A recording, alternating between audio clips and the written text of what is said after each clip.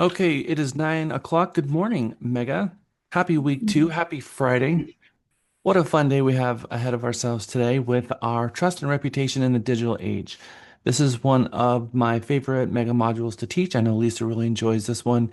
And probably one of the things that's going to stick with you most out of Mega is understanding the personality types, understanding colors, and you'll be able to use this in so many different ways understanding your clients better, your spouse, your kids, other people, even when you're hiring an assistant, you'll be looking at this.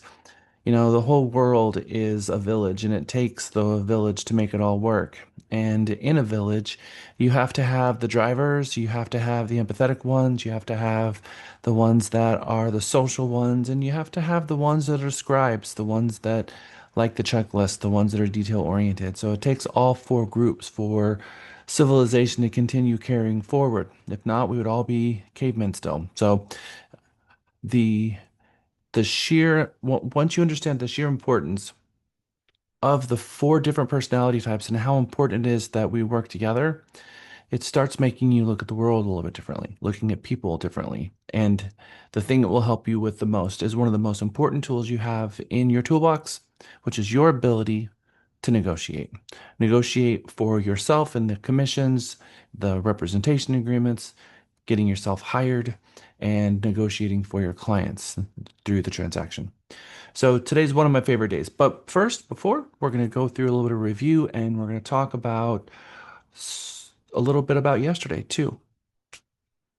I asked my sales team to have a couple of calls that you could listen to in the weekly sales meeting. Typically, every week we're supposed to have calls that we share in the group. I understand that sometimes people can feel a little bit exposed having one of their calls played live in a sales meeting. But we always reach out to them first. These are people who typically have, closed or made 10,000, 15,000 calls. So at that point, they're fearless. And what we're looking for is a really good call. A call that we identify as a brokerage that says, this is a perfect call. I want you to hear the difference in what a really good call sounds like, which is something that Birdie reached out to me. So thank you, Birdie. I'm not sure if Birdie is in class. Oh, there you are. Thank you, Birdie. She mentioned something the other day, which is she appreciated the standpoint that when she's on the phone with someone, that the goal isn't to share all the information with them, but it's to set an appointment, and that really helped her. And when we're on the phone with them, we have to remember that that's our goal is to set an appointment and go meet them. And that's all the consumer wanted was, okay, I know someone's going to go meet me. Now I can check that box off and get back to what I was doing. And that one thing will help your conversion rate and your confidence. It'll help you listen more. It'll help you pay attention more, and it'll make loads difference. And so when you start hearing those types of calls in the sales meeting, then it gives you more confidence that, hey, I can do this. And wow, this is a lot more simple than I thought it was. We are breaking it down into parts. And so instead of trying to pitch the entire case, your representation agreement, your compensation, your value, everything in one phone call when they just were curious about a property. It's a lot like picking up the phone, someone calling in and saying, well, this is my FICO score, and trying to get them to marry you and telling them the whole case. And that's just a little ridiculous, right? So they did not spend a lifetime dreaming about hiring a real estate agent. They spent a lifetime dreaming about buying a house. And we just play a small role in that. Pretty big to us. But if the better we do our job, the more impactful we are, but the more we make it look easy. And that's why a lot of us got our license in the first place, is we looked at the real estate agent's job and what is for facing to the consumer sometimes can look really easy. And the better we make it, the more prepared we are for the conversations. We make it look easier and easier. But then we realize just the sheer amount of training that goes into making us prepared to have those conversations in the first place. So we are going to jump right in. Good morning, Madam Ormsby. Me. Could you please co-host me? And don't forget, please have your videos on for the credit for the class. Okay, now are you ready for points? A little in a couple of minutes, Ormsby. You are ready for that. All right. I'm excited to see what's happened with the points because now we're kind of getting to the point where you've all had enough time to turn in some points and us really get an idea of where everybody is. Um, Also, to that end, uh, if you have received points and you've received a gift card, please get with Miguel so that he's not carrying piles of gift cards on his desk. All of the gift cards are on his desk that we have awarded so far, so please get with Miguel to get those gift cards picked up. All right, review of Monday's class. Review of Module 5. Review of Module 4. So, look, how many of you are really doing the yoga? All right, a lot of you, me included. I can tell you what a breath of fresh air that is when I'm done with it. You might be thinking, oh, oh, then every time I do it, I'm like, oh, I'm so glad I did it. So I can get it that, going into it, sometimes, we have to push ourselves to get there. But then after it's done, the time went by quickly. We invested in ourselves, in our own health, in our own mindset, in our own ability to create space enough for us to help other people. If we're gonna be a salesperson and have to be sellable, we have to work on ourselves. We have to work on our patience and all the things that make us sellable. 'Cause we are salespeople. And if our runneth over, then everyone's going to feel that and it's going to take a hit on our conversion rate because we're just not going to be in the right place or the right mindset to be hireable. After Mega is done, when 2.5 weeks from now, when we are past our graduation and we are now getting into August, you are on the second half of the year. You have an opportunity in August, September, October to capture as much market share as you possibly can to end your 2026 to have the best year you've ever had. And that's going to take you coming out of Mega and creating a new normal for yourself. The agent that you are in Mega is a completely different agent than you were previously to Mega because all of your daily activities have completely changed. You're in class Monday, Wednesday, and Friday. You're in Mega Mini Tuesday, Thursdays. You're doing open houses on the weekends. And there is a immense amount of structure inside Mega. And I think for a lot of agents, if just Mega continued on forever, that structure would really help them. But it really is going to diminish you because it's going to cap your ability to make the calls that you need, and it's going to cap your ability to really get out there and sell yourself because you're in class all day. Now, we definitely need to continue taking classes, get our designations, come to the bulletproof contracts.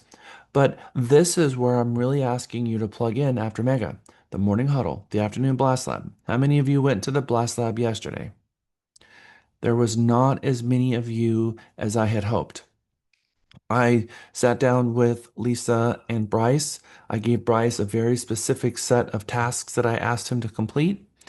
And part of that was on some of the questions, Leor, that you had asked, and some questions others of you had asked about the newsletter and the email blast system.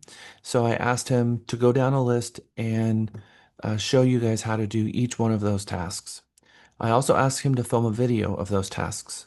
And Lisa, can you follow up with him if you haven't already so that I can get the link of that? Because I know that Bryce, after class, was going to film an entire video of all of that down the line so that I could share that with you today after class so that you could watch it, so that you get really familiar with these tools that we have given you that allows you to communicate with your spheres in almost in an automatic way sometimes with the auto posting of the listings and the newsletter and the blast emails for the listings and all of that. So, morning huddle, afternoon blast lab, and on a weekly basis, please come to Andrew's book club. You've got your sales manager and part of your leadership team with you reading the best leadership books of all time. Never Split the Difference, Getting to Yes, Sell It Like Sirhan. There's 13 leadership books that we have that are 10 out of 10 that will change your life, including Leaders Eat Last, which is one of my favorite books. So please, just 1 hour a week, It gives you some homework, and by the time you have circled the globe or circled the sun, after we get through 1 year, you will have gotten through at least 8 leadership books, which will change you because the information that that brings into your business changes you. Our weekly sales meeting that you attended yesterday, please continue to plug into that because that weekly sales meeting is going to help you get better and better with your scripts, with your conversion, and being connected to a group of like-minded sales professionals that are out there working in the trenches with you, which gives you, as we talked about last week, a sense of community, a sense of belonging, and a place to plug in to help you better craft your sales person that's inside you because we have to get better and better as a salesperson. And typically, that's not always just going to get better on our own. We need to have some kind of coaching and training. And that's what it's for is a free weekly coaching session with each other to find out what builders are doing, what other agents are doing that they're finding success. And I'm going to do a shout out to Dulce. Dulce has 7 transactions going on right now. She's in this group. She's in your mega. With the amount of points that she's bringing just from her transactions, she's going to be a force to be reckoned with. And how is she doing it? She's reaching out to tenants. And she is getting with builders, and the builders are giving her a bonus, and they're taking the bonus and using that bonus to do an early payout of the lease, the apartments, and getting them under new construction contracts. And so all of her transactions are new construction. And so an agent who's closing 7 transactions a month is on track for the 500,000 to $1 million a year. And she is in your mega group today. Unfortunately, her video is off, but that's between her and Lisa. All right. But she's probably out there working with clients because she's very, very, very busy. And so we are going to have her as a special guest in the next business weekly sales meeting, if she will be so kind. And I asked Lisa to reach out to her. No, that's not true. I asked Gavin to reach out to her regarding that. But in any case, um, getting to spend time with people like Kim Dale and Oksana and Dulce and Isolette in that weekly sales meeting is giving you a place to show up where top producers are hanging out and giving you tips and tricks to help you get better. And I can't think of a better use of your time to come to a weekly sales meeting that is going to help you become a better salesperson. Also, we have our weekly bulletproof contracts class. I usually take point on it. Over the last couple of months, I have been quadruple booked. So Michael Potter, our team lead, has taken lead on the bulletproof contracts class, and he does a fantastic job with it. Suffice it to say, there's not a week that goes by that we don't have bulletproof contracts, which is 1 hour of going through the contracts. We go through the buyer rep agreement, the listing agreement, the third party financing, the buyer's right to terminate due to lender's appraisal form, the HOA form, the contingency forms, all of them. And a lot of you struggle with the short sell addendum, which we're seeing a lot more of right now. Or you struggle with the backup addendum or buyer sell contingency. All these are forms that you might not use on a regular basis that you might forget about. And when we get into the second to last class, which is bulletproof transactions, I'm going to tell you that there's a form that you should be using on every single one of your conventional transactions that you're not. And it's dangerous that you're not using this form because our third party financing nor our contract has any appraisal protections for a conventional buyer. A high down payment, conventional buyer, there are no appraisal protections in our forms. That's why there's an additional right to terminate in the buyer's right to terminate due to lender's appraisal 49-9. That form gives a full waiver, a partial waiver, or a C, an additional right to terminate. And so if you're looking for that VA FHA sort of level of the ability to terminate for a conventional buyer, you should be using buyer's right to terminate due to lender's appraisal on every conventional transaction. So again, the bulletproof contracts, super important that you're plugging into that so that you can also be surrounded by better and better. And hopefully on your goal boards, which you're doing this week, goal boards this week? No goal boards. Vision boards. Yes. Tomorrow. has something to do with the promise of better and better, the promise of continually learning, continually crafting. And all you got to do is show up. And we have a huge group of agents that are part of our mentor group that show up every single week. And just think about that for a moment. The people who are mentoring you are jumping into contracts every single week because they continue to want to learn. And they're the ones mentoring you. That should push you to want to do it even more. Renee, hi. So you made me really think of something when you were talking about that additional right to terminate for the Yeah. conventional loans, which Hmm. I've always used even since we were in COVID and the market was crazy. I was using that form and probably lost several because my buyers always wanted option C. However, I just recently have a contract on one of my houses and it's a conventional loan. And I can't even say agent. The broker who sent that offer to me did not use that form to protect his buyers. And I mean, I'm not saying the house won't appraise, but if it doesn't appraise, he just harmed his buyers. 1,000,000%. 100%. And he also didn't get the repair request in during option and is now having to give his buyers most of his commission because he didn't turn in their repair request to me. So just 100%. because broker is after your name does not mean you're all knowledgeable, that's for sure. Well, and Makes me more. feel lucky to be here. Well, thank you, Renee. You know, what you're saying is important. If we run back the clock about 25 years, there are people who don't have to take continuing education because they're grandfathered out of it. We have brokers who have a license number starting with four or under who were grandfathered under the old system where they don't have the continuing education requirement that all other real estate agents do, which makes absolutely no sense. But there was a whole big debacle that happened in a lawsuit that happened, and Trek decided to just grandfather those people because they were told when they got their broker's license that they would not be subject to sales agent education, which is why a lot of them got their broker's license in the first place.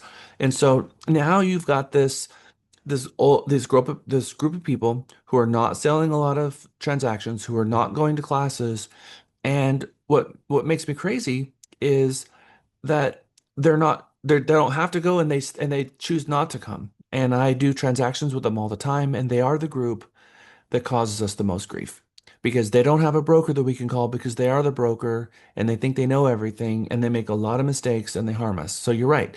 If just because they have a broker's license doesn't mean that they're going to be following established norms. So what you should do instead of looking at their broker's license and thinking that they know everything is looking up their education on track to see how much education they're taking.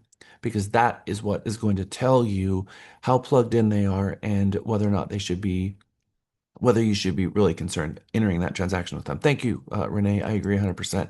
Thank you Uh, so much. so weekly bulletproof contracts, please plug into that. Also, your call shift. I ask every agent who is involved in the grabber to also give back by coming into the office and calling the call shift. We have over 85,000 customers that are in some one of our pipelines right now, and it takes a village for us to call them and keep those nurturing calls moving forward. And so if you are taking new leads out of the grabber and part of the ecosystem that is our sales department, you also should give back by coming into the sales department and calling the nurturings and the incubates. And what's really important about that, in my mind, is that we know that the eighth call, ninth call is where we're going to get the most success in converting them. And a lot of these are converter calls, people that said, yes, I am more than happy to hear from you again. Call me again. Because they know that they're going to be looking to buy or sell in the future, not right now. And so those nurturing and incubate calls are people who are answering the phone and they are communicating with us because they've already done so. So I think that those are the highest value calls that you can make. But agents seem to always want the new lead, and they think that the leads that are in our incubate are not as good. But you get into our ISA program and you start making those phone calls, you start realizing that that is not the case. So the call shift. And when you're doing open houses, next week, I'm going to be teaching a class, it might even be Friday, about our grand open house program. That grand open house program is so critically important that when you take a listing, that you list the property correctly in the right order, in the right time, using multiple MLSs. It's going to teach you how to do what Mary Beth Ray has done, getting a dozen people or more into her open houses by advertising it to the right group of people. How you advertise your open house matters. If you're doing open houses and no one's coming, it is a pricing problem or it is a marketing problem. And so one of those two things are the truth. Now, Tech Tuesday, if you want to get the most out of your out of the platform and you're new and you haven't mastered it yet, we have weekly Tech Tuesday training. But if you're having a problem at any time, you can reach out to our help desk, and our help desk wants to help you with your transactions. On a monthly basis, our business meeting, plug into that so you can know what's going on the state and national level with our markets. Our agent happy hour, have a little bit of fun, come in, have a margarita. We have new agents interested coming to the firm that come here, and I'm going to challenge each one of you to try to beat me at cornhole because we play cornhole during our business meetings. And so far, other than one person at this company, I am undefeated. So I challenge you officially to come in to our weekly happy hour and have some fun. Get to know some of your agents and do something fun. And our weekly call-a-thon that we have going on right now, where we all come in and we have a goal of hitting 100 calls, and the person who makes the most calls gets a gift card, and the person who converts the more referrals gets a gift card, and we do that on a weekly basis as well. And then, of course, our one-time courses and our round tables, getting involved, just plugging in, because when you get out of Mega and you get into August, you're going to have to plan, like we talked about on Monday's class. Plan your day, plan your week, plan your month. Know when you show up in the morning what it is that you're doing. And if you're coming to the office and you're wandering around, something's wrong because you should be knowing, you should have an exact blueprint today of what's happening tomorrow. That you're going to come in, you're going to go to the huddle, you're going to get out of the huddle, you're going to pick up the phone, you're going to pound the phones, and if you run out of people to call, you're calling the pond and you book those calls, and then you're setting appointments. When you're outside the calls, you're going on appointments and getting representation agreements signed. So you're coming to the office, pound the phones, set the appointments, and go and meet those people out in the real world, get your representation agreement signed, and then outside of all of that, deliver world-class service, answer the phones, and be the very best agent you can be. Sharon, and then Renee. I was just curious, do we have a call center that we're going to be able to go to here in San Antonio yet?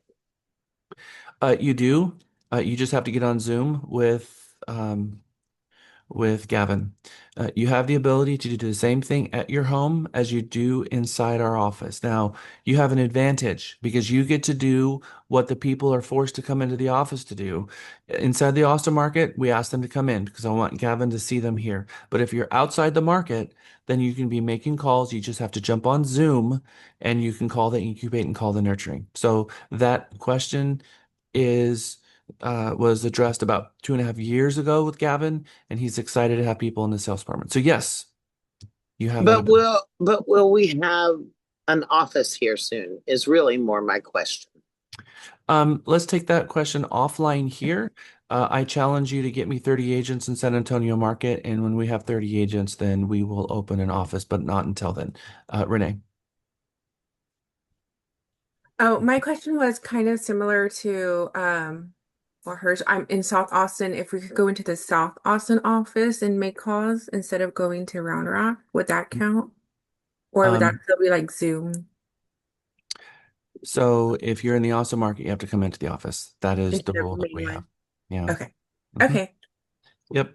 Uh, and there's a couple of specific reasons for that. Our entire database is just open, and we have people that walk away from the computer and leave it on, and our database is just left open. And the security of our systems are really important to me.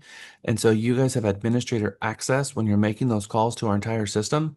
And so I need to make sure that someone is supervising that because catastrophic things could happen with someone who has administrator access to call. So that is one of the main reasons. Okay, plug in.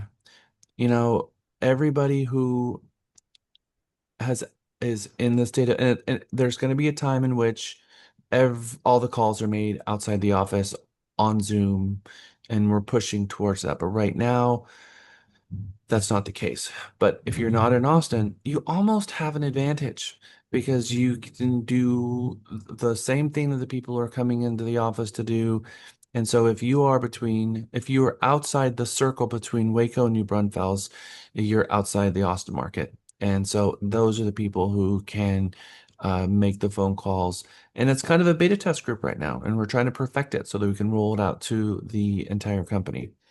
So yes, it's all coming. Just be patient with us as we push our dialer into a dialer that has a little bit more protections for security. Okay, so we've got, how many of you noticed the sheer amount of breakout sessions we had last mega? There was a ton. There was probably 500 points or more that you had at your fingertips in participation points. There's going to be a lot of those again today. And so participation points really matter. I know that some of you are really gunning for Mega Valedictorian. I really need you to master your UVP. That's going to help you with your career. It's going to help you with having a better conversation with your client about why they should hire you. And this is the points that you're going to be looking to achieve 3,000 points for your UVP presentation in front of the class. And that's something that you should be actively working on right now at home, figuring out the words, figuring out the tempo, getting it memorized so now you can focus on your presentation and less the words. Because we could all objectify poor John, who was sending Vanessa Van Edwards his video of his UVP, right?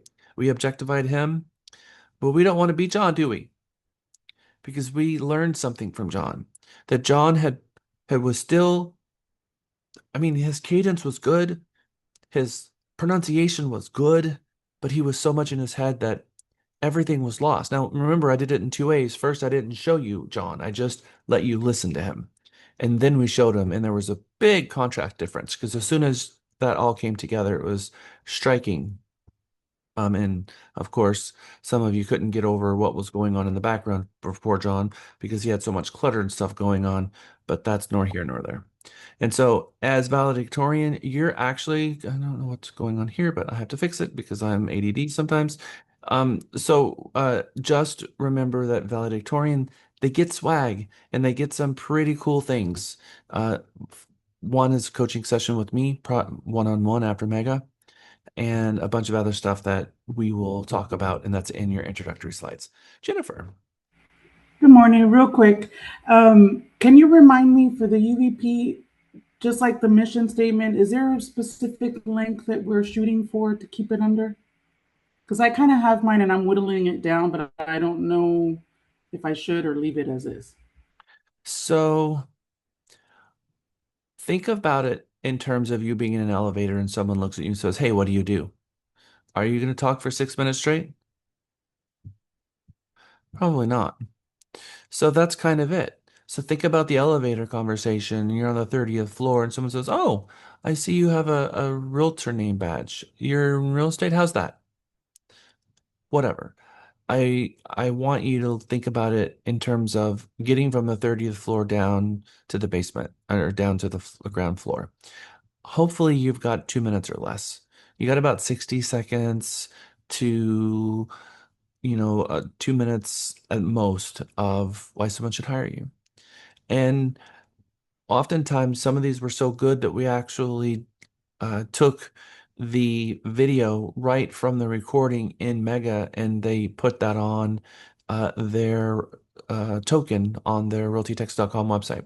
So for a lot of you, you know that we have a way for you to come into our office or film on your computer a video testimonial for your Realty Text website. So your photo, if you inside your token, they can push play, and while you're inside your token, you can come to life and give them your value proposition of why they should hire you because you're in a sea of agents. It's 400 of them, and it now they can hear your voice, get a sense of your personality, your vibe, and they can see a little bit more about you. So, um, also think about it in terms of that what do you want people to know about you? And I think that it's not a bad idea to share the marketplace that you serve when you're doing that. Uh, I see a lot of videos online where real estate agents giving a really great value proposition, but we don't know where they are. And so if you're going to not tell them where they are, let them know, hey, I can help you anywhere. If you're looking for a great real estate agent, I'd love to be the one that gets to help you in the Central Texas area. But if you're looking for an agent in the area that you are, give me a call, give me a follow, give me a shout so that I can do the research and find a really good real estate agent in your marketplace that will help serve you.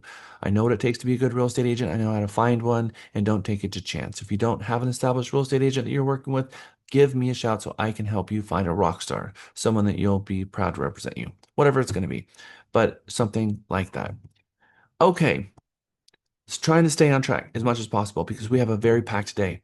Um, I know a lot of you have put in a lot of work memorizing your paragraphs. And interesting, this class has given some advice to each other that we've not heard in prior megas about breaking them down into smaller batches and remembering them in terms of five and the cadence that you have, which is cool. Whatever it takes, whatever it takes. But I want you to remember the contract paragraph and the title and recite paragraph title, paragraph title, paragraph title. And Lisa's been updating me on that, and I know quite a few of you have got your points. I'm just curious, how many of you are still working on your 23? Okay, we have about a third to a half of you. How about your 17 articles?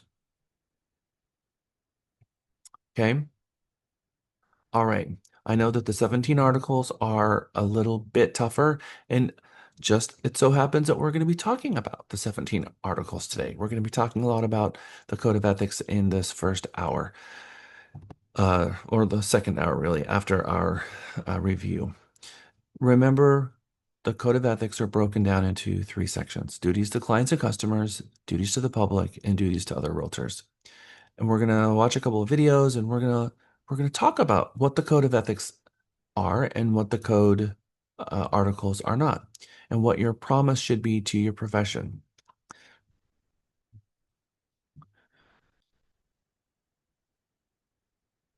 Those of you where the light bulb has come on about setting an appointment and going meeting them, your confidence level is going up. And as your confidence level is going up, people who exude confidence instill confidence in others' abilities about them. When you feel confident, other people feel more confident with you.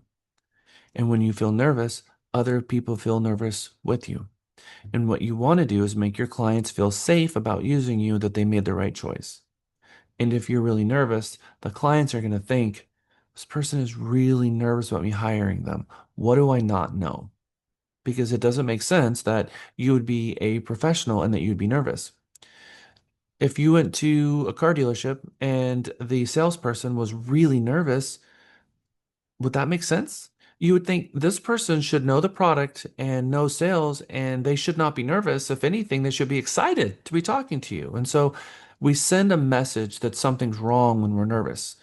And there is something wrong. We're not prepared because you see, nervousness is the last refuge for the ill prepared. That's where you go to shake it out when you're scared because you're not prepared.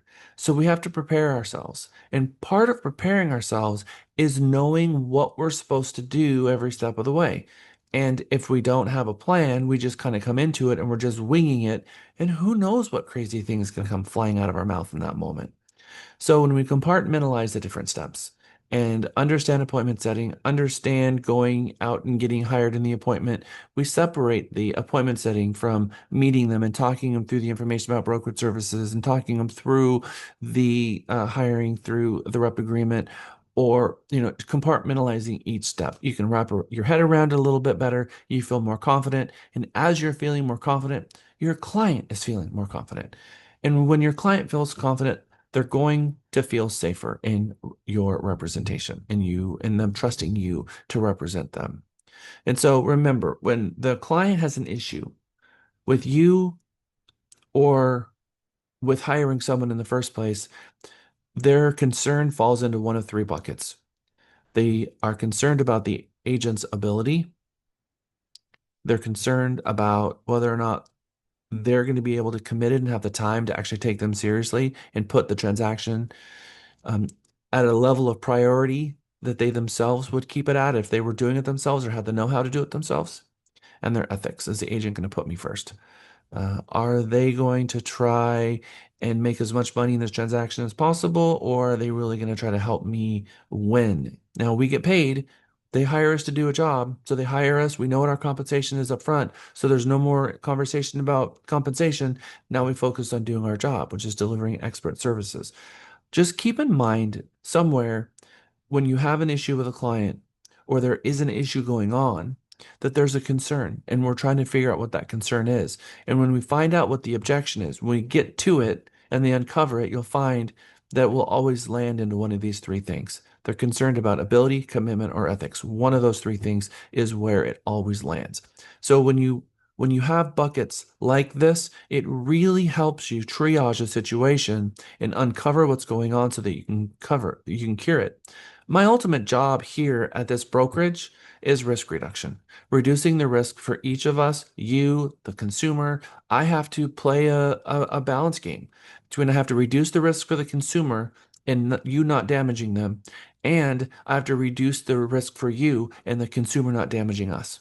And so that is a balance beam that I have to pay, but I have to have everyone's back, which means I have to quickly be able to triage the situation and get to the root of the issue and overcome it, which means I have to ask specific questions. And over the last 20 years, what I've learned consistently is its ability, commitment, ethics. And as I teach that to you, it's going to help you be a better negotiator because you're going to be able to get to the root cause of things easier. It's also going to help you with mediation, arbitration, and if you don't think negotiation is a mediation, you're not on the right track with it, because negotiation is as close to a mediation as anything I've ever seen. Getting people to talk, getting people to feel safe, and trying to get to the root of what their real needs are so that we can move them all forward. Mediation is negotiation just with a different format. Your business, you wear four major hats. And I put four colors on these hats, because I look at it in that way. We have to prospect to bring leads into our business, and we have to get really good at lead generation.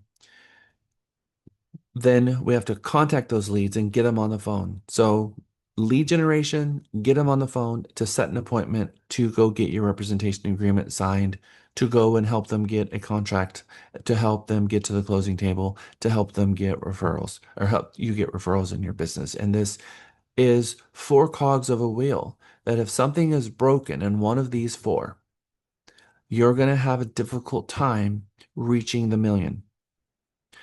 So we have to look at each one of these four and ask ourselves, because remember, we are an owner operator. So we are an operator and we're out there in the chair, pushing all the buttons and pulling all the dials. We are out there operating, but we're also the administrators. So we also have to govern ourselves. So we have to step back and objectify ourselves and say, which one of these four do I need the most help in? Then attack it and get really good at that and put more effort into that one so that you can overcome it, so that you can balance these. But your goal as a real estate agent and part of your business planning and part of your education over the course of the year in January when you're planning it is try to figure out which one of these that you are struggling with the most. And for a lot of real estate agents, it's the follow up. It's 85% of the people who come to me on year 5 or after and they need to increase their production. It's the follow-up that's completely missing. They have created three cogs of their wheel: prospect, convert, close, prospect, convert, close, prospect, convert, close, and there is zero follow-up. And so they're a transaction model. And transaction model leads to burnout because it's 1,000 first dates. It's continually not knowing where your next client's going to come from. It's continually having no idea where your next check is going to come from. And it is stressful and it is scary. And it always leads to burnout because everything's great when you have three people under contract and then they close and you've got nothing in your pipeline. A thought comes to your mind. Is this it? Am I never going to get hired again? Am I never going to have a check again and everything's going to come crashing down? That is burnout. That is not a fun place to be as a real estate agent. And it questions whether or not you want to be in the profession at all. And then out of nowhere, someone comes, you're like, oh, thank God. And it's usually because we started actually focusing harder on prospecting and we finally found someone. But the follow up, you learn in the follow up and you're already learning it. Yeah, we're looking down the road. Got it. This person's interested. So this person is now in my pipelines. And as you're talking with people, yeah, I've got some friends that are going to probably be looking in spring. That's pipeline stuff. And you're tracking all those conversations and you're putting into the system the ready, the willing, and the able. And as soon as you find out they're willing, what do we do? We learned this last week. Convert. When we find out they're willing, what do we do? They're able. Well, remember last week we talked about ready, willing, and able. And we asked a question. We get a buyer's rep? Okay. Is Change that it, when How, you do a room for them? change them in the CXM. yes, Renee, 100%. Because when we're making our calls and we find out someone is willing, we're not going to just shut down slam our laptop closed and go running out the front door like the house is on fire. No, no, no. We have to be maintaining our database and putting all of our data together so that we can be tracking this. So yes, exactly right, Renee. When we find out someone is willing, then we create a room and now we're tracking on when are they going to be ready and when are they going to be able. And so now that's pipeline stuff. So each one of these rooms that you create, the expectation isn't that they're going to buy a house today. The expectation is that we need to know when they're ready and when they're able so that we're tracking the drop downs under ready and under able, which kind of gives you an idea of where they are in their readiness and their abilities that would help you forecast your income for the rest of the year. Because what real estate agents typically fail at is having a client that wants to buy a home in 6 months. They have no process in place for that because they are so transactional that when someone falls out of the sky that wants to buy a house today, they can wrap their head around that. They're really good at that model. Give me a person to go help, I can do that. But if someone wants help in 6 months from now, they have no way to track that person. Those are the people who are falling through the cracks. But what we learn in Mega is that's the majority of the business. So if most agents are closing 3 to 5 transactions, it's because those transactions were transactional. They happened real time. The client had a real immediate need, and they helped them with that real immediate need. And during all of that, there were all kinds of people that were talking about buying, talking about leasing, talking about selling, and they had a conversations, and they tried to take their transaction model and apply it to that client. Let's get moving. Let's buy right now. You're not ready? No. Let's buy. This is the time to do it right now. And they try to force them into buying right now. And they don't want to buy. So that friction can kind of push them away, but maybe the agent doesn't come at them that hard. But maybe they find out that they want to buy next spring. They never call them again because they don't have any follow-up. So 85% of the people who come to me, they're good at prospecting because sometimes people just come to them from seeing them on Facebook or seeing them on a reel or seeing their business card, and the transactions fall out of the sky and they transact because their model works in a transactional model. They convert them, they close, and now they're looking for the next person. But the follow up, that's where our calls are made, that's where the power hour comes from, and that's where 5 times the amount of business lives. And when we're not focusing at least 2 to 3 hours a day on the follow up, we are losing 85% of our business, focusing on 15% and losing 85%. And that is the one thing that I really need you to take away from Mega is that the Kobe Bryant, the cage, the gladiator is you in the power hour, either at home or somewhere else, and contacting your spheres and creating rooms and tracking them and calling them on a regular basis and asking for referrals on a regular basis, getting those referrals into your system and calling them on a regular basis and continue doing that because that is what this sales job is all about. Finding leads and continuing on with the leads until they actually transact. That is what we called relentless.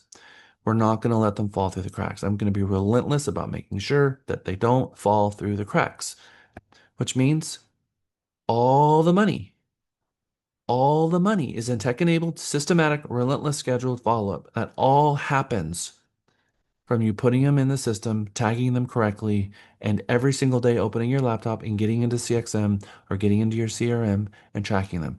That's where that all happens. Okay, relentless. I want you to, when you're making your calls, don't get discouraged. Remember, it takes 6 or 7 calls to get them through it. And you're always going to know that you should really prepare yourself for your Wednesday and Thursday because that's when the most people are going to answer the phone. I did ask you guys to read this link, Understanding Working with Intention. I'm hoping that you all had an opportunity to read that. It went out in the email yesterday because a lot of what we're talking about is working with intention. Now, when you have a buyer boot camp or you're working with a seller, we have a home buying map. And these home buying maps that are in your .me and also in the buyer guide and the seller guide, you can walk them through the entire process. Now we have a buyer boot camp readiness for those of you who actually want to have home buying seminars. We have we have the PowerPoint presentations already pre-built for you. Andrew Constancio, your sales manager, will sit with you the first time live in it.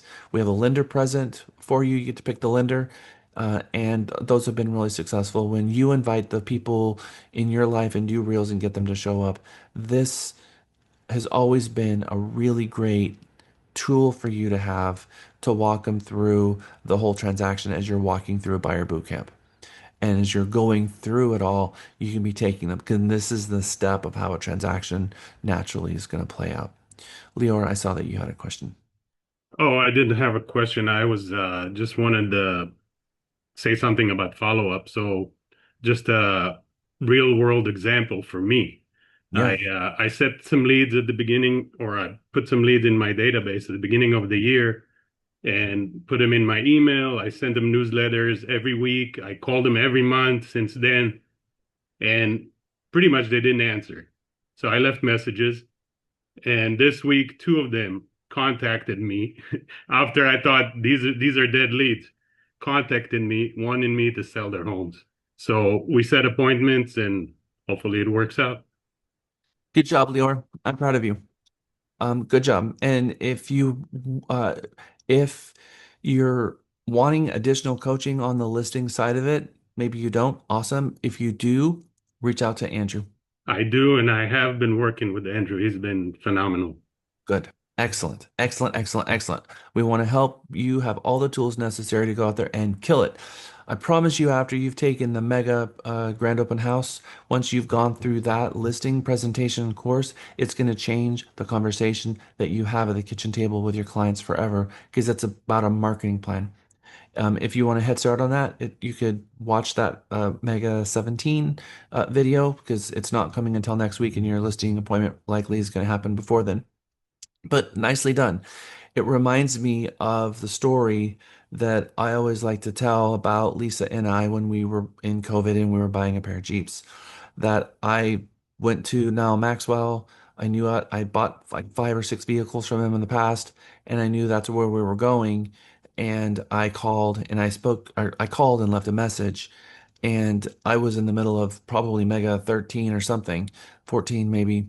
And this salesperson was relentlessly calling me back. And there was zero way that I could spend. I called like one day before Mega started and I got into Mega, and there was no way that I was going to be able to buy a car through that. Now, if they could do the Carvana thing and come drop it off in the parking lot, great, but that's just not how dealerships work. I knew I'm going to have to go down there and they're going to take my entire day, and I did not have an entire day to dedicate to them. So I simply didn't call them back. And it was interesting to be on this side of it and watching the salespeople who are highly trained from these dealerships and what their scripts were on the phone. And it was always super positive. Always the assumption was that I was going to use them and that I was busy. Instead of getting frustrated like most salespeople do, she continued calling every day. And in fact it affected the mega scripts because I pulled into some of what I saw her do that I saw that was so incredibly successful. which was in the morning stating that she was going to call in the afternoon, referenced the call that she made in the morning that she was going to call me the next day. And in my coaching classes that I've taken in the past, that's exactly what they said to do. Hey, Tom Jack Stapleton, thank you for registering on our website. It looks like you're interested in 123 Main Street, trying to call and set an appointment to show you that property. Looks like you're busy, no problem. I'll give you a call after my afternoon appointments and see if I can catch you then. Hope you're having a great day and I'll talk to you soon. Hey, Tom, Jack, this is, I just got through with my afternoon appointments. Called you this morning regarding 123 Main Street. Looks like you're still busy. No problem. I'll give you a call in the morning. And just keep up that cadence. And it's not that they don't want to use us. And we can sometimes feel like this isn't working. They went and hired someone else and bought a home. But then Lior stumbled into it and was like, oh, they were getting my emails. They felt connected to me. They were getting my messages. They weren't ready yet, and no amount of pestering them is going to change their readiness. They're going to be ready when they're ready, and they're going to reach out to us when we're ready. But we can break that relationship by sounding frustrated or changing our tone with them in our communication or just ghosting them. So we just continue to be positive, continue to be grateful, and continue reaching out to them, and eventually they will come out of the woodwork. They may call you and say, "Hey, I'm just not ready yet." Great, you mind if I just call you? And it's just start calling them about every week to week and a half, and follow the smart plans and the action plans until they're ready. And just keep wanting as best you can to be grateful, thankful. Let them know that you're here and that you we're going to help them on their terms when they're ready. That we don't sell homes, we help people buy, but we're also going to make sure that they don't fall through the cracks. All right, we are in our fourth official class. Coming out of the third class in fifth place with 8,000 points was Danielle. In fourth place with 8,600 points was Amrit. In third place with 8,700 points was Jeanette. In second place, Renee Pretty, 8,750 points. Amazing. And in first place with 12,050 points was Birdie. And so far, Jeanette and Birdie twice have been the recipients. I don't think they picked them up because they're still in Miguel's office of the gift cards. So let's find out who's going to be in our number one spot this week and who is going to get the gift card. Is it going to be Birdie or is it going to be someone else? Lisa, what do we got? Okay. In fifth place with 8,325 points is Raul. Nice to stay on the list, Raul. I'm proud of you, man. In fourth place with 9,325 points, so only 1,000 difference, is Amri. 100. Oh, I mean, okay. No, 100. you're right. I'm You're sorry. right. You're right. 1,000 points difference. Okay. No, okay, yeah, sorry. In third place, my fault. Third place with 9,475 points is Renee Pretty. Staying on the leaderboard. I love it. Second place. Second place, 9,575 points is Jeanette. Good job, Jeanette. And in first place, And still holding down the number one spot at the moment, but anything can change at any time. So watch your back. 13,475 Birdie. I'm not sure that we've ever had in Mega someone consistently week after week command the first spot. So I can tell you this, Bertie, your classmates are coming for you. You You've got a lead going on. Let's see if you can keep that up. There's a lot of competition between second and fifth place because the points are about 1,500 points apart, and that is a C2EX or a Fairhaven. So there are a single point category that would separate you guys from fifth place to second place. And so that is anyone's game for the second through fifth place. But there is 4,500 points between second and first. And so that is going to take some of you to get your points in and master some of these larger categories in order for you to come after Birdie and topple her off her throne. But right now, it is Birdie, and she says, not going to happen. All right, everyone, good job. Let's go ahead and jump into our break. It is 9:53. We're going to come back at 10:03 and we're going to jump into our module 5. I'll see you back in 10 minutes. Okay, welcome back from break, everyone. It is 10:07. You got a couple of extra minutes. I know that a lot of you are making your phone calls when you're on these breaks. And when you guys are chit-chatting with each other, then it's going through every single person's computer and they can all hear you and they have to turn off their computer and then class starts and they don't hear that it starts. So I do get people reaching out to me, letting them know, how am I supposed to do this? So if you we have always had a rule inside of Mega that we don't, if you want to chat with people, you can call them on Teams separately outside of the class, but try to not use the breaks for talking as a group because again, it's coming through everybody's speakers, and if they're trying to have a phone call, then they're having to turn off their computer and then they don't know when to turn it back on. So when you guys do that, I start getting messages from other people in class complaining. Okay,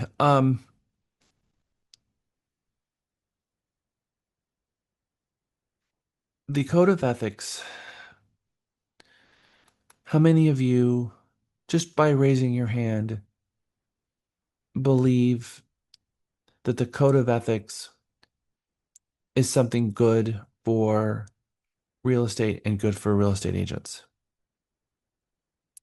How many of you are proud to be part of the code of ethics?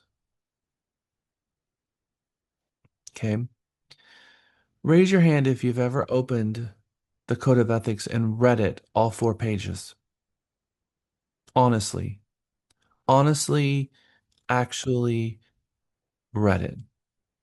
I teach Actually code of ethics, so read it. it's probably pertinent that I read it and understand it if I'm going to be teaching it. But yes, I actually, even before I taught it, sat down and read it. It's very interesting the way it's written, and the amendments happen like almost every year to it, so it's good to keep up with it.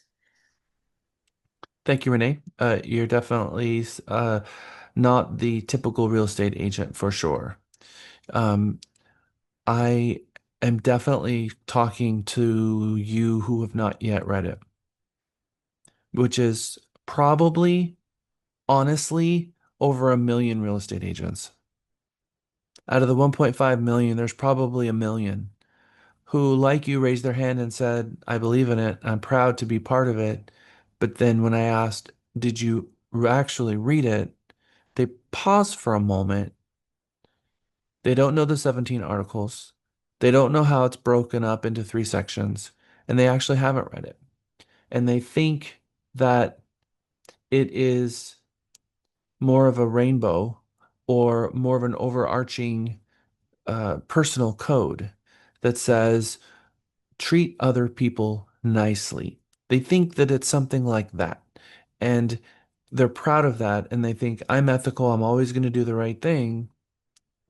But then when you go and you read the code, you find out that there are very specific practices that are sandbox rules, that you promise to follow these sets of business practices, and everyone else is going to follow these business practices, which puts us on a very even playing field. You know, there's a difference between being a realtor and being a real estate agent. We become a real estate agent by getting a license at TREC. We become a realtor by joining the National Association of Realtors and paying our dues and promising to obey the code of ethics and doing code of ethics training on a regular basis, which doesn't really teach us the code as much as we think it is. Today, we're going to dissect the code a little bit. We're going to talk about the code. We're going to look at the code in maybe a very different way. So I always like to start with this video. As knowledgeable professionals, they willingly share the fruits of their experience and study with others.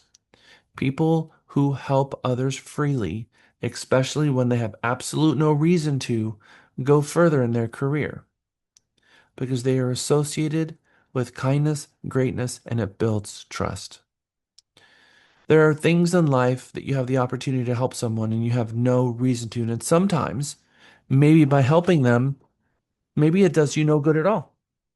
I'm going to show you a video of one of these examples of a situation where by helping someone else could make you lose. Let's watch this video and then we're going to talk about it. Everyone ready to watch this video? Before this cycle. Chance of perhaps winning? What great work by the 19 to help the 23. We watched it happen live. A huge blow to Bubba Walton. This might be one of the greatest displays of sportsmanship ever because this pit crew made a crucial mistake during the stop that caused a tire to fly off, leading everyone to think the race was over for them and that they were about to be disqualified. Stop right there, stop right there. All right, on the radio, they're telling him to stop. But when the driver came to stop in a competitor's pit, something completely unexpected happened. It's going to help them. They're going to try to put this tire back on. That's a Toyota teammate. Someone could tell them the tire they need is over here. There you go. Crew members bringing it over. He was running second before this cycle. Chance of perhaps winning? What great work by the 19 to help the 23. We watched it happen live. A huge blow to Bubba Walton. Did they have any reason to help him? But what does that say about them that Well, they I did? mean, he was technically one of their Toyota teammates, although not on the same exact team. No, So, they both had Toyota cars. That doesn't put them on the same team. no, I was saying they weren't on the same team, but they were what you call Toyota teammates. But I think it's good that he helped. He didn't have to, but I think the fact that the 19 pit crew got out there and went to work was awesome. They That had was integrity. It is. It is integrity. They're a very competitive group. People who race, they're in it for the points, and every lap is a point. And so seeing them do that just brought me to tears. Mhm. Yeah, they also had the ability to do so. And if you have the ability to help someone, why not? Yeah, they saw a need and they jumped in to satisfy the need despite anything else competitive or anything like that. They jumped in and saw a human need. That's integrity. It is integrity. Raul, There's great sportsmanship. it's great sportsmanship. It's, you know what? I would want someone to help me if I was in that situation. I would want someone to help me because I know if I was sitting in that car, helpless, nothing I can do to fix it, and someone else can help, I'd want them to help me. And so if I would want them to help me, I'm going to help them. Ethical. Ethical. It is what we as real estate agents are no different. We have the ability to help each other. Now, we could be standing in front of a property and the agent's phone be dead and we be staring at a lockbox and we think, I'm going to apply this rule. I would want someone to help me. But the code of ethics says you can't do that. You can't hand the key to someone else. So the ethical thing is to follow the rules. Now, if there was a rule that said another pit it would be a disqualification of a driver if someone else put that tire on, then they wouldn't because they would disqualify that person. And so that would cause more harm than good. And so sometimes by helping someone, you create more harm than good because you're breaking the rules. But sometimes you're not breaking the rules and helping them is the greatest achievement of your life and what you'll be known for is by helping others. The code of ethics tells us what is breaking the rules and what is not breaking the rules. And being ethical is seeing opportunities where you can help, but also always following the rules. Part of the snippet in here is the very, very beautiful words that is in the preamble to our Realtor Code of Ethics, which we're going to read together today. The code is broken up into three sections. duties to clients and customers, duties to the public, and duties to realtors. And this is our preamble. And it says, under all is the land. Upon its wise utilization and widely allocated ownership depend on the survival and the growth of free institutions and of our civilization. Realtors should recognize that the interests of the nation and its citizens require the highest and best use of the land and the widest distribution of land ownership. Such interests impose obligations beyond those of ordinary commerce. They impose grave social responsibility and a patriotic duty to which realtors should dedicate themselves and for which they should be diligent in preparing themselves. Realtors, therefore, are zealous to maintain and improve the standards of their calling and to share with their fellow realtors a common responsibility for its integrity and its honor. In recognition and appreciation of their obligations to clients, customers, and the public, and each other, realtors continuously strive to become and remain informed on issues affecting real estate, and as knowledgeable professionals, they willingly share the fruit of their experience and study with others. So this means that we have an obligation to help the baseline increase, to help increase, to help raise the bar of professionalism, to help each other out, to spend time like I have long before I got my broker's license, helping other real estate agents win, helping them learn, helping them grow, helping answer their questions, helping them understand the contract, whether it's volunteer leadership at the association or whether it's in the middle of a contract and you find out that the other agent on the other side is struggling, they have no idea what they're doing and they need help, to take a moment and recognize that we all start somewhere. And you can, in this moment, you have two choices. You can call them an idiot, throw them under the bus to your client to make yourself look like a bigger and better and stronger person, or you can say, hey, let's go sit down in a coffee shop and we have to talk, and let them know, I see you're struggling. I know you need help. I have received offers that were so bad that I couldn't present it to my client. It was such a hot mess that I called the agent and said, hey, let's put this back together again. Let's get this off an expired form and onto a non-expired form, and let's get this in a present that I can present it to my client and explain the contract to them. Now, remember, in the race car driver, we have to follow the rules. So I have a fiduciary duty to my client to always do what's in the best interest of my client. So when that agent says, "Well, what should I put in this box?" I say, I have to present this to my client and I represent the seller. So I can't give you advice on that. But what I can tell you is that you need to talk to your client and find out what they want to offer, and if they need, you might need to get your sales manager involved in that question, because that's one I can't help you with. But you need to put a value in there. So there is a balancing act we have of following the rules that are in our code of ethics, remembering the fiduciary duty that we have on our client, but also being the person who's going to stop what they're doing and know the rules well enough to know when you can help and triage a situation and help someone, even when it's not in your best interest. Because if I exploit a situation for my own personal gain, that's not what I want people saying about me when I'm gone and they're talking to talking about me at my wake or whatever. I want them to say, you know what, no matter what, he always tried to help people. He always was there, always the first to speak out when people were not treating each other right. He always had my back, and he always helped, regardless if it was in his best interest or not. He did what was right even when other people were not looking. And this is what I believe the code is all about. In November 2020, the National Association of Realtors launched Fairhaven. And Fairhaven is what I've asked a lot of you to take. This is a simulation where you're going to be presented with a client scenario. Maybe they're showing a property and maybe they ask a question.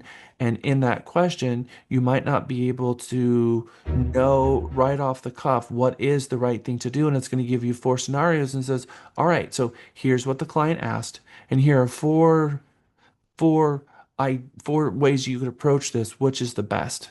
And then you pick the one that you think is the best, and then it says, well, not right. Not quite. This one is the best, and this is why. And then it sees that you're struggling with that, so then it serves you more questions on that topic because you're struggling with that more. And then it gives you three questions, and you immediately got them right. So it says, aha. So we're going to use resistance, where it's going to serve you more questions along the topic of the ones that you got right and got wrong, and less questions on the one that you got right. It's purposely going to make it as hard as it can. It's like resistance training for your brain because they really want to get 1.5 million real estate agents, realtors, members of NAR on the same page as to fair housing, because we have really, really got it wrong as a profession, blatantly and publicly wrong, to a situation that we're going to watch today that was embarrassing to our entire profession because it ended up on the news and ended up in the Wall Street Journal and ended up very, very public on how real estate agents got it wrong. And when one of us gets it wrong, it's a reputation that stains all of us. So this is a very important topic for us to be having today. Fair housing and code of ethics and how we approach it, because today's topic is about reputation. Your reputation is your most important asset. I've shared with you a story. When I was a kid, my dad got me this little plaque and put it on the wall, and it had Stapleton on it. And it said, "You got it from your father. It was all he had to give. So it's yours to use and cherish for as long as you may live. If you lose the watch he gave you, it can always be erased, but a black mark on your name, son, can never be erased. Make sure you guard it wisely. After all is said and done, you'll be glad the name is spotless when you give it to your son." Your name is your number one most important asset. And once you tarnish it, you spend a lifetime trying to cure that, because you're going to now have mistrust. Once you have mistrust, people are going to always remember that. And it's almost impossible to overcome. And you violate fair housing, and you do that publicly, and you have a fair housing violation, an Article 10 violation. When I was new in the business, when people were teaching me the code of ethics, many of which who have long passed. Pat Strong, who was one of my mentors, one of my heroes, she taught me GRI, she taught me ABR. I have my GRI book of when I was sitting in GRI class as a young agent, and she was my GRI instructor. She passed away about 2 years ago. She would say in class, an Article 10 violation, if you are found guilty of an Article 10 violation, that is a career-ending event for a real estate agent. And most agents don't violate Article 10 fair housing because they wanted to. It's because they answered questions that they weren't supposed to, and they didn't have the proper training on how to approach that question in the first place. How many of you want to find yourself in that situation? So often we can be driving in the car with a client and they say something, and it puts us in an impossible situation because we can't answer the question, but we also are thinking, I've got a fiduciary duty to my client to help them, and they've asked me a question, but I'm told I can't answer it. So how do I approach the question? We're going to watch a Newsday behind the scenes interview where real estate agents didn't know how to address this at all. And people were asking them questions about what side of town they want to live on and what is safe and what is a good school and all of these questions that we're not supposed to address because it can be very opinionated. It can be opinion based. And they answered the question anyway by saying, well, I'm not supposed to answer the question, but here's the answer, and gave them the answer. And that is not protecting yourself from fair housing. That is an admission that you know you're not supposed to answer that question, and you did it anyway. And it's hard to come back from that because now it says, I'm not ethical. I know that I'm supposed to be, but I'm going to answer the question anyway, even though I know I'm not supposed to, because I'm going to put myself ahead of it because I'm afraid you're going to fire me and I'm not going to get paid. No, we're not going to let ourselves fall into that trap. We are going to stand above it, and we're going to find ways to address the consumer's complaint or question without getting ourselves fired and without putting ourselves crosshairs of Article 10. I'm going to gear you with the information that you need to know to get it right. Now, Fair Haven is an important one, and it talks about who we are as a profession. It talks about who we are as an agent, and there is a video inside of Fair Haven. that really struck me. It struck something in me that said, I want that video for our company. And so any marketing that NAR does, we can R&D, rip off and duplicate. So I did rip off and duplicate it. I had our sales manager at the time, Veronica, use her voice for this. I had Zach Barton, one of our very first agents, who is with us today, and Kim Dale and a couple of other actors. Every actor in this video is a Realty Texas agent. And we filmed a video that is on our website that is our promise to our consumer about what our ethics are. And this is something that you can be proud of. And I have plastered this everywhere, and you might want to also. Where we live affects our opportunities to thrive, both today and for generations to come. As real estate agents, we have power as trusted guides to help clients and communities, or we will lock people out of the benefits of home ownership. In our line of work, we must adhere to the laws and our code of ethics. The concept is simple. Treat everyone fairly and put the needs of our clients above our own. Providing equal service benefits our business, our clients, and our communities. Welcome to Texas. From our major metropolitan cities to our thriving suburban areas, our state is attracting new business, tourists, and of course, new residents. As a potential home buyer, you'll get to explore everything that Texas has to offer. No matter what you're looking for, there's a place and a price point that fits your wants and needs. We at Realty Texas believe that helping our clients find their dream homes while adhering to fair housing principles is the baseline. Our core values and our code of ethics align so well that we can't distinguish where one begins and the other ends. As a brokerage, we are committed to fostering inclusiveness and diversity in all our communities. Realty Texas's mission is to ensure that buyers, sellers, and agents are treated fairly and have the best experience, whether they are buying, leasing, or selling. This was filmed back before AI could do that for us, and so this was a major project for us that nowadays would take about 15 seconds, I'm sure, but that was done in the old days where we actually had to film all of it from scratch. Fairhaven has a similar video. It's for the entire realtor population. I ask every new associate as part of their onboarding list at this company to take the Fairhaven, which is a simulation to help make sure that when people ask you, when consumers, clients, customers ask you questions that fall into this fair housing bucket, that you know exactly how to approach it. And so it helps raise the bar of professionalism, but also raise the baseline of knowledge. That's what Fairhaven was built to do, was get 1.5 million real estate agents, realtors, members of NAR on the same page as to how to address Article 10 and fair housing questions. And so that is there. We're going to do a fun little game here for a moment. But before we do, the Code of Ethics is divided into 3 sections. Mentioned this before. This I need you to memorize. Clients and customers is the first portion of our 17 articles. Then it falls into duties to the public, and then it falls into duties with other realtors. So when you're reading those articles and you're reading those sections, remember whose duty it is there to apply and what section that's under. That helps you understand it a little bit more. I've already read the preamble. I'm going to ask all of you to read all 17 articles of the Code of Ethics. So let's ask a couple of fun questions. How many articles are in the code? 17. 17.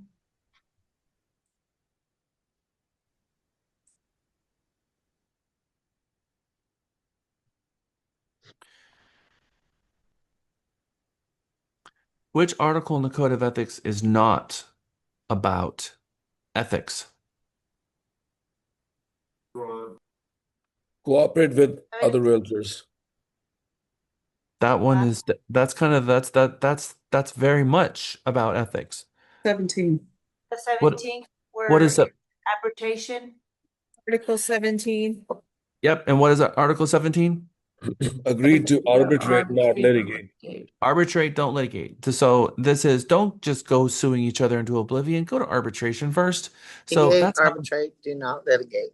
that's right. Arbitrate, don't litigate. So don't just go suing each other, which is going to be public and cause more harm than it often does and is an expense to everyone. Go to arbitration and talk it out and try to figure out how we as a profession can do better, which is not really about ethics. It's a promise that you make and they can't hold you to it, but it is one of our code of ethics. How often, and actually, Renee mentioned this already in what she said when we started this session, how often is the code updated? Annually. Annually. So the answer is as often as needed because we have most of the states have now absorbed the professional standards from local associations up to the state level. There's still two states that happen locally, but Texas is one of the states that Texas Realtors handles all of the code of ethics cases and hearings, and they administer it for NAR at the state level. When I first started in real estate, that wasn't the case. In Austin Board of Realtors, I was one of their hearing officers because at the local level, we didn't have a staff person that acted as a hearing officer. And so I presided over the hearings. Right now, we typically have a staff person at Texas Realtors, an attorney that will preside over it. And then we're just on the as hearing panelists for an arbitration or a tribunal. And so right now, it is true that it has been updated every single year since 2005. Before that, there was sometimes a couple of gaps where it wasn't changed, but we're seeing more changes in the last 5 years, fundamental changes in how we apply the code of ethics, who it's applied to than ever before. And so we've had some changes to Article 4 most recently and some other articles as well, which we're going to get into. How often is the code updated?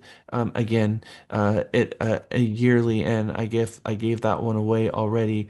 When was the code of ethics brought into being for the National Association of Realtors? Anybody know that date or happen to see it pop up on the screen? It's actually 1913. Uh-huh. It was officially adopted in 1921 for the National Association of Realtors. Okay. In 1913, it was the National Association of Real Estate Men it was the National Association of Brokers of Real Estate Men is how the National Association was come into being. And then in 1921, it was formalized. It was created on a national level. But in 1913, it was started in the great state of California, and it was all there by itself.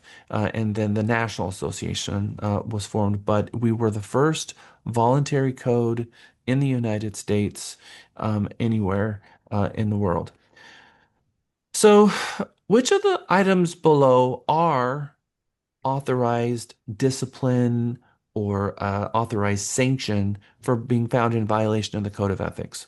Some of these are, which one of these maybe is not an authorized sanction? So, can they can they suspend your MLS services? Yes. Can they suspend your board membership for 3 years? Can they fine you up to $15,000? Can they revoke your license? No. No. Okay. They cannot revoke your license, and they can fine you. They can put sanctions on you, like taking additional education. Oftentimes, when you're a tribunal and the tribunal finds them in violation of the code, then they're going to determine what is the sanction going to be. The sanction could be dollars. It could be we want you to take a 30-hour agency course. We will want you to take a 30-hour principles course because there's some gaps in their knowledge, and we need them to go back and fill in those gaps and take education. And so it's not always slam the book at you. Sometimes it's, the person did something, they came with the right attitude. Oh my gosh, I never imagined I'd find myself here. I didn't mean to. Ignorant and I didn't know.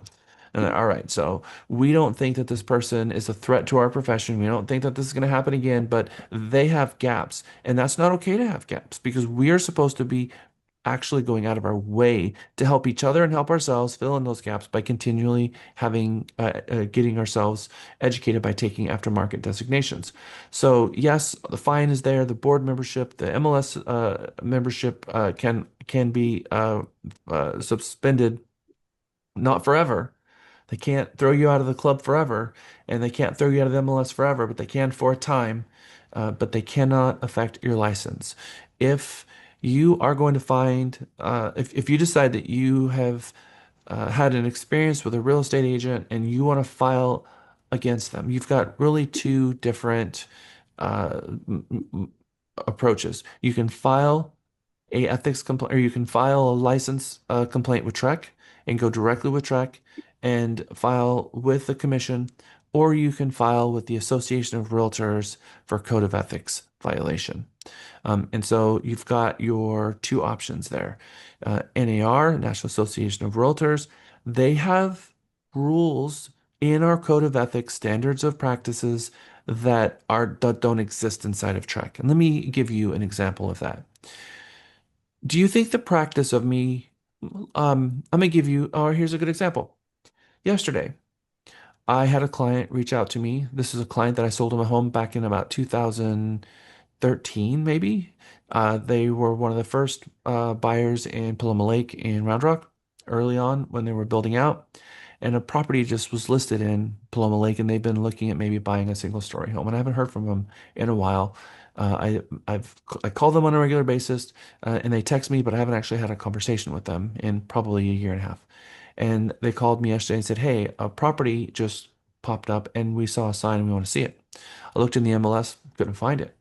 Drove out to the property, and there was a specific real estate sign in the yard. I'm not going to say what firm it is, but they've just entered Texas from New York, and the it wasn't in the MLS. And I called the agent and said, "Hey, my client, is this coming soon? My clients are interested in seeing it.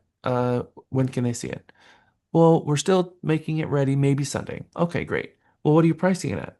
"Well, we're not sure. 640, maybe 650." Thinking, how do you have a sign in the yard and you don't even know what you're pricing it at? Because you don't have authorization to put the sign in the yard until you have a listing agreement, and the listing agreement is not valid without a price. So that doesn't make sense to me. So I look at something like that and I'm thinking this person is not following the rules, most likely.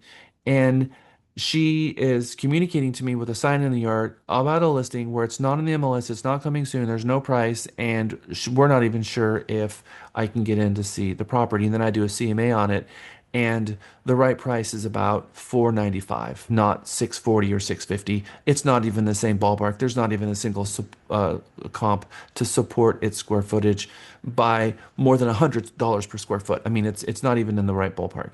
So I told my clients that doesn't even make sense to me. So I'm not doing anything about that.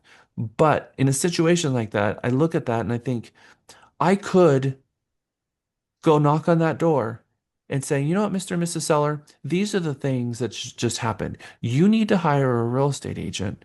You deserve to hire a real estate agent who's going to get this right and follow the rules and properly represent you and be able to help you sell your home for the most. Because don't you want to sell your home for the absolute most as possible? The way they're doing it right now is not going to net you the most." Do you think Trek has any problem with me knocking on the door and having that conversation with the consumer?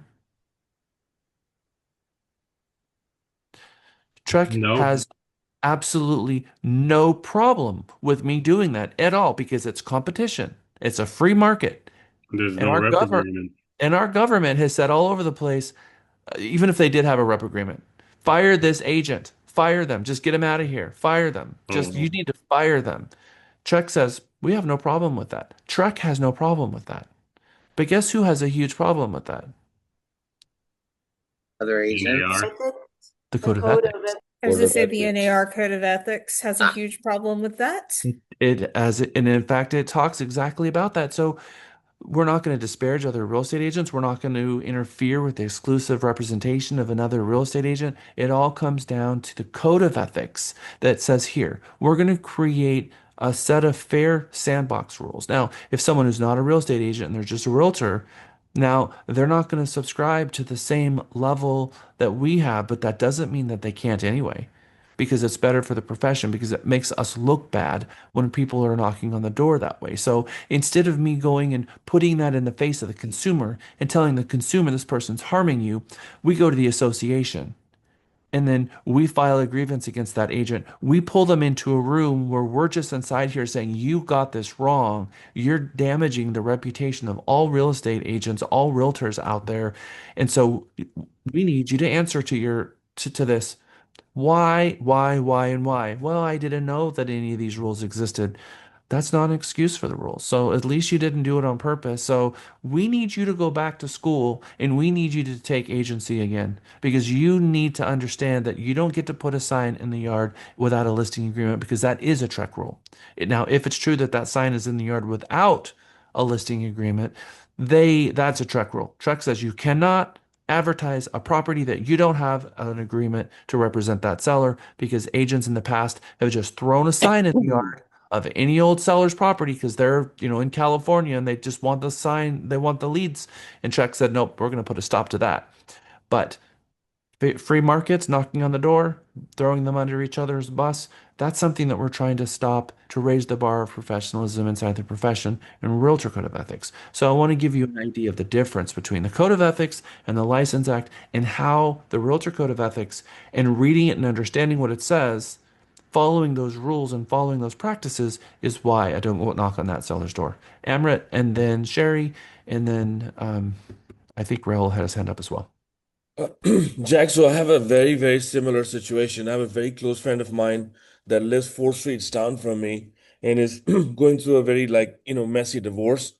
And the husband has actually asked a real estate agent, which obviously I checked the MLS, and everything before I said this to you, which happened weeks before. They've just literally stuck a sign in the front yard. And I think that he's just fishing for offers so they can get whatever money he can. And I'm trying to, this lady's, she considers me like a family member and has, asked me for advice multiple times. So And you what don't give her advice. no, of course not. I haven't. And this was, in regards to, finding a divorce attorney and stuff like that, which I obviously did help her because I do know people in that field. So this is obviously a violation because there is no listing agreement and she's on the title. She owns, part of the home. So there should be no yard sign in the front yard of this home either. That's right. And so did one of the parties sign an agreement and lie to their agent and say that, they've gone through the divorce and now they've got a divorce decree and they're, being able to sell the home? Sometimes we can be lied to and the agent might have bad information. Possible. So when we look at these scenarios, we have to ask ourselves, is it possible that the person standing in front of me is making assumptions and that's one of the things I've learned most about being in professional standards and getting and hearing these hearings is there's two sides to it. And so sometimes we can clearly see a situation and we understand enough facts where like this agent is doing something wrong, but then we hear from that agent and that fills in the gaps and we're like, oh, well, I didn't know that piece of information. Their client lied to them and fill in all the blanks. And so we have to be careful in not making assumptions because when we haven't hear from everyone, it's all assumptions and there's always gaps. Okay. And I'm just give me 1 second. I'm also gonna throw out there that when you're dealing with a divorce situation, that if one of them calls you, and this is just real estate advice from Jack, when someone calls you and says they're going through a divorce situation, they want to have you out to the house, you need to tell them, I need to have everyone present so that we can meet. Because if you meet with one spouse and not the other, you will never be hired to do the job. Ever. The other spouse is just going to be them, you and them against the other spouse. It's not going to be a we, it's going to be a them and a them, and it's not going to work. And they're not going to let you be the one hired, even though this person over here that brought you in wants to hire you. The other spouse is going to say, oh no, they met in secret, and I don't trust this person. They're not looking out for my best interest. They're only looking out for their best interest. They shared all the dirt. They don't like me. I don't want this person helping me. It will never happen. As a divorce specialist, you tell them, let's meet on Zoom. Everyone has to meet together. And then when you meet with them, I'm going to put you in a group thread. We're going to only communicate in that group thread. I'm going to send you both emails. I'm not going to communicate with either of you ever. If one of you sends me an email, I'm going to send it back out to the entire group and then we're going to address it as a group. And that way, there's fairness. If you approach a divorce situation any other way, you're going to spend a whole lot of time being their psychiatrist and their counselor and never get hired, and it's going to really frustrate you. So just take the advice from me. Sherry, you're up. Thank you, Jack. So if you were me in this situation, would you pick up the phone and call the other real estate agent and ask them what's going on? No, Okay. I Just leave wouldn't. it be. I would stay at, I would, it's none of your beeswax. Got it. Your friend did not choose you as their real estate agent, and so the question would be set the appointment with all parties to get your listing agreement signed. And so the question you can ask is, um, when does the listing agreement expire? And I would be very interested in taking a listing on the expiration of that one. And if you don't like your agent, call their broker and deal with that. And if you find yourself without representation, come back to me because I'd like to help you because right now I can't. It begins and it ends with that conversation, Amber. It can't be anything else. Okay. Okay, Sherry, thank you for your patience. Sherry, you're on mute, so we can't hear you. We can see you though. Um, might be a silly question. I have on a previous listing of large acreage, interstate frontage, no longer listed, but there's a big sign there that I had previously had my listing banner on. And as far as signage, I was going to approach the owners, and use that as a billboard. Even though I'm not selling that property and it is on personal property and not technically a billboard.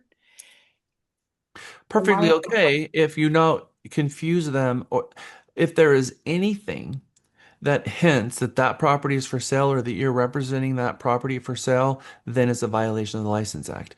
If they have on private land renting out space for you to advertise it yourself, call me, I'd like to be your real estate agent, an ad, just make sure that that ad is not going to fall into an Article 12 violation, which is fair truth in advertising, so that you don't somehow confuse the consumer thinking that you represent that seller in the sale. That's it. So to advertise my services on private property like that with signage, I'm clear. 1,000,000% fine. As long as you have something in writing from the client allowing that advertising to be there. It can be free, it can be any of that. You have to have authorization to have that sign there. And if you don't represent the seller in selling that property, the advertisement has to be clear that it's advertising the broker and it's advertising the services, not advertising that property for sale. And as long as all that's good, you are 1,000,000% golden. Awesome. Thank you, sir. Yeah. Okay, I had two more people and I've lost track. I know Raul, I think you were one of them. Did you have your hand up, Raul? No, No, he says sir. No, That sir. was me, Jack, but I'm not sure this is the platform. I'm going to ask about coming soon listings on MLS. okay. There is a class. If it's timely, you can ask me at lunch or after class, or you can hold it to our coming soon day because I'm going to teach you everything there was to ever possibly know about clear cooperation policy statement 8.0, coming soon, flex listings, all of it is part of that class. So you pick when you want to bring it up or if you Okay, want to. phenomenal. Thank you. Realtor Code of Ethics. What is the significance of the Realtor Code of Ethics? Can you violate the code without knowing it? If yes, how do you fix the wrong? Give an example. What should you do if you witness a violation? What does the Code of Ethics say about you witnessing a Code of Ethics violation? What would you want someone to do if they saw you violate the code? Remember the race car? And you're sitting in the driver's seat and you're missing a tire and you're like, good grief, what do you want the pit stop that you're in front of right now? What do you want them to do? Flip that script. What do you want them to do? And is one violation of the code of ethics more serious than another? So, as much as we might want to be answering these questions publicly, I'm putting you in a breakout group and you're going to answer them in your group. Please pick a spokesperson, condensed, articulate, short answers because we want to get through this quickly. So I know we can sometimes talk ourselves in circles. So write down your group's answer for each one and read it so it's articulate. I want to hear from you and the student who, well, it's going to be a vote. So the entire class is going to vote on the group who's going to get the 50 breakout points. And some of you are going to get this wrong. I'm going to keep my mouth shut until the very end, and then we're going to answer these questions together because this is, I want you to put some thought into this as a group and hear it out, but let other people speak. Let them get it wrong. Don't let one person dominate this conversation. Hear from everyone, because this is where all of the learning happens. Okay, let's get our groups together. I'm putting you in 5 groups. You're going to get 10 minutes for this one. A little bit extra time. It's not going to feel like a lot of time, so jump right in, immediately pick a spokesperson, and then that spokesperson needs to pin the answers to all 6 of these and bring it back to main session. I'll see you back exactly at 11 o'clock. You got 10 minutes. All right, welcome back, everyone. I hope that you all had a great breakout session. How many of you felt like you had enough time?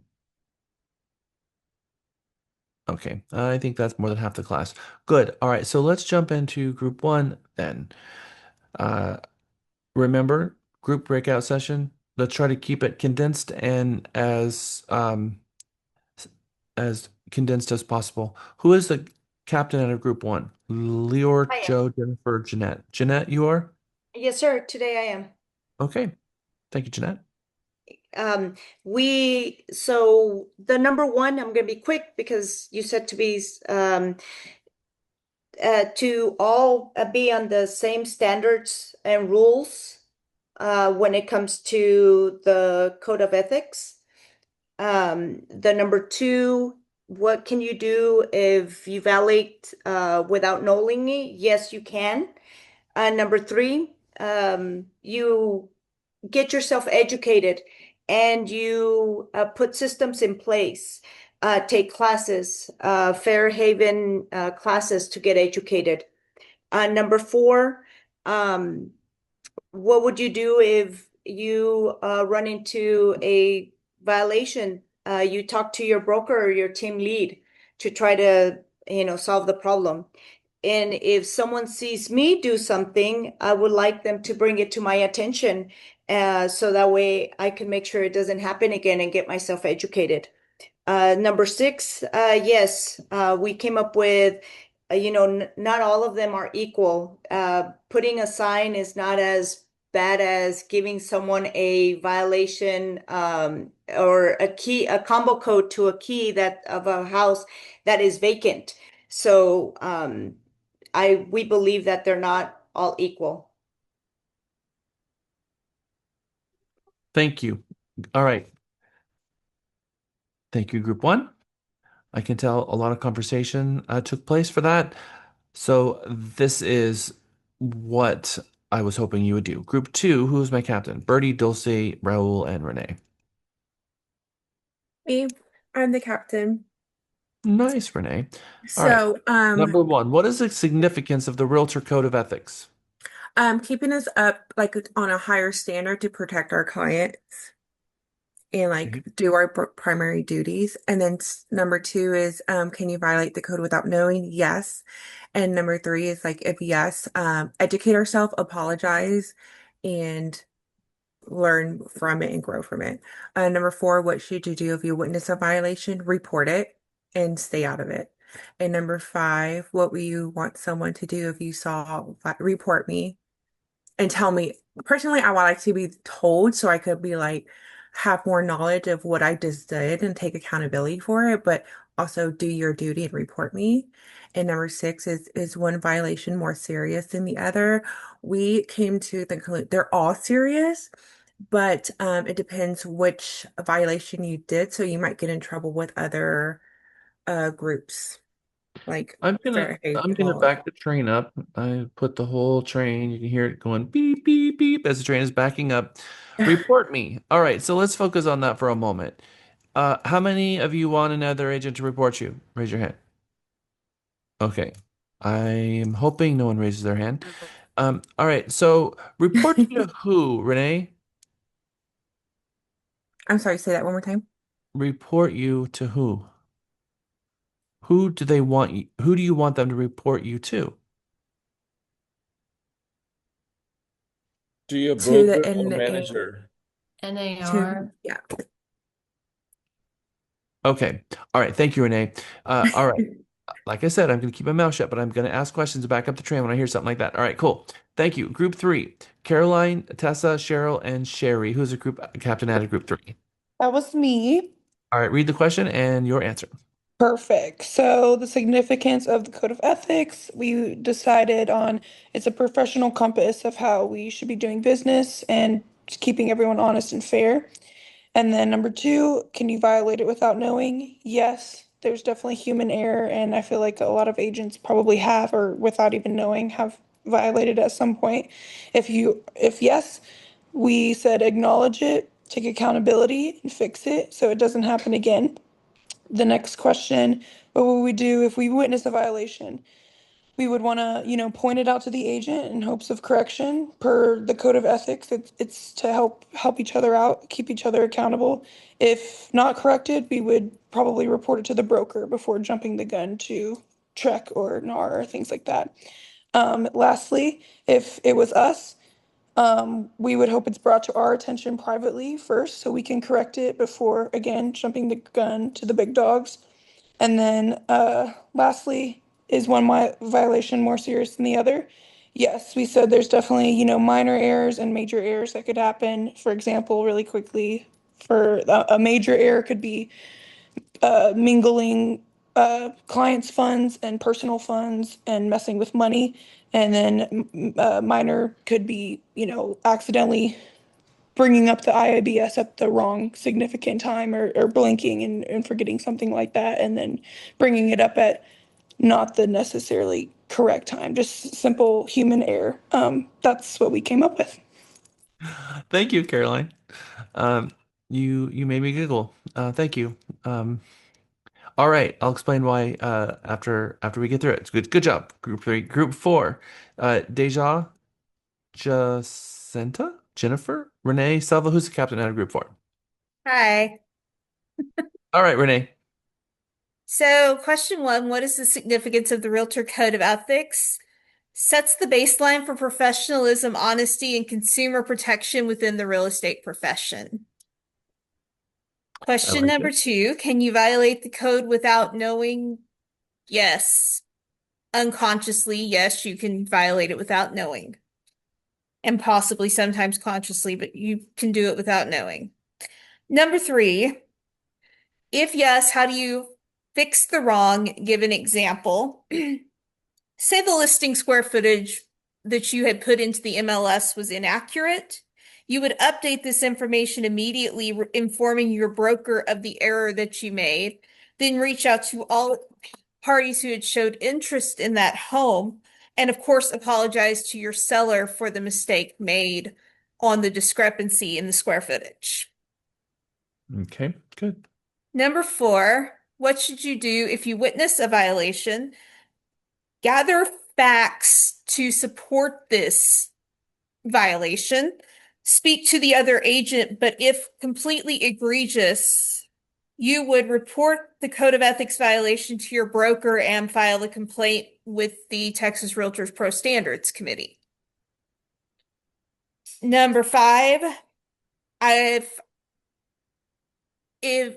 would you want someone to do if they saw you violate? Again, like others have said, I would want it brought to my attention. And if it was super egregious, I'm sure we would all understand that a complaint would be filed with with our broker and also the Texas Realtors Professional Standards Committee to move it forward to potentially a tribunal.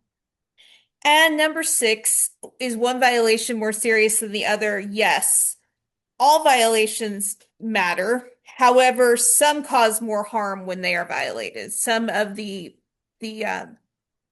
articles cause much more harm than others when they are violated. Okay, excellent job, group four. Thank you, Renee. Thank you, group four. Very articulate, beautifully done. Group five, Amrit, Harshita, Mary, Mohammed, and Sharon, who's a group captain out of group five. I am, Jack. So the court's preamble is rooted in the principle under all is a land, which emphasizes that realtors have a duty to serve the public by ensuring the highest and best use of land promoting adequate housing and supporting industry, preserving a healthy environment. That's number one. Number two is, can you violate the code without knowing? The answer is no. Because if you're proficient, if you walk the walk and you talk the talk, and you have taken the time to understand the code of ethics, there can be no violation because you're cognizant of the ethics at all time. Number three, how do you fix it if there is a violation? You fix it preemptively by actually making yourself proficient in your profession and understanding the code of ethics. Number four, what should you do if you witness a violation? It depends on the violation on the person that's in front of you. If they're confrontational, you take it to your broker. If it is a minor violation that can be discussed and you see the personality in front of you is receptive enough to have that discussion, then do so accordingly. What would you do if someone, depends again on the personality. So somebody like me, I'm very receptive. I'll have an easy conversation. I'll probably apologize and be like, I don't know how I missed that or made that mistake. But then again, if it is a very serious violation, take it to my broker, let them bring it to my attention and see what needs to be done. It is for them to decide and not the person standing in front of me. And number six is one violation more serious than the other? Absolutely. Like Renee mentioned, all violations are serious, but if commingling is not the same as practicing law or not failing to cooperate with brokers or not disclosing future or present interest in property. These are our answers, Jack. Thank you. Thank you, Emran. Excellent. All right, so before we go on break, we're just going to hit these six as a group. I love what you said, Amrit, about the Code of Ethics and used the preamble of the Code of Ethics as its significance. One of the significant things about the Code of Ethics is that you are held to a standard based on not a law, but a code that's part of a professional trade group, an association, and it is administered by your peers. And so we're holding each other accountable for it. It's not a judge, it's not an attorney, it's your peers. And your peers can get it wrong. I've seen tribunals come out and get it wrong. I've got a couple of cases that it still makes me mad to this day, even though I argued profusely through the entire thing. They got it wrong, and I was part of what was got it wrong because I was part of that group, and I couldn't get them to change their mind, and they were just wrong. And Texas Realtors said they're wrong, but the sanction stays on this poor agent who got found in violation. So it is administered by your peers. And so it means that it's administered by you. And so we have an obligation, a higher obligation, to be looking for agents who are getting it wrong and raising the bar. But it means we also has to do what Emirates said. And I think it's interesting his approach to question number two. He said, no, you can't violate the code because you promised that you were going to read it and fully understand it. And so by doing that, you can't uh, accidentally violate it. And I think that's an interesting approach, but a lot of agents don't follow through in the promise that they make, and they don't read it, and they do violate it because they haven't read it, because they're ignorant of what it says. Ignorant means they haven't been educated about it. And so people do violate the code all the time, and they don't know that they violated the code. They think that they're being ethical out there, but they're not, because they are not following the set of established sandbox rules, the SOPs. They're not following them because they don't even know about them, because they haven't taken the time to read, because no one challenged them to read them. I challenge you to read them. If you violate the code of ethics, how do you fix the wrong?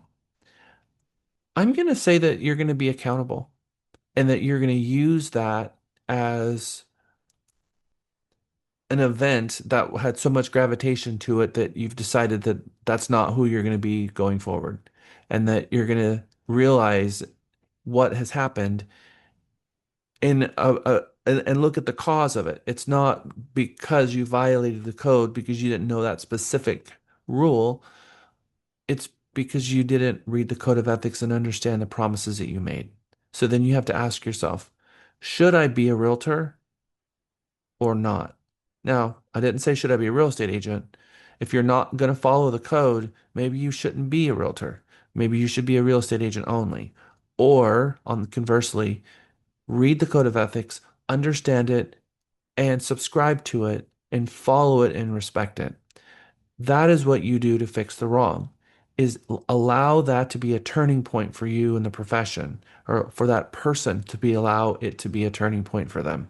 That they're going to read it, they're going to absorb it, they're going to be a champion of it, and that they're never going to let that happen again. And they're not going to be defensive. They're not going to make excuses for themselves. They're going to be honest that they were ignorant and that they are going to take accountability for themselves and their actions and do something completely different moving forward. That's how you fix it. You don't fix it by saying, oh, yeah, I screwed up, and don't change your behavior. You fix it by changing the behavior and never allowing yourselves to fall into that situation again. What should you do if you witness a violation? I like what Renee said. You're going to gather some information. You have to be sure that what the person did is a violation. And 90% of the time, you can't be sure. I can't be sure that this agent doesn't have a listing agreement signed and put TBD in the price. That could be the case. So I'm not going to file a violation because I don't have enough facts. And if I get into a professional standards hearing and find out that I was wrong, that's going to impugn me more than anything. And so I am going to err on the side of caution. But I am going to say if I witness a violation and I see something, I'm going to talk with the agent. I'm going to say, hey, what I'm seeing here is a little bit troubling. I'm not trying to throw you under the bus, but are you are you aware that that is a code of ethics violation? And I'm going to pay very close attention to how they respond to that question. That's none of your damn business. Stay out of it. That kind of thing. Okay, I'm going to call your broker. All right, so I called your agent. I saw something. I just wanted to, just get more information about it. I let them know it was a violation of the code of ethics, and they told me to pound sand. And if the broker tells me to pound sand, I'm taking it to the board.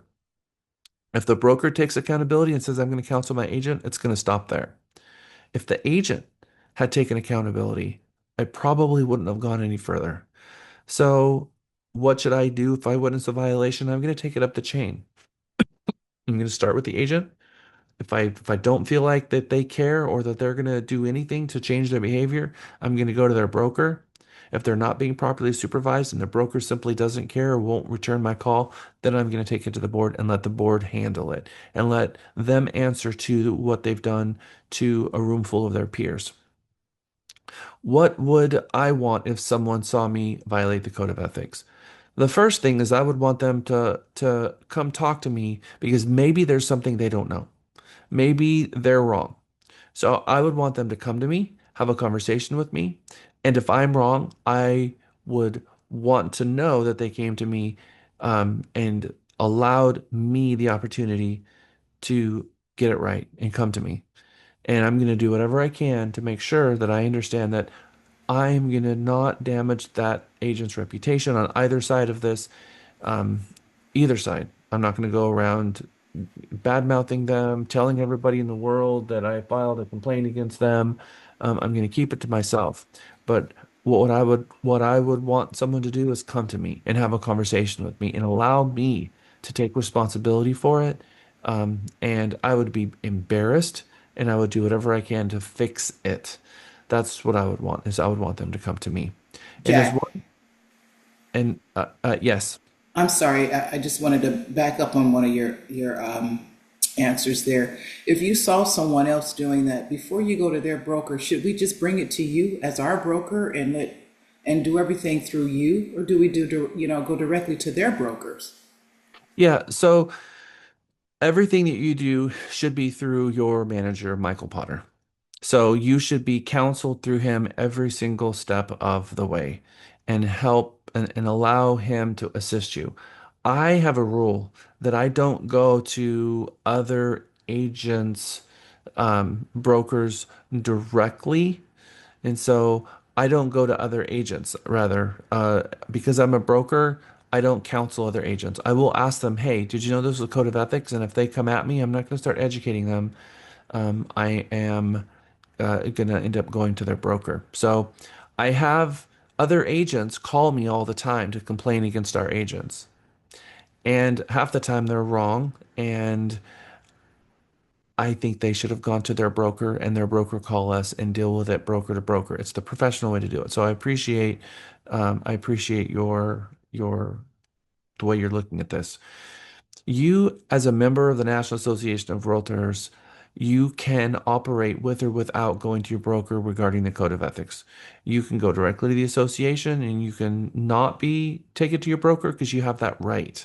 So you have the right. And we don't have a brokerage policy on this, but I do think there's a best practice because you want to make sure that you don't end up in a situation where possibly you have it wrong and you go to them and it ended up backfiring in your face, and then you maybe tarnish your own reputation by telling someone else that they were unethical when in fact we didn't have enough information. So I do think that you should take it up the proper channels. But again, it's not a policy and it's not a requirement. Does that make sense? Okay.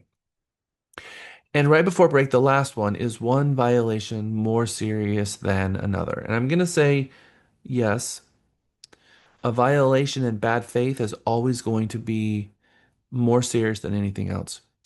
Most of the time, the code of ethics is not in, the agent hasn't done something in bad faith. They did something because they were just ignorant. Now, I think ignorance is a really dangerous thing because there's too much of it. When we could have cured that ourselves, as Amrit suggested, by reading, understanding, absorbing, taking it seriously. If we're going to promise to follow a set of rules, we need to read them. It's like a good Christian never reading the Ten Commandments. It just makes absolutely no sense. We need to know the rules.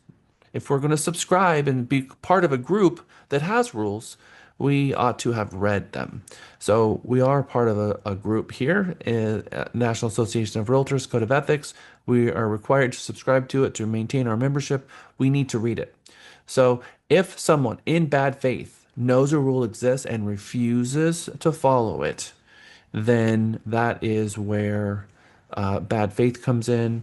That is where a lack of accountability comes in. And that means that that agent needs to get turned in. And I can tell you that some of these things have actually turned into a really interesting path that you would maybe not thought of. An agent is refusing to follow the rules, and the agent feels like the rule isn't in itself is illegal or overly restrictive.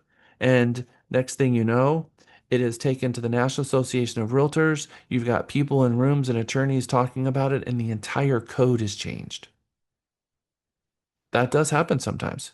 And the code is changed every day or every year. And sometimes it's changed coming out of a tribunal, making its way to the National Association of Realtors, making its way to the committee, and these conversations spin off into what ultimately ends up a change. Now, every year as an NER director, I am witnessing what comes out of professional standard or the National Association of Realtors make a recommendation to the board of directors of NAR, and they choose not to accept the change and let it go, which is the last two major NAR board meetings that I've been at. They brought us changes that I believed Back in. to committee. Sent it back to committee instead of accepted the change. Yep. Yep. And so something that they were working on for more than 2.5 years and was well thought out, you had people grab the mic and put some fear into the directors, and they sent it right back to committee. And in my opinion, that it should have been approved, but it wasn't. So we are a community of real estate agents that all work together to make this happen, and it requires a board of directors to approve a change, and millions of people theoretically get involved, although it's really a select few who are actually involved in showing up to these things. So hopefully, as you start understanding the engine that is the National Association of Realtors, that you get more involved and you pay attention to what's going on. You attend the NAR meetings, you attend your Texas Realtors meetings, and you attend your local association meetings and understand that they're a trade association. And if they're being ran by a select few, then they don't have enough voices to really get it right. And an example of that is what has really happened with NAR from the year 2000 till now. A select few is making rules for the whole that maybe at the end of the day hasn't always been the best. But our job, despite our love or like of the rule, is to follow it because that is the rule. And so if you have an issue with one, ask questions, better understand it, and then you can take that rule to the board and ask them questions and try to affect change. I've done it twice. There's been two articles that I championed and was able to get changed through the National Association of Realtors by language that I wasn't comfortable with, that they looked at and said, yeah, that is an issue. And that was fun to watch all that happen. You yourself should care enough about this to at least pay attention to what's going on so that you can be a good practitioner in the profession that is paying attention to what's going on. It makes you a better practitioner as well. Now, do I think you need to get involved in the association at the level that I've gotten involved in the association? Probably not. I don't see that that's going to help you with your business, but I do think that you should be paying attention nonetheless and at least showing up. So I look at it as your civic duty. Should you run for mayor? I don't know, but should you show up to your city council meeting? 100% yes. And so I'm asking you to be a good citizen of your cities and go to your city council meetings, just like I'm asking you to be a good member of the National Association of Realtors and show up to these meetings and know what is going on. All right, we're going to continue on with this discussion once we get back from our break. It's 11:25. Let's do our 10-minute break and see you back at 11:35. Excellent work, everyone. Welcome back. Who'd have thought they'd need ya? Here where we need ya. Here where we need. Welcome back. Welcome back. Welcome back. Welcome back. So, after everything we've just spoke about for the last hour, we're going to answer these three questions together. Is it ethical for a realtor, and I use that word very specifically in the proper use, is it ethical for a realtor to promise to obey a code they've never read? No. Is it possible for a realtor to obey a code they have never read? No. Also, no. Have you ever fully read the code? And that's rhetorical. Yes. Because thank you for those of you that have, and thank you for those of you who who are going to, that you're going to sit down in a quiet place and you're going to read all 5 pages and you're going to take a highlighter and you're going to highlight the stuff that makes no sense to you whatsoever and you're going to bring it to me so that I can make sense of it for you and help you understand it, because there are things in the code that make no sense unless someone who understands where it frames to make sense of it. I can tell you one thing that'll help you is when you look at the article and you look at what section it's under: duties to clients and customers, duty to the public, duty to other realtors. It makes a little bit more sense when you remember what section it is found under. So let's talk about enforcement spotlight. This one is one that comes out of the C2EX that's built into C2X. Listing agent, in fact, it was also in the Trek Advisor, and it was a legal one about 2019, probably. Listing agent Sarah lives in the same neighborhood as the listed property. Excited about the possibility of neighbors with things in common, she asked the buyer's agent the prospective buyer's race and where do they go to church. Now, think about this for a moment. I want you to put yourself in Sarah's shoes.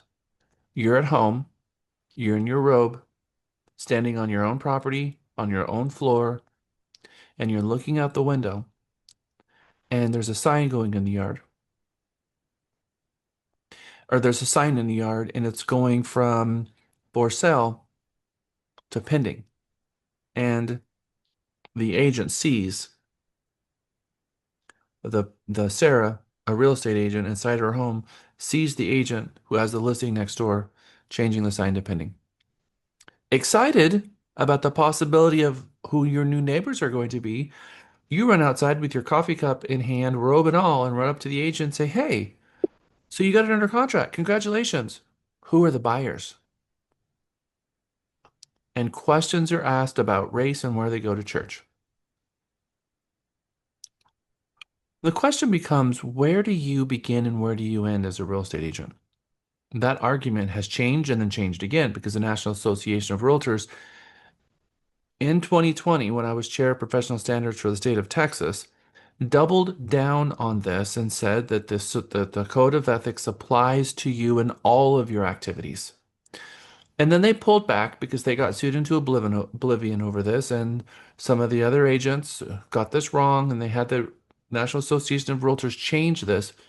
But then they said, look, although we're changing this, it's actually not really a change because when we go and we look at this book right here, which is our arbitration guide, the arbitration guide says that it applies to us in all of our activities.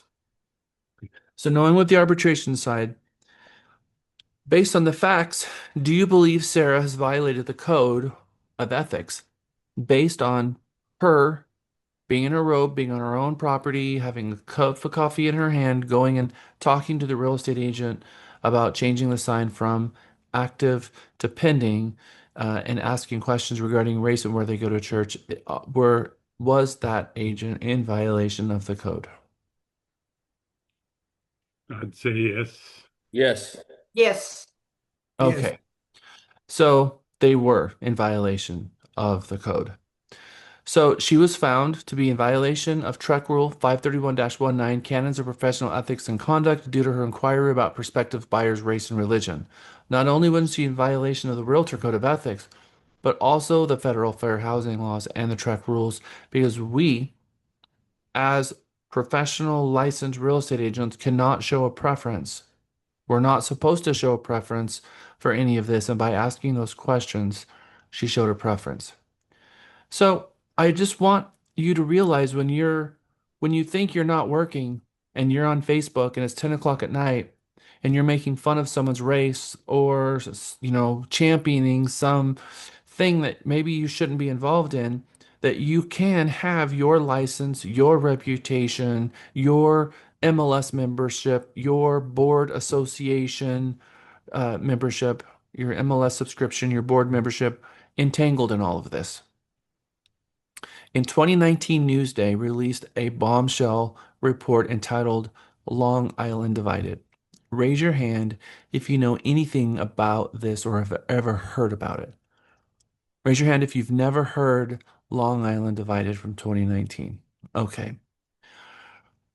So, for decades, a lot of people across the country had been hearing that this little area of Long Island, that there was a lot of bad things going on in real estate. And they even got a reputation.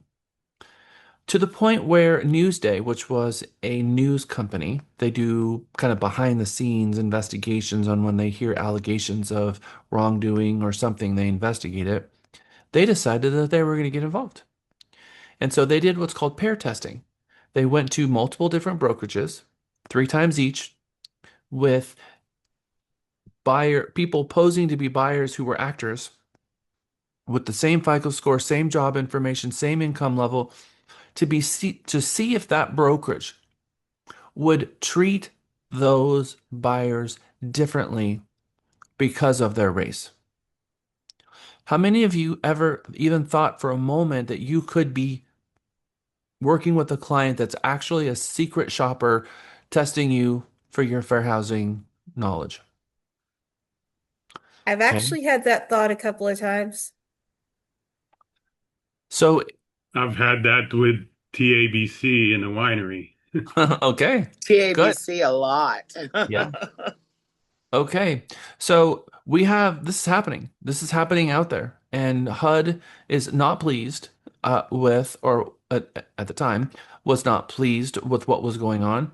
And so they tested 12 brokerages, and 10 of the 12 brokerages violated the law, and 36 out of 30 visits failed. But it's not that they just secret shopped an agent and wrote a report about it. What do you think they did, being a news company? Interviews. Right. Documented it. Raul hit it on the head. They recorded and they did video. They Mm. recorded the entire thing from beginning to end, and they were not shy with actually airing on television what the agents actually said in the moment in front of the world of them getting it wrong. Oh, it's We're going to play egregious. the first 6 minutes of this. Actually, we're gonna watch the first 8 minutes of this together, and it is a 41-minute thing that I want you to watch the whole thing as part of your homework. But again, we're gonna watch the first 8 minutes of it so you can walk away from this having a little bit of an idea of what the world saw in 2019 and what we're dealing with out there in the world now because millions and millions of Americans saw this, and this has affected our reputation. So now we have to overcome this. Yeah. So, 1, 2, 3. My name is Jesus Rivera. Today's the 21st of April. It's about 10 after 2, and I'm in my car. So it's Richard Helling testing as Pat Browning on May 3rd. Hello. Hi. My name is Kelvin too. How you doing? Yes, Kelvin. How are you? Me and my wife is looking to purchase a home within the Brentwood area. They were ordinary Long Islanders. Maybe we'll get some more then, okay? And we sent them to meet with real estate agents to ask about buying their first home. Nice to meet you. Thank I you. remember this. Thank you. They were trained, confident, and followed scripts. Tag in Stephen Macropoulos as Nicholas Parisi. They had no idea what houses agents would suggest, or even which communities. You were not going to like those schools. But you don't want to go there. It's a mixed neighborhood. Mixed neighborhood. If agents are courteous and professional, how can you know that they're treating you equally compared with someone of a different race or ethnicity? I have to say it without saying it, you know. Behind smiles and handshakes, how do you know if they're giving you fewer options or suggesting different areas? I'm not going to send you anything one day unless you don't want to start your car to buy your crap. Or that rules don't apply to you and another home buyer in the same way. Yeah, okay, I definitely need that. Long Island is one of America's most segregated suburbs. Newsday set out to discover what role real estate agents might play in keeping it that way, potentially affecting the quality of lives. Technically, as a real estate agent, we shouldn't tell the buyers. In house hunting, it's nearly impossible to see evidence of hidden discrimination. You would never know unless you go undercover.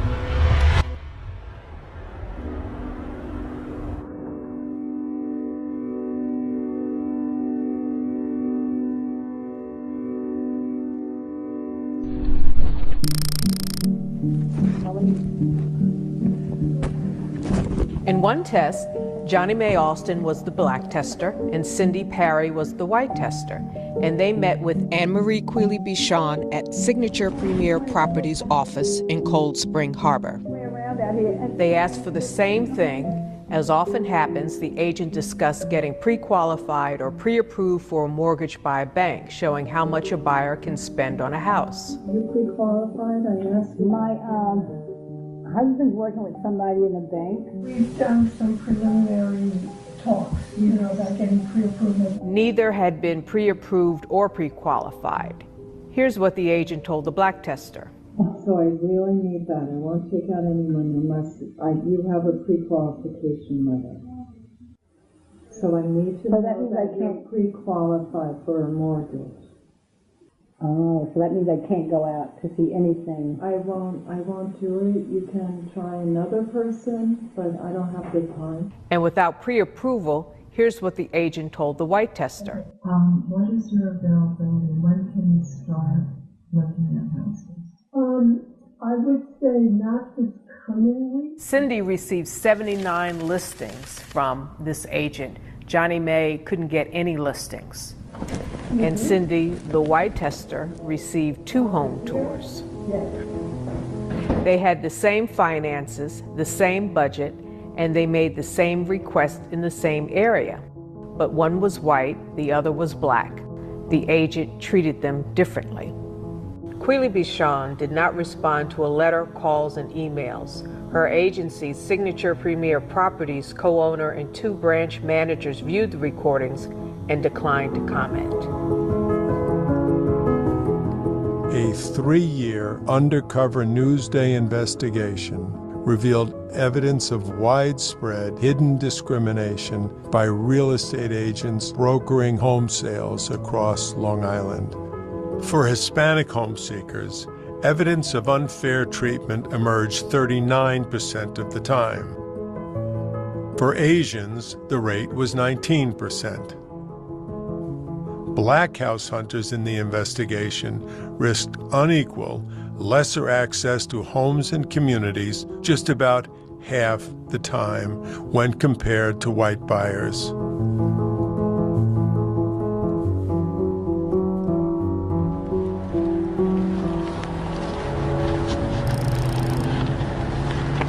Kelvin Toon is a black man in his early 50s, and he went in to meet with an agent involving a test in the Brentwood community, a community that is 80% Hispanic and black. The agent communicated to Kelvin, our black tester, that she enjoyed meeting with clients from the Brentwood area. Every time I get a new listing in Brentwood or a new client, I get so excited because they're the nicest people. When we sent Kelvin's counterpart in to meet with the same agent, the white tester was actually warned about Brentwood not being a nice place. The nursing home we need to be near is in Brentwood. Okay. And so we found a couple that are in Brentwood. Pretty close to each other. Okay. And it just seemed like those would be handy also for going to visit. Do you want to give me them and I'll look into them for you? Or? Yeah, I can do that. That warning came later to the white testers saying there was concern about gang activity going on in Brentwood.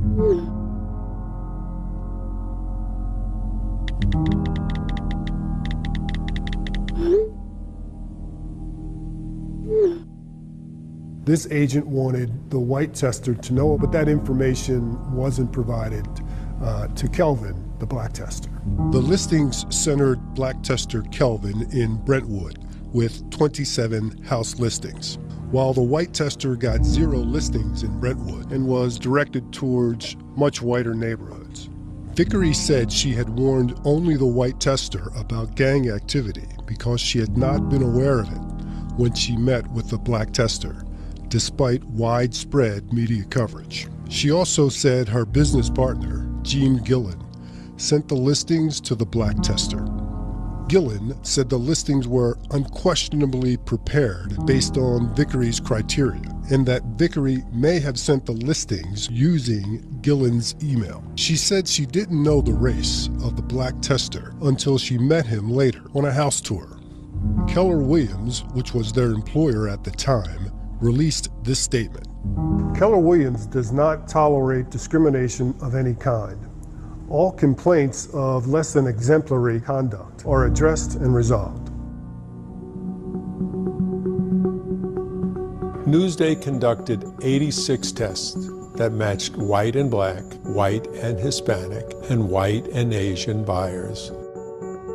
We focused on agents associated with the 12 brands that represented more than half of the island's home sellers in 2017.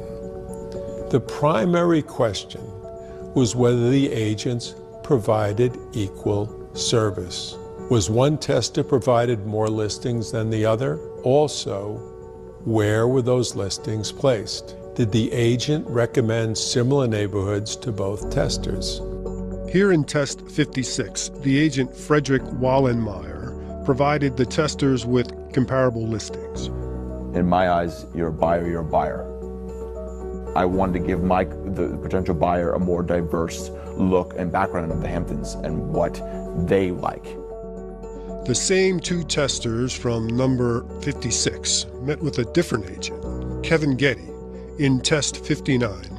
And despite asking for the same parameters, they received disparate listings.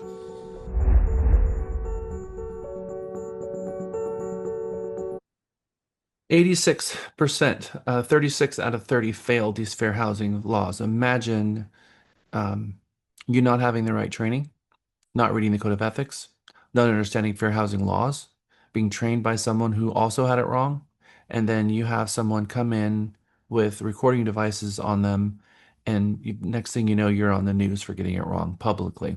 Get fired by your brokerage and be looked at as an example across the entire country as how not to conduct real estate as a practitioner. End of business kind of thing. So don't think for a moment that you're not being recorded, that you're not being watched. And always, always do the right thing. But you can't do the right thing if you don't know what the right thing is. People confuse fiduciary with, I need to look out for this person's best interest, not, I need to follow the rules, follow fair housing laws, and practice ethically, and of doing so, knowing what the rules are so that I don't get it wrong. Everyone deserves a roof over their head. We don't get to pick where. They tell us their criteria, their budget, and then we take them out and we help them. And we help everyone the same. Same criterias. We apply the same rules to everyone so that we're not creating or providing what's called disparate treatment. We're not taking one client and treating them differently than another. I take that very seriously. Just like our policy here at this company, I take seriously. We don't do variances to policy because one agent asked and someone else didn't. And it's we have to be fair to everyone, and we're going to apply it equally across the board, including how I am subject to the same policy that you guys are, same as Lisa. We subject ourselves to the exact same policy without variance. How we treat our agents, how our agents treat our customers, how you treat the customers, all of it matters, but we need to know what the rules are.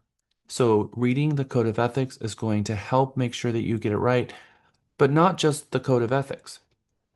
Taking the Fair Haven, taking the bias class that NAR has, and taking the C2EX education are the baselines. What I look for risk reduction to make sure that we're getting it right with our consumer is number one, we have 100% of the agents have their C2EX endorsement from NAR. The number two, 100% of our agents have completed the Fair Haven simulation. And number three, all of us have taken the bias override class, the diversity course that National Association of Realtors has. And that this is a platform, a baseline for you to make sure that you're getting it right. And you've gone through all of those hours in simulation to make sure that you're getting it right because you want to do right. I believe that most agents' heart is in the right place.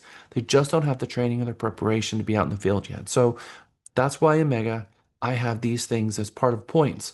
Everything that's point related in Mega is designed for me to help you guys focus your attention on the things that I really want you to come out on the other side of Mega with. That's going to help you be a better practitioner, help you make more money, help raise the bar of professionalism in our entire profession, and make sure that you're getting it right so that you don't fall into this situation. The New York Senate investigation resulted in the following recommendations: development of a statewide fair housing strategy, which was pushed to the National Association of Realtors and increased money for HUD for fair housing and ethics training across the different 50 states. Proactive enforcement of fair housing laws. And so now they are proactively having secret shoppers instead of it being 100% consumer driven. Now they have HUD shoppers that are going out into major marketplaces doing exactly what Newsday did, but not from a news company, actually from HUD themselves. They've increased their licensing and renewal education in fair housing laws, so has TREC. Increased penalties and broader accountability for people who are getting it wrong, and ignorance is not an excuse. Greater government involvement to further the fair housing laws, and broker industry reforms. This 2019 Newsday is what birthed Fairhaven, and it's what birthed C2EX. The National Association of Realtors realized they can't depend on the instructors out there. They can't depend on that information just being disseminated, that they needed to create a program, an education platform that we could jump into and take that information and have at our fingertips an entire class dedicated to it. But can they force you to take it? They can try, But at the end of the day, it's us voluntarily jumping in and taking it. So that's why I have it as a recommendation and a requirement here. So here are 9 fair housing don'ts. As a license holder, you have a lot on your to-do list. There's a lot, especially when you learn how important being a salesperson is in prospecting. But the don'ts list will keep you out of fair housing water if you can keep these 9 somewhere and just read them on a regular basis. Under the Federal Fair Housing Act and the Texas Fair Housing Act, because Texas has its own, no one may take any of the following actions in the sale and rental of housing based on race, color, religion, sex, national origin, disability, or familial status. Now we have DNA and we have source of income. So if someone has a housing voucher, we used to call it Section 8, but they don't like it because there's a connotation related to it, so now we call them vouchers. If someone has a voucher, you can't unfairly take action against someone based on the source of their income. You can't decline someone because of the source of their source of the funds for the transaction. So number one, don't. In fact, would someone raise your hand to read these? So it's someone else's voice other than mine for a change. Sharon, thank you. Thank you. Number 1, don't refuse to rent or sell housing. Number 2, don't refuse to negotiate for housing. Number 3, don't advertise housing only to preferred groups of people. Number 4, don't show apartments or homes exclusively in certain neighborhoods. Number 5, don't say that housing is unavailable for inspection, sale, or rental when in fact it is available. Number 6, don't set different terms, conditions, or privileges for sale or rental of a dwelling. Number 7, don't provide different housing services or facilities.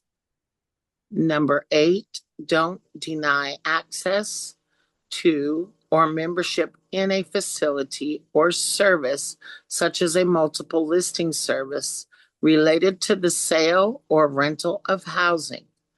And number 9, don't refuse to make certain modifications or accommodations for people with disabilities.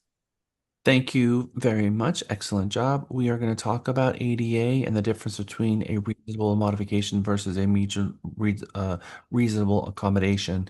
And remember, these 9 have to do with the special classes that are protected under the Federal Fair Housing. Bertie, Jennifer, and then we're going to lunch. I have a quick question. So a lot of the times, like when you're working with somebody with a housing voucher, some properties don't work with housing vouchers. And wouldn't that be a violation? Or how does that not, how does that work? So if someone is an individual investor and they haven't been in network with a housing voucher system and they only have 1 or 2 properties, 2 is the number, then no. But if they're an institutional investor that has a lot of properties, then yes, they can find themselves in violation of fair housing to refuse to rent to someone because it's a housing voucher program. The housing voucher program does require the seller to enroll in the program and make certain repairs or upgrades based on following the laws of Texas. Like the properties have to have a garbage disposal, but properties with septic systems are not supposed to have one. They're supposed to have a peephole in the door. And so residential property, apartments, condos, homes, for an institutional investor, they should absolutely be in network for housing vouchers because if they are not, they could have a violation filed against them. That is true. Jennifer and then Renee. Just real quick, I wanted to state that I thought of an example of how we can unknowingly violate one of these, especially in the age of AI. If you're not careful with the prompt, sometimes it spits out stuff that inadvertently does this because you didn't give it the right direction. So always make sure you check them because I've had instances where it would I think like target preferred groups of people, and I'm like, no, no, I don't want that, and I have to redo it in the beginning, to ensure that it wouldn't. So just Thank a you, good Jennifer. reminder. And to that end, we have an entire chapter in the Realty Texas policy on the use of AI, the acceptable use of AI, and what the brokerage requires us when we're using AI. So, if you are using AI for your listing descriptions, for your photo descriptions, responding to emails, etc., I do recommend that you read as part of our policy. That you are required to read the policy. So, thank you for bringing that up, Jennifer. Yes, we have an entire chapter in our policy regarding AI. Renee.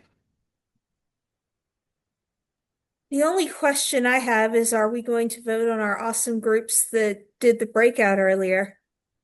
I think we Okay. should all get the points. I already forgot.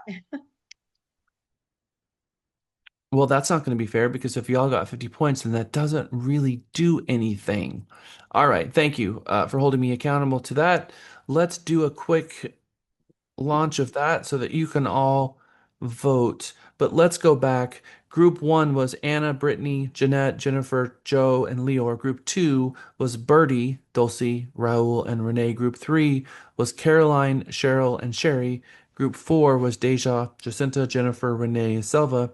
And group five was Amrit, Hershita, Mary, Mohammed, and Sharon. So excellent reminder, Renee, right before lunch. 20 of you have voted. Ooh, we have a tie. We do have a tie. And that didn't help. And all of you voted. Okay, so I'm going to end the poll and I am going to share the results. So, Lisa, let's just go ahead and split those points. Let's give groups 4 and 5 the points. Okay, how many points for each on this one? It was 50 points. Okay. And we have one more question. It's 12:05, so we are eating up into your lunch. Sherry, you can get the last question before we go to lunch. There's actually a funny because since Caroline made you giggle and she was the only one, I was thinking that that might pull rank, but just a little funny. Well, she made me giggle because she said that some people's money is mingling and it's commingling, not mingling. So it just made me giggle because I heard her saying I pictured all the, little dollars mingling with each other at a party. I'm sorry. I'm sorry. And it was just cute, actually. It I made was me going to smile. say, that's adorable. It kind of was. Absolutely. All right, everyone. It's 12:06. We will see you back at 1:06. Have an amazing lunch and more fun stuff to look forward to as soon as we get back. Okay, welcome back, everyone.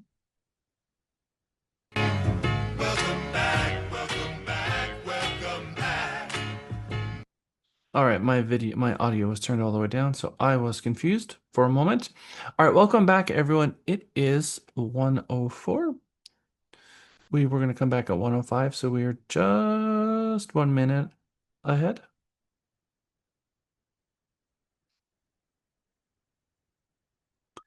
Anybody want to share any big wins that you had on lunch?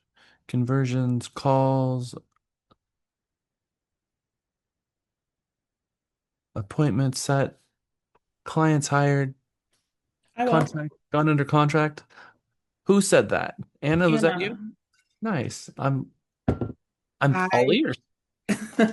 I was calling the grabber during lunch and I set an appointment for tomorrow. That's a huge win. Thank you. Way to maximize your time. Very impressed. Thank you. I love that. Anybody else got any stories? Raul, did you make calls during lunch or did you eat? Mm-hmm. I ate. All right. Finally did a lease that I was working on for some time. Good job, Dulce. I have power naps during lunch. That's what I should have done. I was able to get my client to agree to staging. Had a conversation with 3 different agents. Saved a transaction for an agent. Yeah, that was a busy lunch. I had a busy lunch. All right, everyone, let's jump right back in. We've got about 5 more minutes or 10 more minutes on the topic of fair housing. We're usually past it by the time we come back from our lunch. So we're just about 5 minutes behind, which is not bad. Fair housing best practices. Would someone raise their hand to read number one? I'm going to need 3 readers for this page. So if someone would raise their hand to read item number 1, please. I'll call on you. Mary, thank you. Renee, number 2. Go ahead, Mary.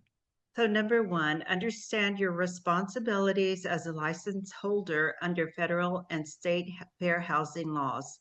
This book contains a lot of information, but there are also a lot of resources and training modules available online through HUD, the Texas Workforce Commission, and Texas Department of Housing and Community Affairs that go into more detail.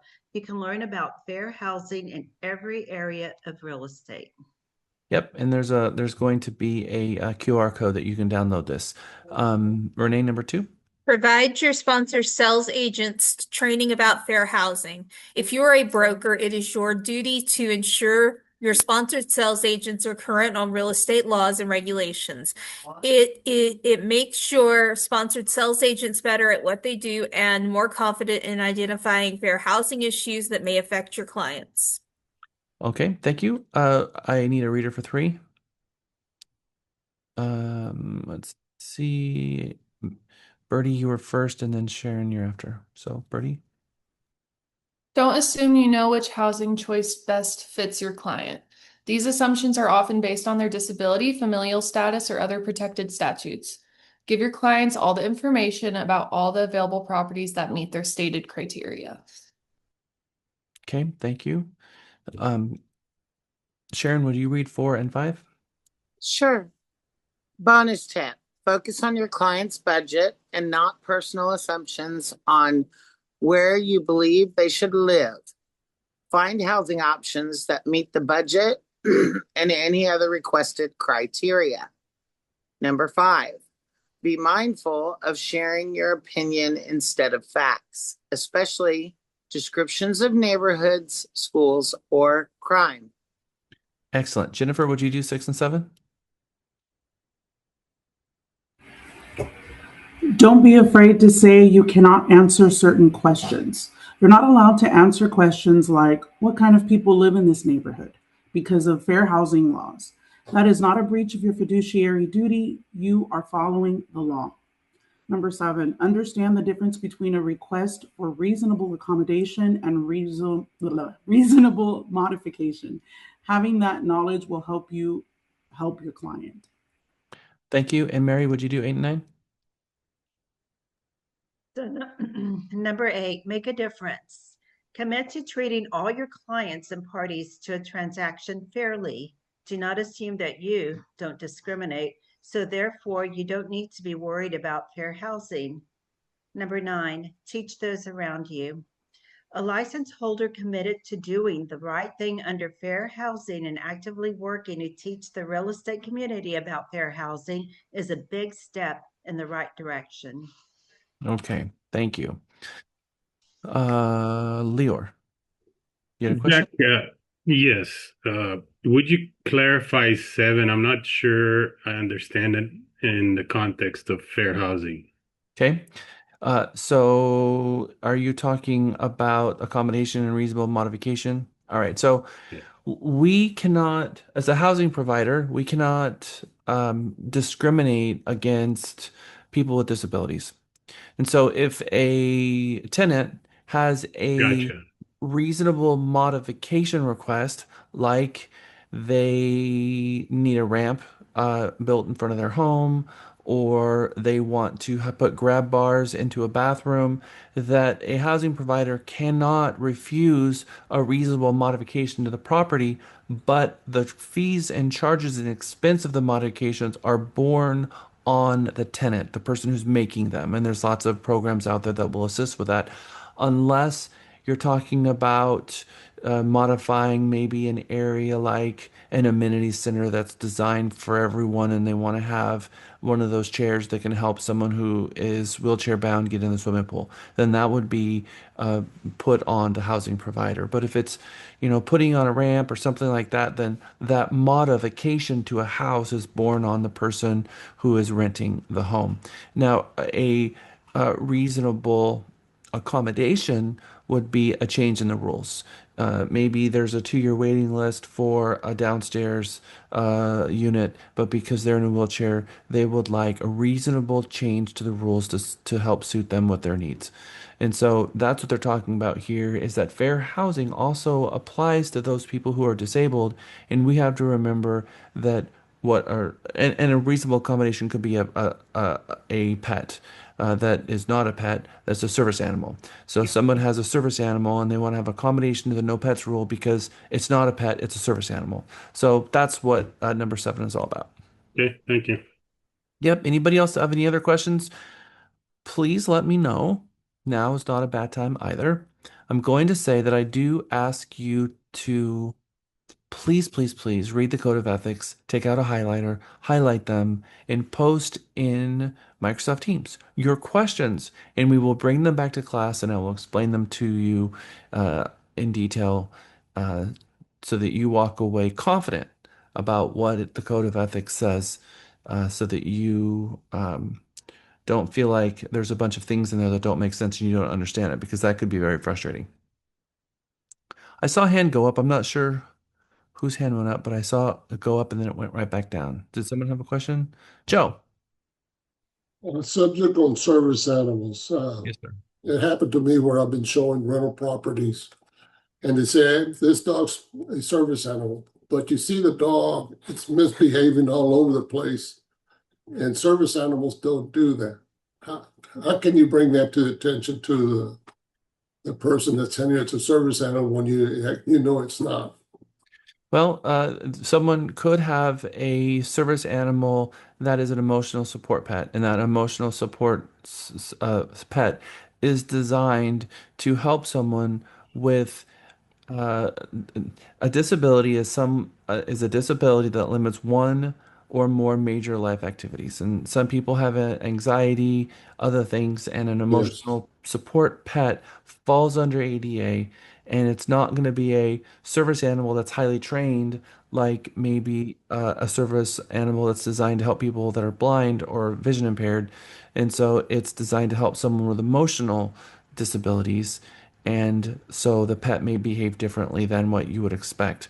It's not for us to decide what is and what is not an emotional pet or a service animal. It is really the paperwork. Do they have the paperwork? Is the dog, uh, do they have a medical uh, documentation Certified from a or doctor that shows that this animal is an emotional support animal? Now, I will tell you that there is a safe harbor for us real estate agents, and it is pet screening services. And we use one in our property management company so that we don't take on that risk and liability when we are the landlord. We then, when we receive applications, the pet is, or the service animal is sent through a screening, third-party screening company that is very well connected to HUD and everything else, and they determine whether or not this is or is not a service animal, and they decline them all the time. okay. And so it's beautiful. So there's a difference when we're on the side representing the tenant. If the tenant has a service and they have paperwork and they want to put it in an application, we're going to show them all the properties, submit the applications. They may or may not get approved. But when we represent the landlord, then we have to make a decision. And sometimes the landlord is asking us to make a decision. Now, you as a leasing agent, when you get an exclusive right to lease from a landlord and you're just doing the marketing, you don't pick the tenant. And a lot of times agents think that they are supposed to, but they're supposed to present applications and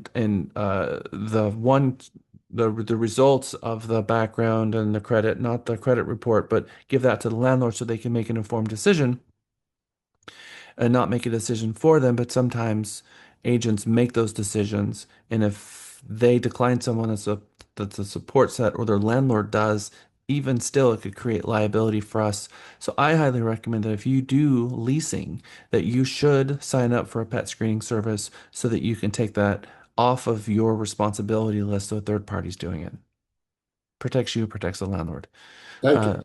Yep. And if you guys have more questions about that, please get with our property management company, Carmela Avance. She is our property manager.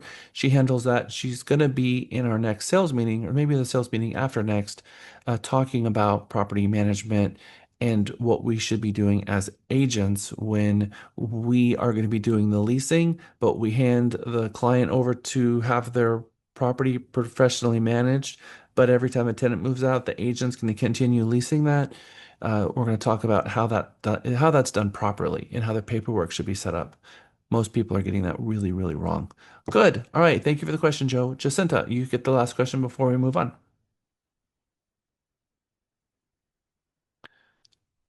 Jacinta, can you hear us? I can't see you, but I see your hand up. Okay. Hi, okay, I'm sorry, my computer is acting up. No I problem. do, there was an agent that was helping someone with the rental that I'm familiar with, and she's disabled and has an animal. And the agent said to her, before we even move forward, we need to know what type of disability you have. Should I have said something about that? Yeah, so that's not a question that's out of bounds unless the disability is apparent. So they can inquire about the disability. They can if it's not apparent. So obviously, we're not talking about race. We're not talking about any of that. We're not asking about religion. We're asking about their disability and what that disability is because they're asking to have a pet and so, yes, you can inquire, but if it's obvious that you're not supposed to inquire. It So, seems no. as if that would violate HIPAA laws, so I was a little confused. Well, they're asking for a reasonable accommodation based on their disability, so then you have the right to ask. Now, if they're just applying and you ask them, what is your disability, or do you have any, then that would definitely violate HIPAA laws. But we're not asking about their medical background here. They're asking for a reasonable accommodation based on a stated disability, so then we have the right to ask what that disability is. They opened that door. So that is how that works. Now, again, when it comes to the pets, I really highly recommend. And in fact, you know what? There is a really, really good uh, pamphlet that I would like you guys to read. This is this is a change your life kind of thing. I'm putting it in the chat right now. I have it on my desktop. I read it continually over and over and over again. This is Texas Realtors Real Estate Property Management Guide. And this explains in detail everything related to service animals, emotional support, pets, reasonable accommodations, peepholes in the doors, everything. So if you are representing a tenant, even though you're not representing them as a property manager, the property manager rules that they have in here apply to us representing landlords. It is great information. I've probably read that 5 or 6 times, and every time I read it, I walk away with a piece of information that I didn't have before. Anyway, I highly recommend it. So the answer to your question is also in print there, so you have that as well. Joe, I saw your hand go back up. Did you share it? I don't see it either. Yep, I put it in the chat to everyone. Can you guys check the chat? I got it. It was under new. Good. All right. I will also post I it got it. to, It was just right there as a PDF. yep, it should be right there. Okay, good. Thank you for these great questions. Also, and I was looking for this little image because a year has gone by. It's not 2025 anymore. So we're just going to update that really quick. Every year, the National Association of Realtors publishes a new Code of Ethics arbitration guide. This is a guide that if you are the chair of professional standards or you are incoming chair, they're probably going to give you a copy of it for free. If you're not and you just want a copy of it, They send a bound copy to every association, so there will be a copy of this at every association, but you can buy this from the NAR store and it's about 40 bucks. I think you can download the PDF for like half the price, but I like to order the actual book in print. And it has everything to do with the code of ethics. Not only the code of ethics, but all of the forms they use and procedural arbitration stuff, but also the code of ethics, the gift of vision, which I'm going to read a little bit to you in a moment, which is kind of like the preamble to the code of ethics. But also, they've taken the code of ethics and they show how certain cases um, were deliberated and what sanctions happened. And so there's like a baseline. And so there's more information that makes the code of ethics make a lot more sense. So that's the arbitration guide.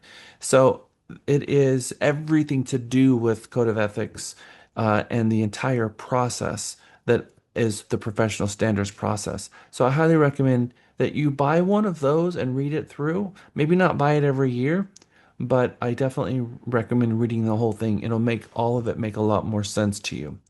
We're going to do a couple trivia questions, which is fun. It's just quick trivia, and then we're going to move on. All right. Which article in the NAR Code of Ethics addresses fair housing, discrimination, protected classes, hate speech, steering, all of that? What article? The 10th one, avoid 10th one. discrimination. 10th. Yep, and we're going to call it Article 10. And that's how it's referred to in the profession, Article 10.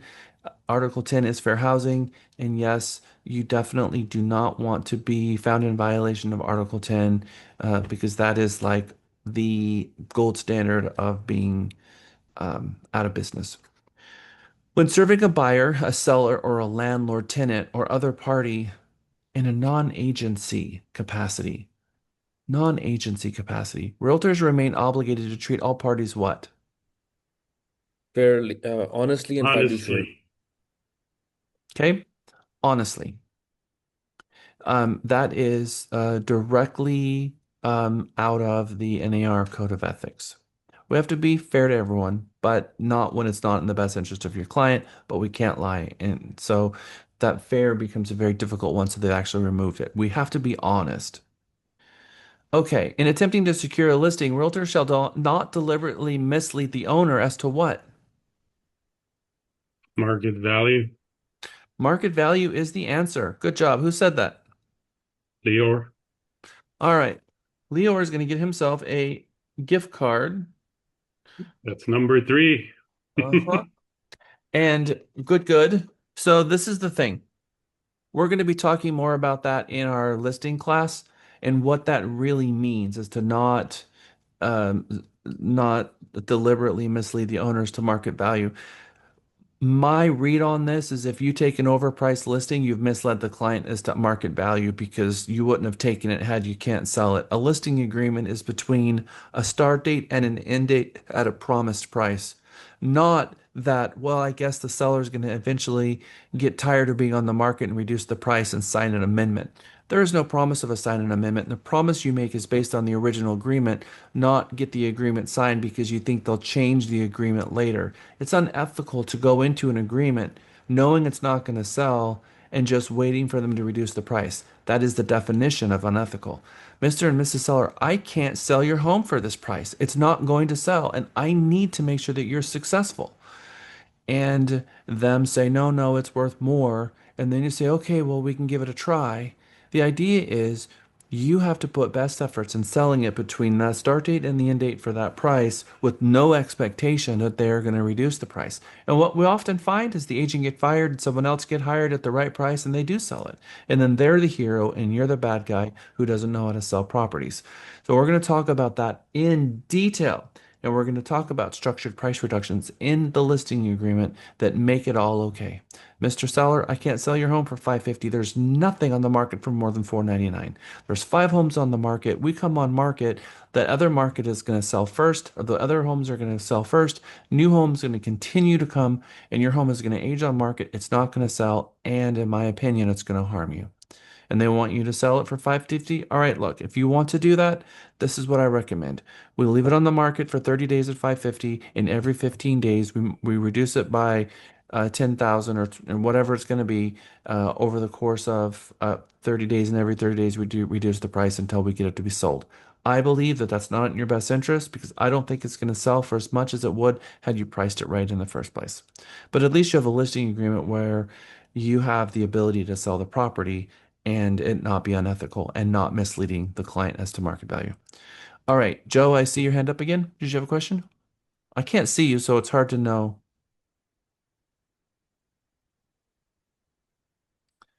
Okay. Realtors shall not, oh, this is the last question. Realtors shall not access or use or permit or enable others to access or use listed or managed property on terms or conditions other than those authorized by the owner. So that's a true or false question, and it is true. So I just want you guys to think for a moment. If you go and show a property and it says appointment only, and you walk into the home and you see that there's a real estate agent in line and you're driving down the street and your client says, "Oh, what about that one?" And you're like, "Okay." We pull over and you see that there's two people in line and you just get in the back of the line and you wait for everyone to get their appointment and you never had an appointment. Is that ethical or unethical? Unethical. Unethical. You never had the authorization to show that property because you showed the property on terms other than that what the seller authorized. So remember, part of our job is to make sure that we are respecting and safeguarding listed properties, making sure that we secure the property after an open house, we properly secure a property after a showing, and if we're confused about something, then we need to call the listing agent.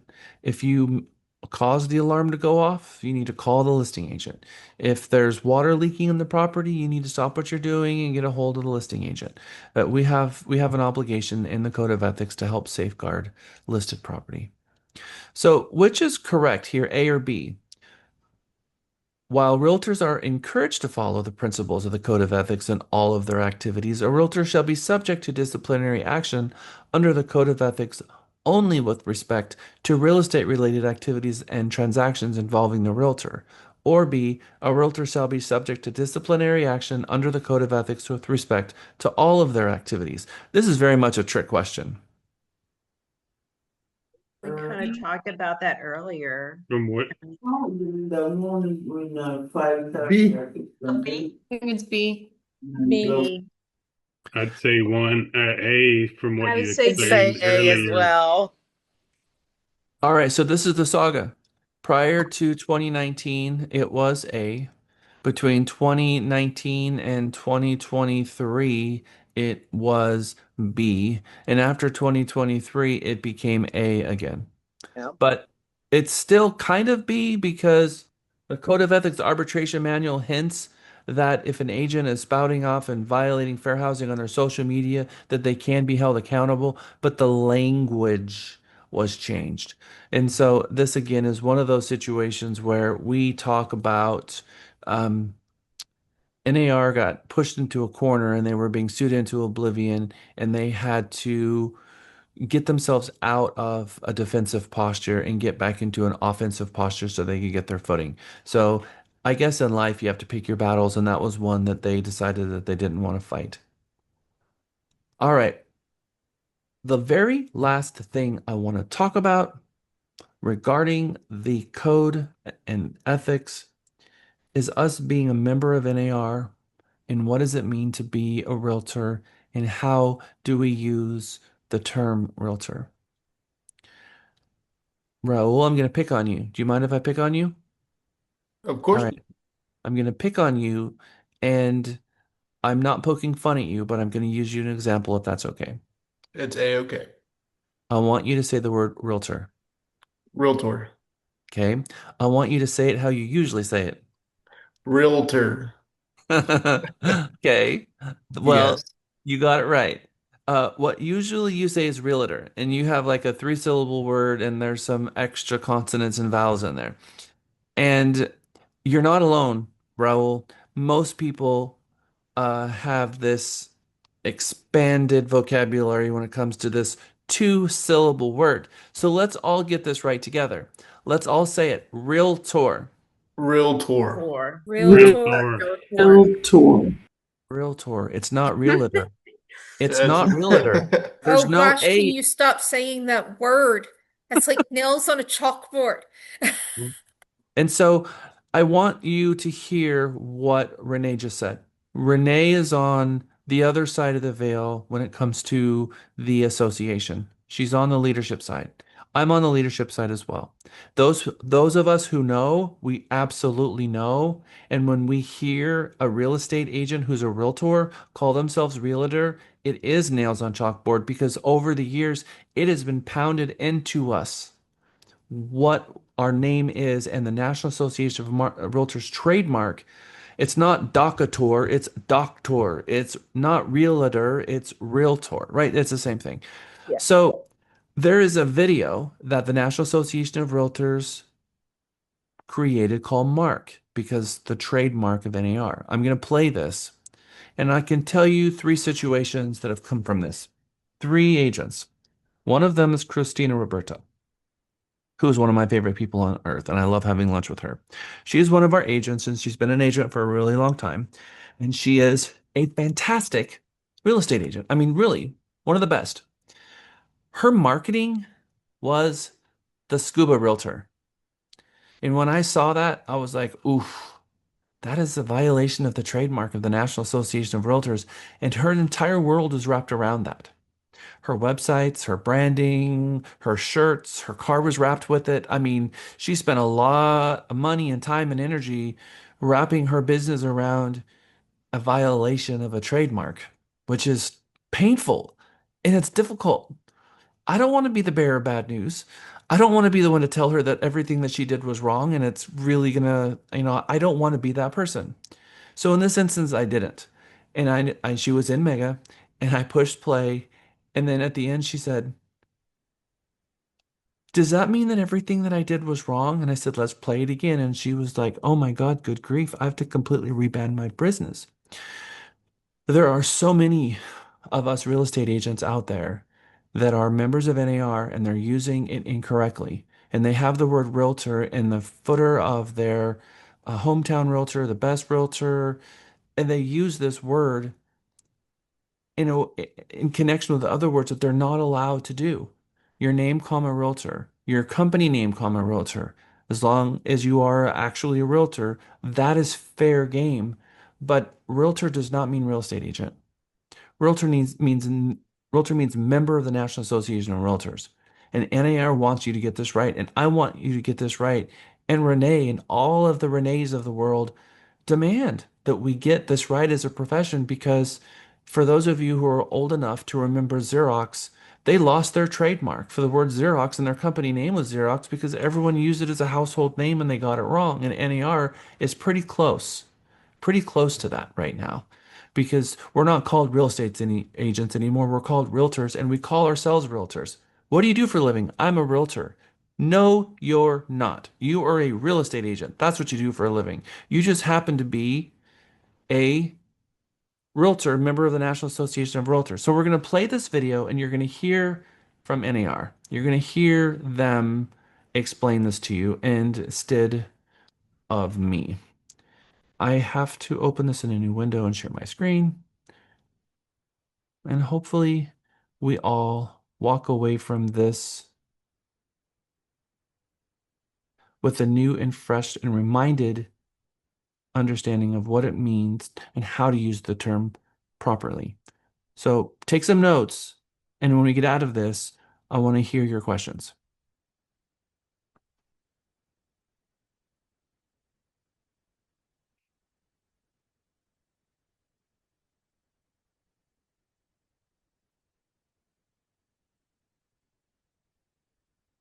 As you know, the real estate world can be really competitive. Standing out in a crowded market is crucial, but staying authentic while setting yourself apart is really the key to success. If you're a member of the National Association of Realtors, you use the Realtor mark to get eyes on you and your business and ensure those eyes see you as an honorable partner and trusted advisor. The Realtor mark means that you are more than a real estate agent. It signifies that you adhere to a code of ethics and that you are committed to protecting clients, the public, and other real estate professionals. It also tells people that you conduct business with integrity and provide high standards of real estate services. To ensure all members get the benefits of the mark, it's important that all members use it correctly. When it is used incorrectly, it diminishes the unique meaning of the mark and its value. Here's a few simple rules to help us preserve, promote, and protect the meaning and value of the mark for years to come. 1. Don't use Realtor as a synonym for real estate agent. Realtor only means member of the National Association of Realtors. That's something special that differentiates you and the services you provide. 2. Because Realtor identifies you as a member of NAR, you should use the mark with your name or the name of your firm. For example, Sally Rodriguez or Sunshine Realty. Remember to use all uppercase letters and the registration symbol to convey the... What did she just say there?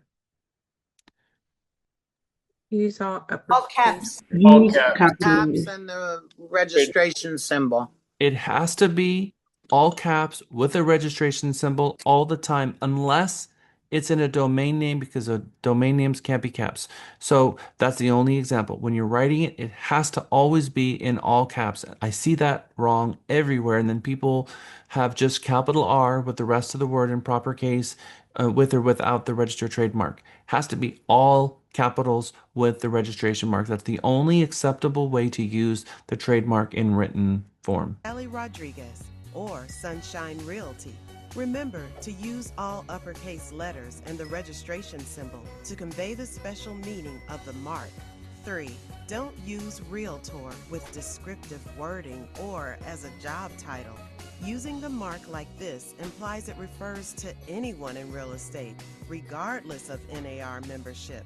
For example, your hometown Realtor is incorrect, even if you are a member of NAR. Remember, Realtor means member, so it doesn't make sense to say your hometown member. No matter where the term Realtor is used, whether on a brochure or a website or in a social post or an ad, using it correctly preserves, promotes, and protects the value for all members. With a little help from Realtors everywhere, all NAR members can continue to count on the meaning of the mark to help distinguish themselves and convey credibility and their commitment to serving clients and the community for years to come. Okay, so just as a show of hands, who wants to be respected in the profession? If you want to be respected, you have to be respectable. If we can't get it right using the largest trademark that we have, and if we keep getting that wrong, it makes us not the professional. It makes us look unprofessional. And as a member, it's unethical because we have an ethical requirement to use our trademark legally.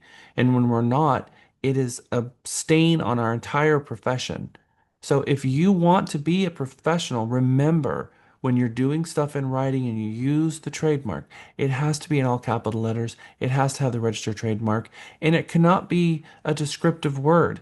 And you just replace it with the word member. And if that doesn't make sense in your sentence, then you're likely using the word realtor wrong. It should only be used your name, comma, realtor. That's it. Not Scuba Realtor or Best Realtor or Austin Realtor or Dallas Realtor. All of that's wrong. And there are so many agents out there that get it wrong. And that is by itself an ethics complaint. And if someone files an ethics complaint against that agent, they will be found in violation for improper use of the term. So I know that in a master salesperson class, that taking a moment to talk about ethics and to talk about the appropriate use of a mark might seem a little bit like we've slowed down and we've slowed our pace a little bit. But how other agents perceive you, especially those agents like me and others who are in leadership, Renee and others, Lisa, we know. And when you know, you know. And when you look at other real estate agents that are approaching the business with their business card that has a trademark violation or their website footer with a trademark violation, the very first thing we think is this is one of those 95% that's sharing in 5% of the slides that doesn't have any idea what they're doing. And I don't want that to be you. I don't want you to have that reputation. And a lot of them aren't going to say anything. They're just going to let you continue doing what you're doing, but you have proven to them out the gate, probably before you've even met them, that you don't know what you're doing. And that's probably not what you want. So please get this right. Please get that right. Trek, NAR, Texas Realtors, ABOR, SABOR, HAR, Unlock MLS, CTX MLS, RPAC. How many of you can tell me the differences in these? Lior. Oh, so Trek is the commission. The NAR is association. Same thing with well, ABOR, SABOR, HAR. Those are uh, Board of Realtors, Unlock, and CT. Well, obviously MLSs. They're multiple listing services, and I'm not sure what RPAC is. Please let me take that one. Okay, go for it. Realtors Political Action Committee. In Texas, we have TREPAC, Texas Realtors Political Action Committee, which Texas is one of the few states to have their own PAC, but in the end, 30% of the money still goes to the national level and goes to our PAC. So part of the foundation that we sit on, there's pillars that our association have, and one of the pillars is fighting for private property rights. And to truly fight for property rights, Texas Realtors has attorneys that reads every single piece of legislation that is proposed to the House and the Senate to look to see if there's anything that's going to be demonstrative towards real estate in that legislation. And then TREPAC uses its dollars that comes from members like you, me, and Lisa, and Renee to fight against it so that we can make sure that we don't have things pop up that's going to harm our state's fair housing laws or the you know the ability to have peaceful and quiet enjoyment of a home. So let me give you some examples of wins. Some of the insurance companies wanted to leave Texas altogether. TreePack bound together and not only forced them to stay and sue them into oblivion, and forced them to provide affordable flood insurance. The insurance companies wanted to tax you for commercial use on your cars. They didn't think that was fair. They fought, and now you can have your normal, everyday residential, non-consumer, non-commercial insurance for your vehicle, saving you $600 a month. There's been a lot of wins that TreePack has come and fought, and it's been on the insurance situation. We had a subdivision up in Dallas that was refusing to allow anyone to have housing vouchers. They came together and dealt with that. There's been a lot of situations with cities regarding short-term rentals, and they attacked that. And they're also trying to elect candidates that is not based on a specific party, but rather somebody who has is got a platform where they respect home ownership. So that's what RPAC is about. It is an arm of the National Association of Realtors that is its PAC, its political action committee, and they're lobbying our senators and congressmen on the state and the national level to try to make sure that we're getting it right when it comes to fair housing and private property rights. And you're exactly right, Leor. You did a fantastic job. TREC is our commission. NER Realtor is our National Association of Realtors, what some people call the mothership, but they are the realtor on the national level. Texas Realtors is a state association under the umbrella of NAR. ABOR, SABOR, HAR are local associations on the local level because we have what's called the federation, the state, the local, the national. So NAR is the national, state, Texas is the state, ABOR, SABOR, HAR are local associations. Unlock MLS and CTX MLS are MLSs. And so you have a membership to a association and a subscription to an MLS. So those are very different, but most of the MLSs are also under the umbrella of NAR and owned by an association, but not all of them, but all of the ones that we know are. And then our pack is that the pack, the Realtor pack. There was a study that went out in 2019 and it asked real estate agents, what is the difference between Texas Realtors and Trek?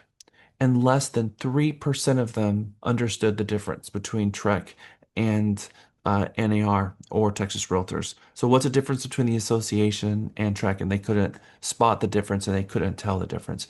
And there is a huge difference. And so I want to make sure that you guys get this right. So Trek issues licenses, enforces the Texas Real Estate License Act, and then we got the Federation, national, state, and local level, MLS owned by the association, and our trade association pack. Okay, thank you all for your patience as we got all through that. I hope you learned a couple things, but when we walk away from this, my hope is that we have a better foundation of respecting the code of ethics, understanding it, understanding the Realtor trademark, and that we use it correctly.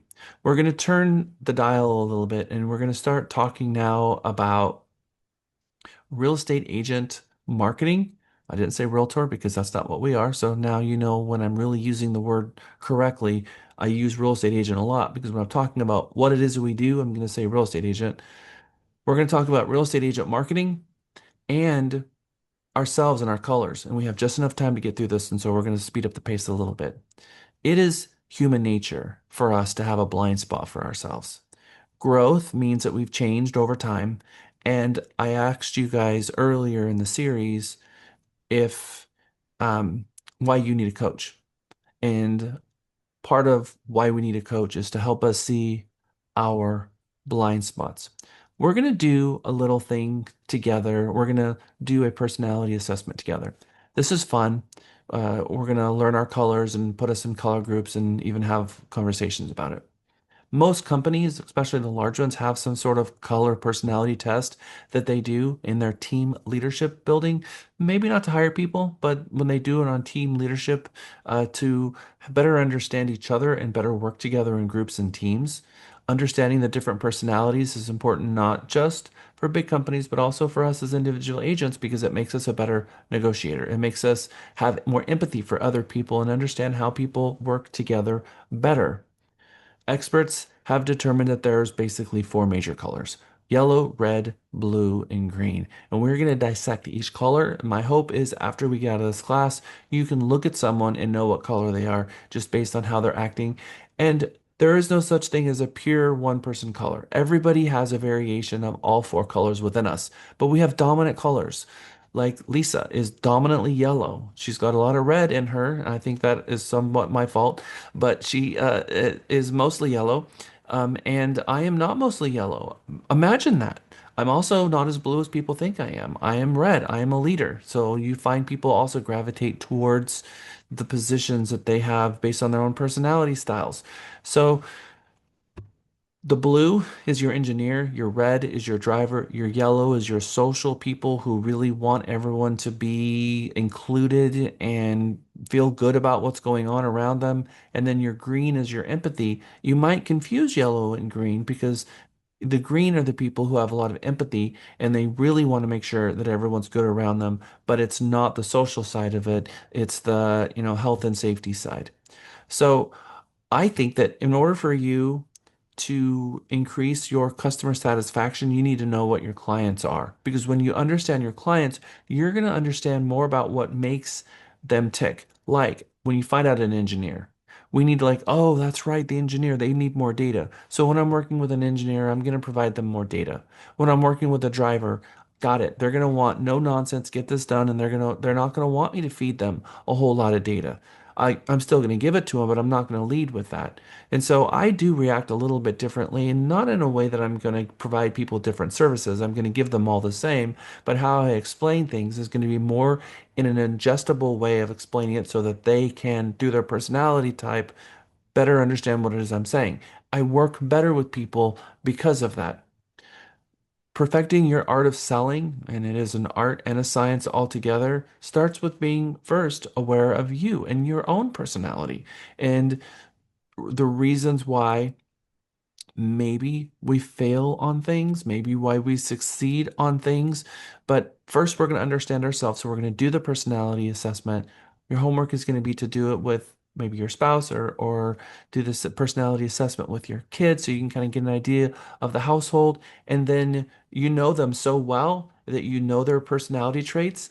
And then all of a sudden, for a lot of students, it's got it. I have so much more understanding now of my spouse. And sometimes when you have the understanding, it's not that, why is it that you're always walking around with a notebook and everything has to be lists with you? They're a blue personality. That's how they approach problem solving in life. And that's not something that you can get irritated about and get them to change because that's their personality style. That's a blue. And so we have to love and celebrate people for exactly who they are, but first it comes with understanding. Here is a link that I'm going to put in our chat.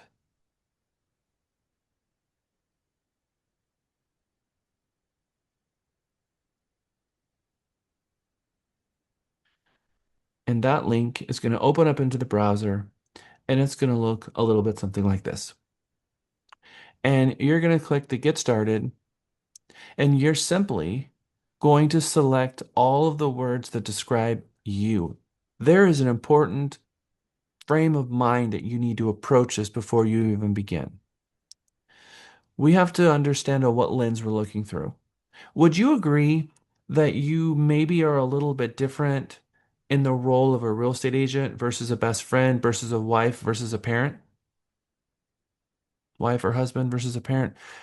All right. So I need you now in all four roles, we're probably going to be a pretty similar personality type, but sometimes we're a little bit more careful or cautious when it comes to our kids than we are with other things.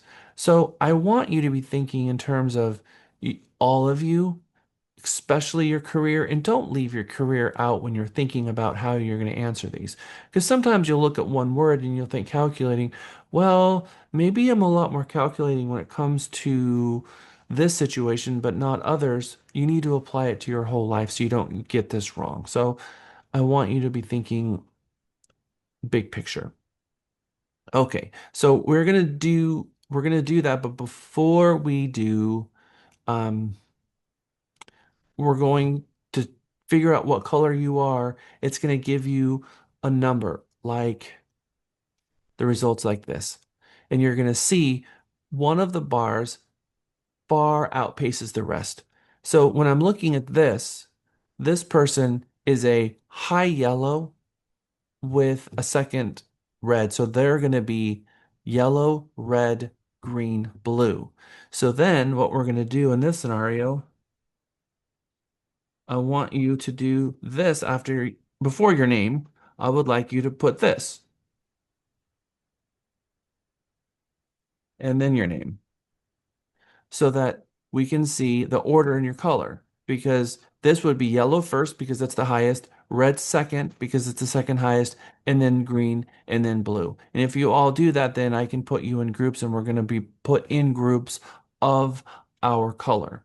So I'm going to give you 10 minutes now to go into the chat, click the link, and go through and find out your color. Then, once you find out your color, please rename yourself. After you've renamed yourself, then we're going to go through and talk about what those colors are. It shouldn't take you more than 10 minutes to get through this. Lisa and I are going to do it as well. She can't help herself but to do it. That's a yellow personality. Oh, this is fun. I want to do it too. And me, I'm like, really for the 12th time? That's your personalities for you. Jack, can I ask you a quick question? Yes. So my results are three of them are the same exact percentages, and then one that is lower. So So we're gonna have to go through and you're gonna have to hear it all. That's not uncommon. I mean, we're all a mixed bag, and so sometimes we don't have a dominant trait. So that means that those are colors are going to come out in different situations. So then you will go through and you will identify some of the things that we talk about, and I guess you get to pick what you identify with, what color you identify. Okay. It's not uncommon, Lior. Okay.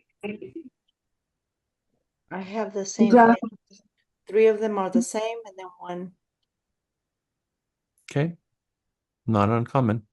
I mean, it is not common, but it is not uncommon either.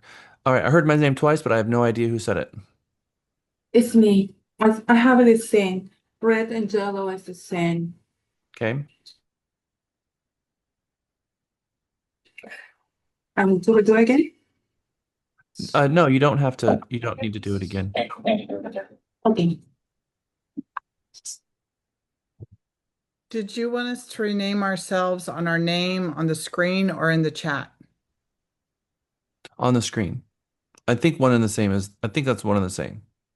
When you do it one place, it does it in all places. Also, Jack, what was the description for each color? The first letter of the color. No. What is like what red means, what blue means, Oh, what green we're means? gonna dig into that a Oh, lot. okay. Red is a 'Cause- driver, blue is your engineer type, yellow is your social, and green is your deeply empathetic. Okay, thank you.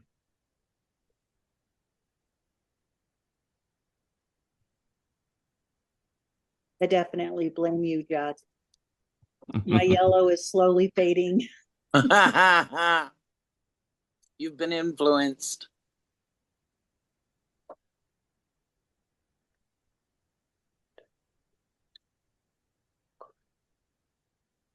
Didn't think I would come out as a yellow on top, but Me too. I didn't think I would come out as a yellow anywhere near the top, but it Well, was my second one. They were only off by 2%.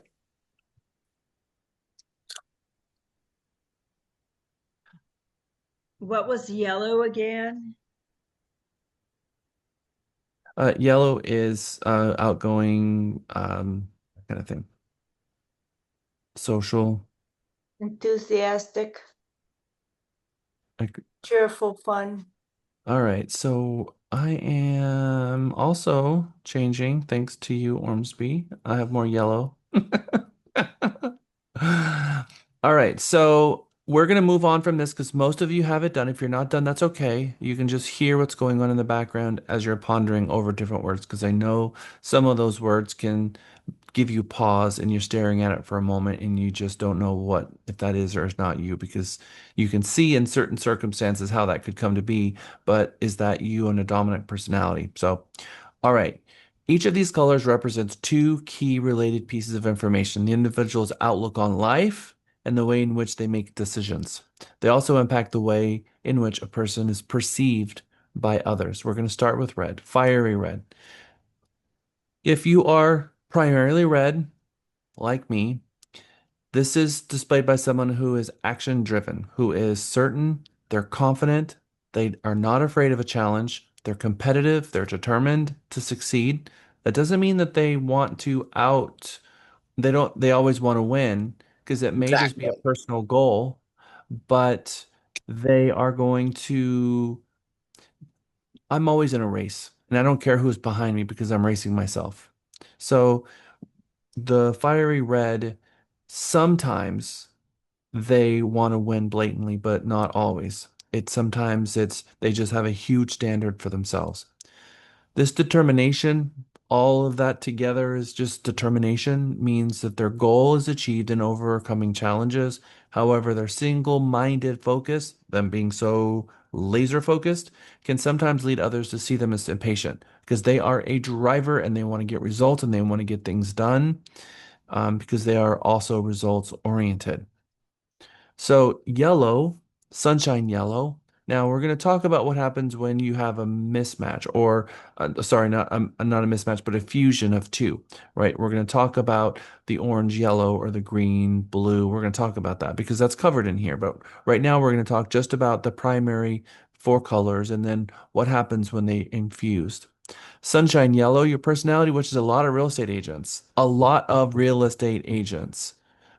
Sharon, Amrit, and by the way, yellows never follow instructions. So, like Amrit, put the after his name. Amrit, Renee, um, Raul, interesting. Me too. Both Renees. Jennifer, I'm not sure about you yet. Mary Green, interesting. Caroline, I don't know about you yet. Yeah, Brittany, mine also was very green. interesting. Birdie, I knew you were My blue. yellow and my The red first moment I were, saw you, I knew you were yellow. I say Um, my yellow and red are almost identical. mm-hmm. You and Lisa, both driven by yellow and red. Sherry, also yellow. Mohammed has not changed a bit.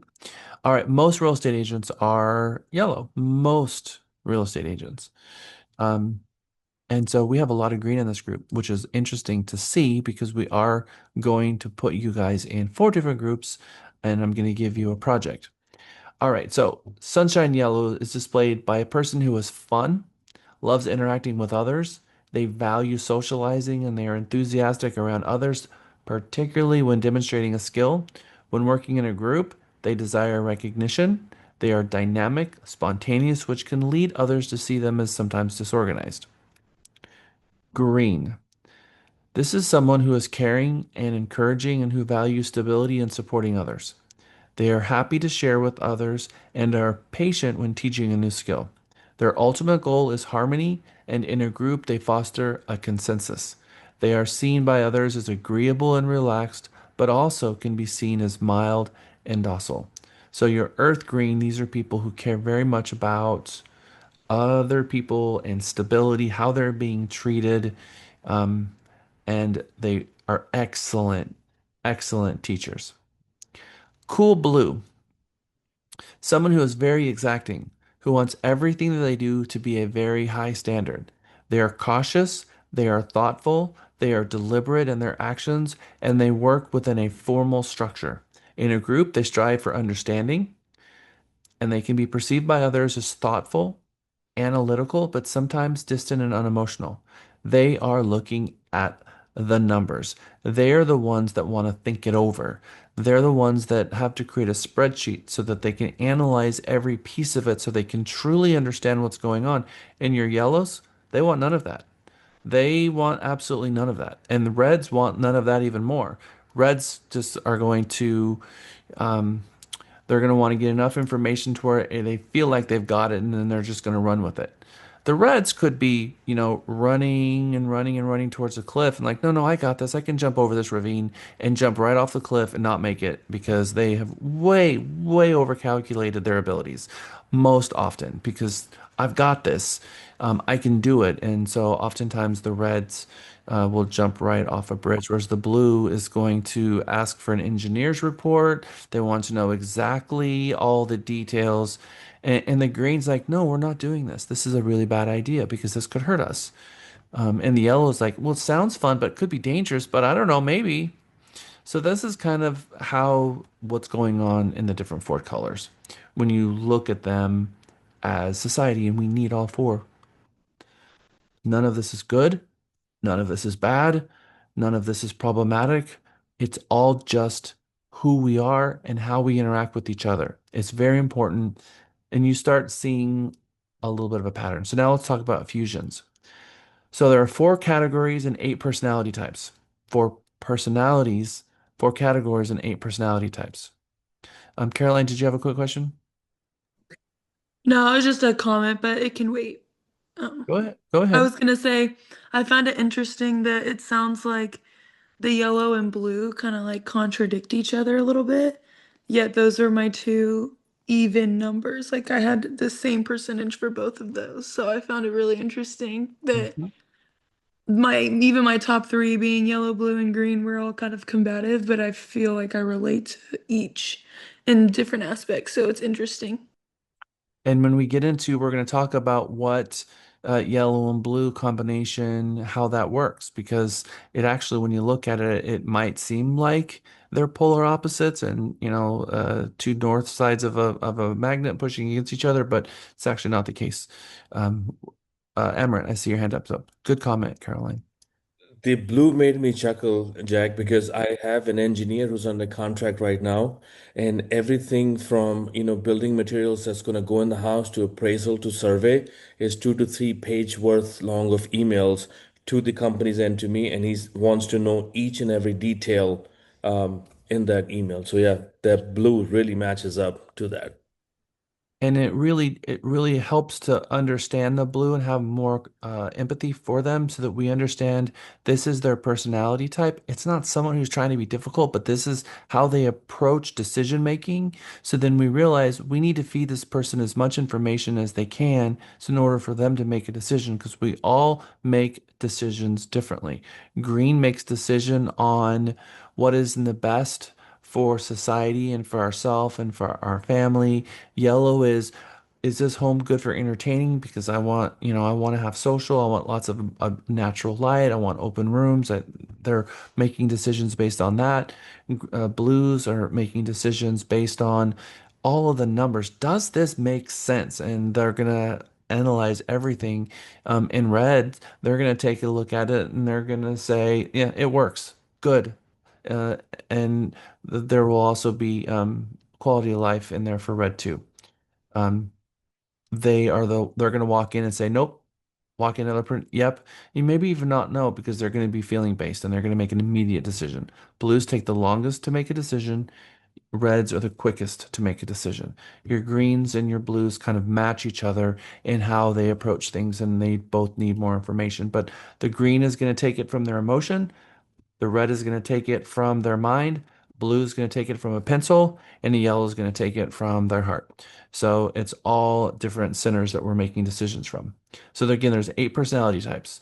No, of course, no person is entirely described by one of the colors. We are all a mix of these, but we do simply have dominant traits. And sometimes our dominant trait is a mix. So let's talk about the director, the red. Extroverted thinking. A director is a person who is focused primarily on results. Their biggest priority is to get the most important task they have done to a high standard and on time, and they are not afraid to make big decisions and to implement those decisions assertively.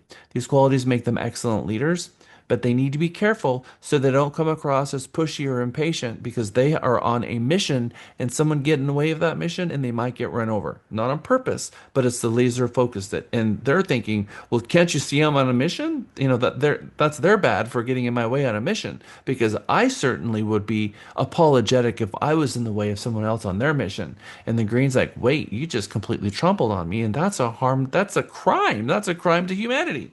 And the red's like, yeah, but I was on a mission. So when we understand each other a little bit better, then we can have more empathy for ourselves and our clients. So this is the director, the red.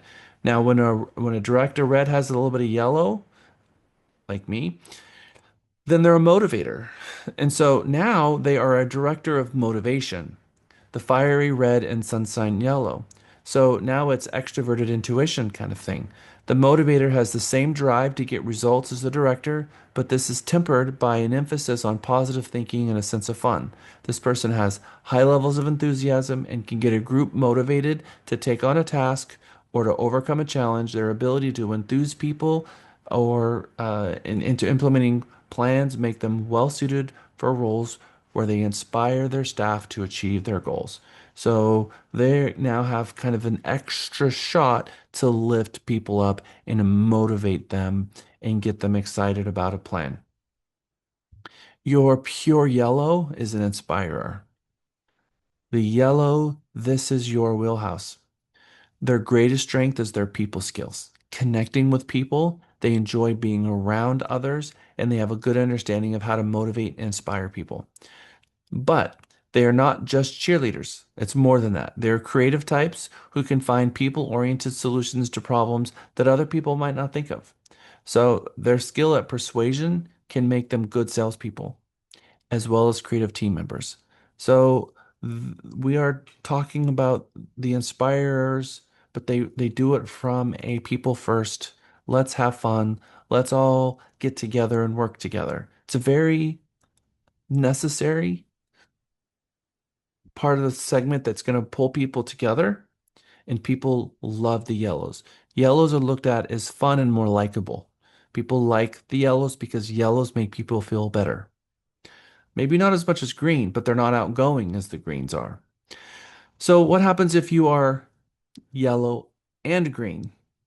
Let's see. Who is a yellow and green in here? Raise your hand because I'm, oh, there we go. Mohammed, you are yellow green, and Renee is a yellow green. And I think that is all of our yellow greens. Oh, Harshita, yep, you put it at the end, so I was looking in the wrong place. You are green yellow. We're going to talk about that in a minute because you're not yellow green.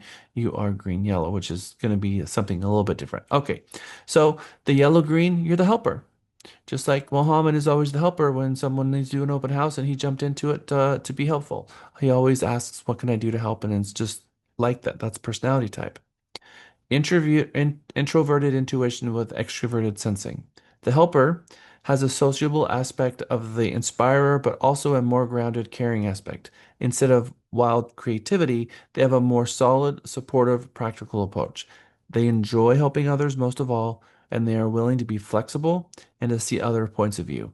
Their skill at sharing ideas make them excellent mediators as they are good at helping a group to build consensus.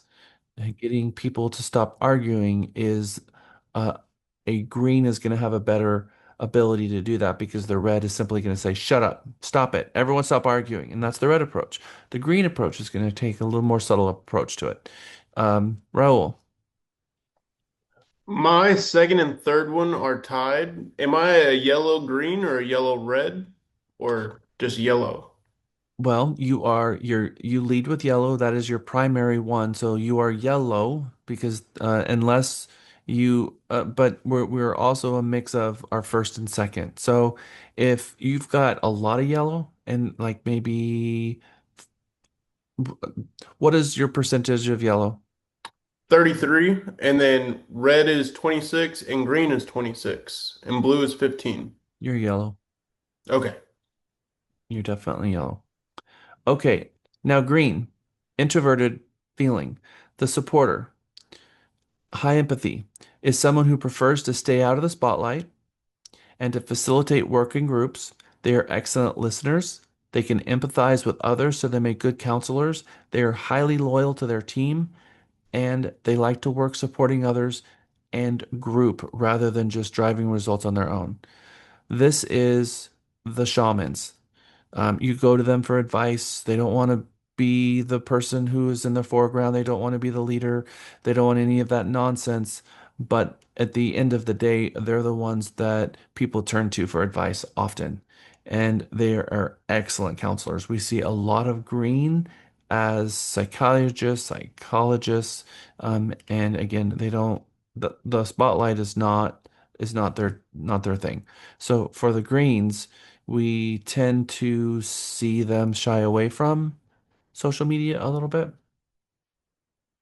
All right, now green, blue. There's a couple of you. Introverted sensing. The coordinator is highly, this is the coordinator. The coordinator is highly organized and puts an emphasis on planning and time management. They have a practical approach to what can be achieved and what steps will be required to implement a plan. They make excellent admin staff, excellent project managers. They're the ones you go to if you want to build a bridge. They're the ones if you need to build a plan. They're excellent real estate assistants, excellent administrators, staff, and they probably, if they are a real estate agent, going to be really good at creating a good structure, SOPs for their business. They're just going to now understand that they're going to create great structure for themselves, but they're going to have to push themselves to be a leader. Whereas someone who's a red and they're the leader, they're going to have to push themselves to be a good coordinator because what we're missing in our personality, we have to make up for and kind of push ourselves into doing it. All right, observer, cool blue, pure blue. The observer is detail oriented, cares about everything being correct and defined to a very high standard. They are strong in analysis and meeting rules or guidelines, making them well suited to testing or compliance roles in really any role that requires analytical, practical thought, often a great fit for legal, financial, or technological pursuits. So you think of a someone who works at a pharmacy and they're a pharmacist. They have specific structure. Blues love structure. They love SOPs. They love having structure, and they like being able to arrive at a concrete number. When things are ambiguous, not something that blues like to wrap their head around. They're looking for facts. They're looking for something that can prove through an equation uh, the answer to the problem that they have. And a gut feeling is not going to work for them. Painting a picture in your mind is not going to work for them. They're looking for a calculation. They're looking to figure something out that makes sense, that is a way that they can correct their work on paper. Algorithm, math problem, lists. The blue red is a reformer. The reformer wants both high standards and strong results, which makes them extremely determined. They have a strength in monitoring performance and discipline, making them well suited to roles where decisions might need to be made upon logic and data rather than people and relationships. So here you have a driver of a blue. So the red is going to take the blue and make it a driver, or take the green and make it a driver. So you can kind of see how all of this kind of works. Now, we have good days and bad days for ourselves. And on a good day, we're one thing, and on a bad day, we're maybe something a little different. So the blues on a good day, so blues, listen up. On a good day, cautious, precise, deliberate, questioning. Is this right? I don't think this is right. Let me check my math. And formal. On a bad day, stuffy, indecisive, suspicious, cold, and reserved. Greens. On a good day, caring, encouraging, sharing, patient, relaxed. On a bad day, docile, bland, plodding, reliant, stubborn. Reds on a good day. Competitive, demanding, determined, strong-willed, purposeful. On a bad day, aggressive, controlling, driving, overbearing, intolerant. Yellows on a good day. Sociable, dynamic, demonstrative, enthusiastic, persuasive. On a bad day, excitable, frantic, indiscreet, flamboyant, and hasty. So what I call the hair on fire is on a bad day. When you're running around with your hair on fire, we can see personality traits in us. And when we see it, we're like, I see. It's yellow on a bad day. And we all have good days and we all have bad days, but we can also look and recognize within ourselves behaviors that come from a personality type that is proven to exist. And it's so easy to see in others, especially when you know people of this personality type, you can point them out, as Amrit already started applying these things to people they knew. It's like, yeah, I've got a blue client. Engineer makes perfect sense. You could have a blue as a spouse, you can have a yellow as a spouse, or red as a spouse, and sometimes you pick the exact opposite as your spouse, the complete opposite of your spouse, and that is typical. We often do that. So me, in the past, fiery red 33%, earth green 26%, sunshine yellow 24%, and cool blue 17%. So this is the last time I took this, but I rushed through this one, so I was pretty sure I was going to get a weird number. But this is 99% of me, but you have your own. So, insight discoveries. Just a few word drops. Fiery red, assertive, determined, results oriented. What's the fiery red personality type? People who have a preference for fiery red energy tend to be competitive, confident, decisive, often taking charge and leading others. Fiery red energy is associated with traits such as being driven, ambitious, and willing to take risks to accomplish objectives. Military leaders. What are the strengths and weaknesses of a fiery red? We have strengths and we also have weaknesses. And the weaknesses is what we need others to provide and to assist us with. So when we see a client that is a color, we're going to know that they're going to have weaknesses and there's going to be things that we need to fill in.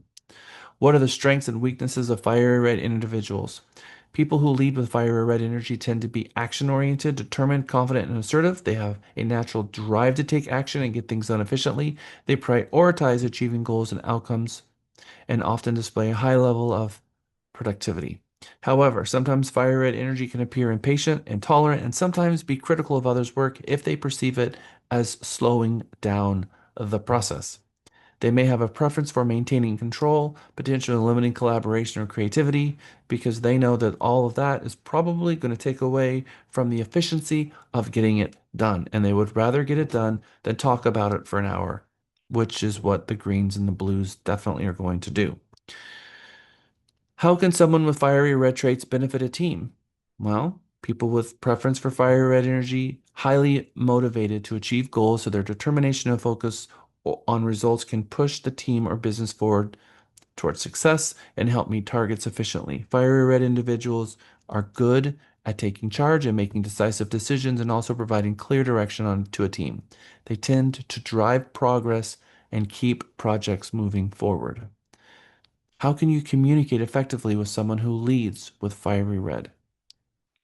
When communicating with someone who has a preference for fiery red, remember, be direct and concise and focus on main points. Red energy individuals value efficiency. Time management is really key. And productivity. Wow, that person really is productive. Had a productive day. That's a good day for a red.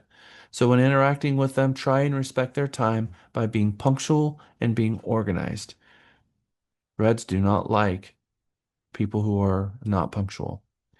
So red personality tendencies: getting immediate results, making quick decisions, persistent, solving problems, taking charge, looking self-reliant, and accepting challenges.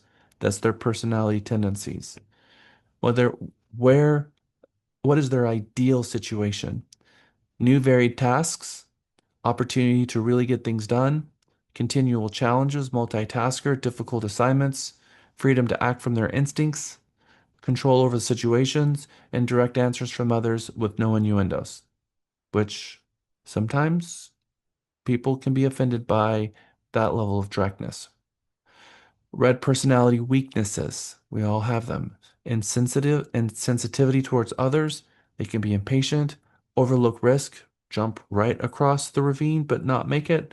Inflexible, demanding of others, talks too much, inattentive to details at times, which blues can help with, and resenting of restrictions, because restrictions are something to overcome. I can fix this by getting rid of this restriction. Red personality needs what they need from others.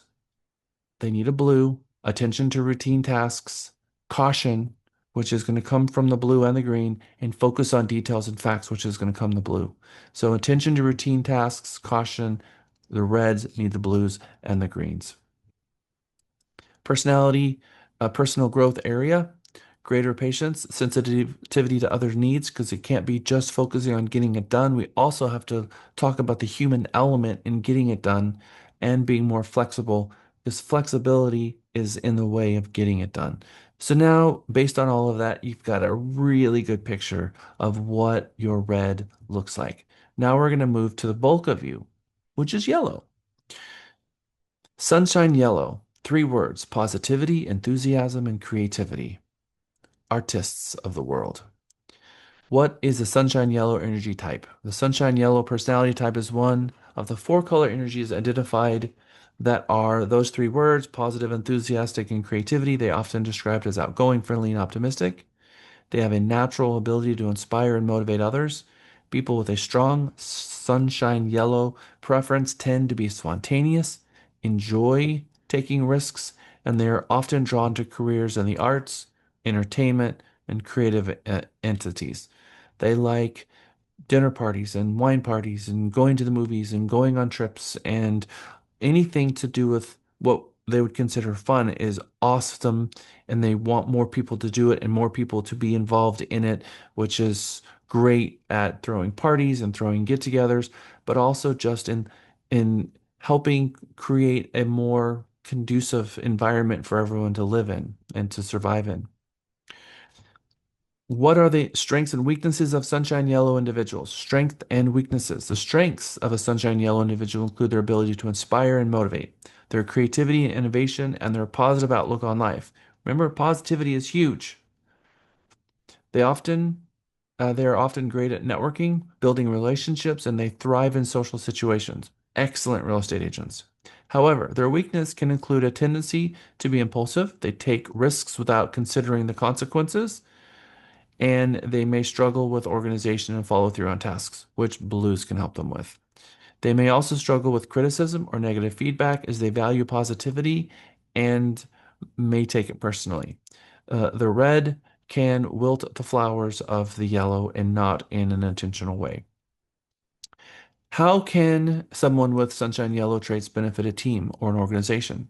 Someone with sunshine yellow traits can bring a lot of positivity and energy to a team or organization. They are often great at inspiring, motivating others, and their creativity and innovation can lead to new ideas and new solutions. They're also skilled at building relationships and networking, which can be a valuable business setting. However, it's important to balance their strengths with the potential weaknesses, such as impulsiveness and a need for positivity, in order to ensure they are contributing to the team in a productive way. How can you communicate effectively with someone who has a sunshine yellow personality? When communicating with someone who has a sunshine yellow personality, it's important to keep things positive and upbeat. They respond well to enthusiasm and energy, so try to match their level of excitement. Be sure to acknowledge their ideas and contributions as they thrive on recognition and praise.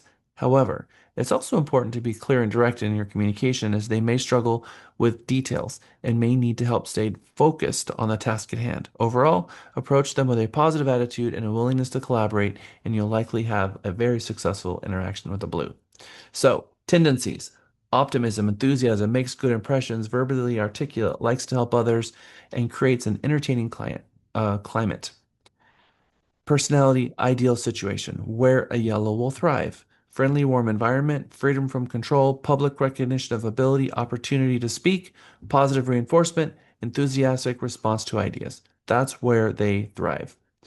Weaknesses: follow through, overestimating results, misjudging capabilities, talks too much, which is a yellow hallmark, especially when they get together because they're social and they love to talk. Acts impulsively, jumps to conclusions, overcommits, acts first, thinks second. Okay. Now, yellow personality needs what the yellow needs from others to provide. Follow through on details. That's good for a red. Focus on tasks.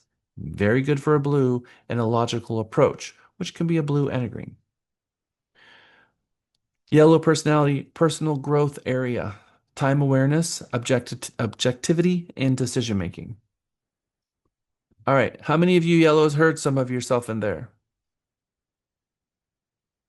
Okay. All right. Greens, raise your hand. You're up next. We've got quite a few green, more than I've seen actually in some of the prior megas. You've got at least 8 greens in here. That's a lot. All right, greens. Earth green energy, nurturing, empathetic, and relationship oriented. People who have compassionate earth green energy tend to be nurturing, supportive, they are naturally caring and compassionate, and they prioritize the well-being and the needs of others. Earth green energy is full of empathy and understanding. They have a strong ability to empathize and understand the perspectives and feelings of others, and they are very good listeners. They are often set out by their colleagues for their empathetic ability to provide a safe space for sharing and thoughtful concerns. So, again, counselors, psychologists, um, and team leaders. What are the strengths and weaknesses of Earth Green? Oh, and PR people or HR people can all Wine bar managers. wine bar managers or bartenders at all, right? Because the bartenders have a reputation of, listening and being good counselors and all of that. So yeah, wine bar managers too. What are the strengths and weaknesses of Earth Greens? All right. Earth Green energy possess a natural ability to empathize with others and understand emotions and their perspectives that allows them to build a very strong relationship, provide emotional support, and create a nurturing work environment. Earth Green energy has a genuine concern for the well-being of the people around them. They're often set out for guidance as they are excellent listeners and offer valuable emotional support to their colleagues. Sometimes Earth Green has a difficulty asserting boundaries because they have a strong desire to please others and maintain harmony. And there are no walls for a green, by the way, typically. I mean, because they're gonna, want to understand and have empathy and be able to sense emotion in people and pick up on that and inquire about that and ask questions about it. While seeking consensus in valuable Earth Green may prioritize agreement over efficiency or decisive action, which can potentially slow down a decision-making process or hinder progress in situations where prompt action is needed. We need to slow down and talk this out because we need to understand this more. And the red's like, stop. We're going to get this done. None of this nonsense. Right. So, and the green's like, this is not nonsense. This is important stuff. This is how we feel about this and how we're going to approach this situation. So we need to talk about this more. So we could argue our way in every single personality saying, no, my approach is important because all four of them are important. And so getting things done too quickly may not be the best approach, but for a red, that makes sense. Let's get it done. Let's just get it done. Blues are okay, no, we need to make sure this is done right. So let's do some calculations here so we don't make any mistakes. The yellow's like, well, everyone, okay, if we all pitch in and they're, trying to make it fun and figure it out, let's all sing a song while we're doing it. They're gonna figure out some way to make it fun while they're doing it. And the green is like, is everyone, how are we feeling about this? Right? So we're all coming at it from a different thing. And when we all pitch in, that's when we win because the red's trying to keep us on track, the green's trying to make sure that we're all okay, the blue's trying to make sure we're safe in the decision that we're making with the information that we have, and the yellow is trying to make sure that along the way that we're all making sure that we're checking in with each other and keeping the group focused on the goal and keeping them cohesive. So we need the whole village for it all to work. How can someone with earth green traits benefit a team or an organization? Understanding that earth green energy helps individuals and teams appreciate the importance of fostering supportive relationships, creating an inclusive work environment, and valuing emotional well being. By leveraging their nurturing and relationship building skills, earth green energy contributes to teamwork, employee engagement, and overall organizational harmony. Again, excellent at HR or a team leader. How can you communicate effectively with someone who leads with earth green energy? When communicating with someone who has a preference for earth green energy, remember to build trust. It's very important that you take the time to establish a personal connection with the individual that lead with earth green energy because building trust enables open and honest communication. So, personality tendencies: supportive, agreeable, loyal, self control, consistent, good listener, opportunity to develop personal relationships. Ideal situation: sincere appreciation by others, minimal conflict between people, security, safety, acknowledgement of work by others, limited territory, traditional procedures, and opportunity to develop personal relationships. Weaknesses: resist change, trouble making deadlines, overly lenient with people, procrastinate, indecisive, holds grudges, overly possessive, lacks initiative. We all have these tendencies on a bad day. And personality needs from others to provide: push to try to new challenges, help in solving difficult problems, not think it through, but grab the blue and work it out, initiative and accepting change.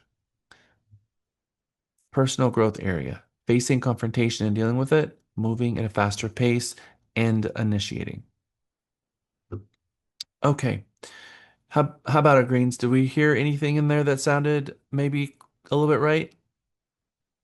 I'm seeing a few greens not raising their hand, but smiling really big. So I guess that's it. Tessa, I'm talking to you. Okay. All right. So who are my blues?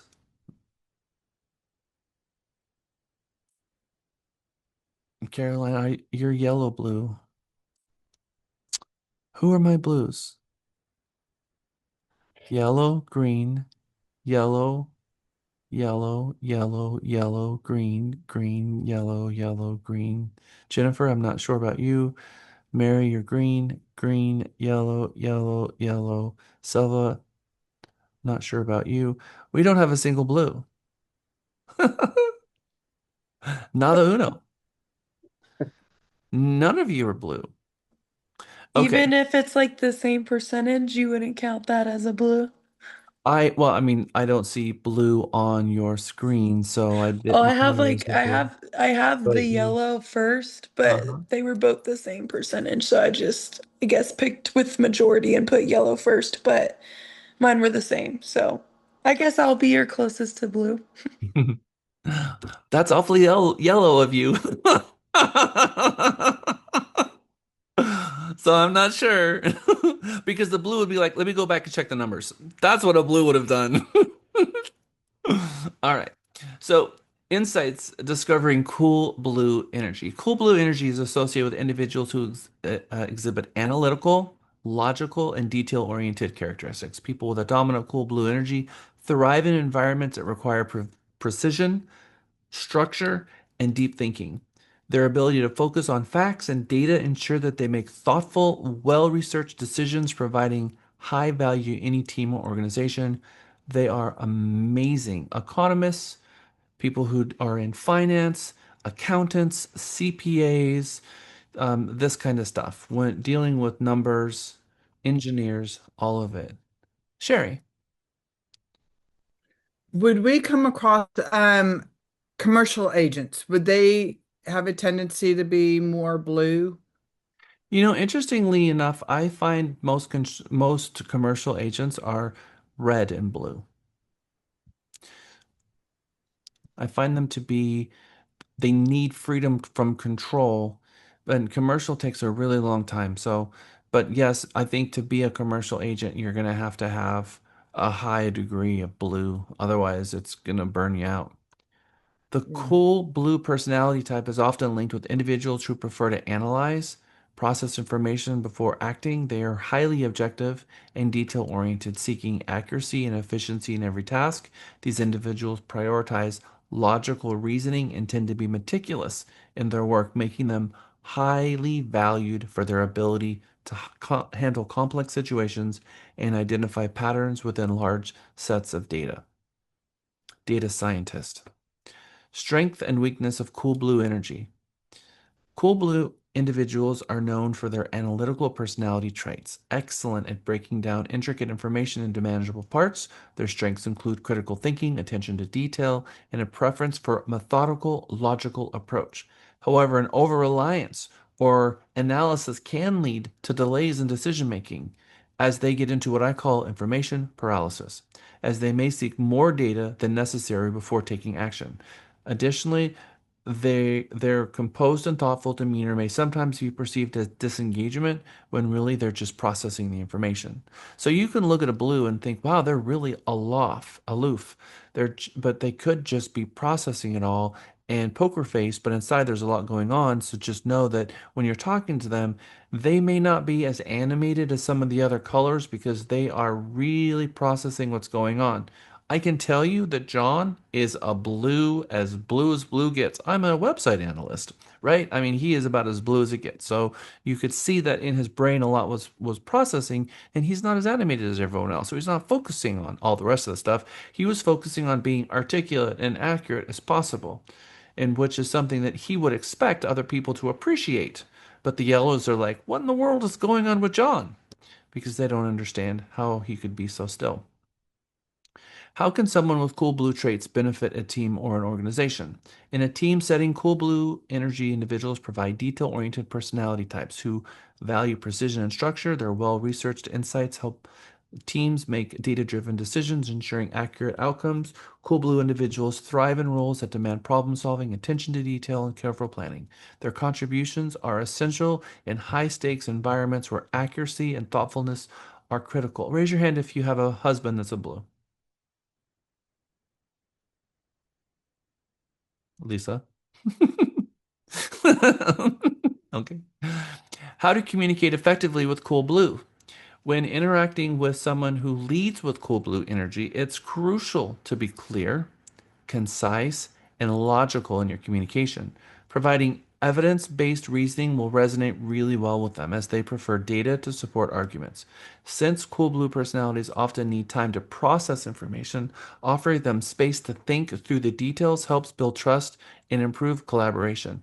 Let me give you time to sit with this, is the most important thing you could ever say to a blue because they need that. And you try to push a blue into making a decision, it's going to create anxiety. And you remember what happens when we have a bad day? All of those things. You push a blue into a bad day by trying to push them to make a decision.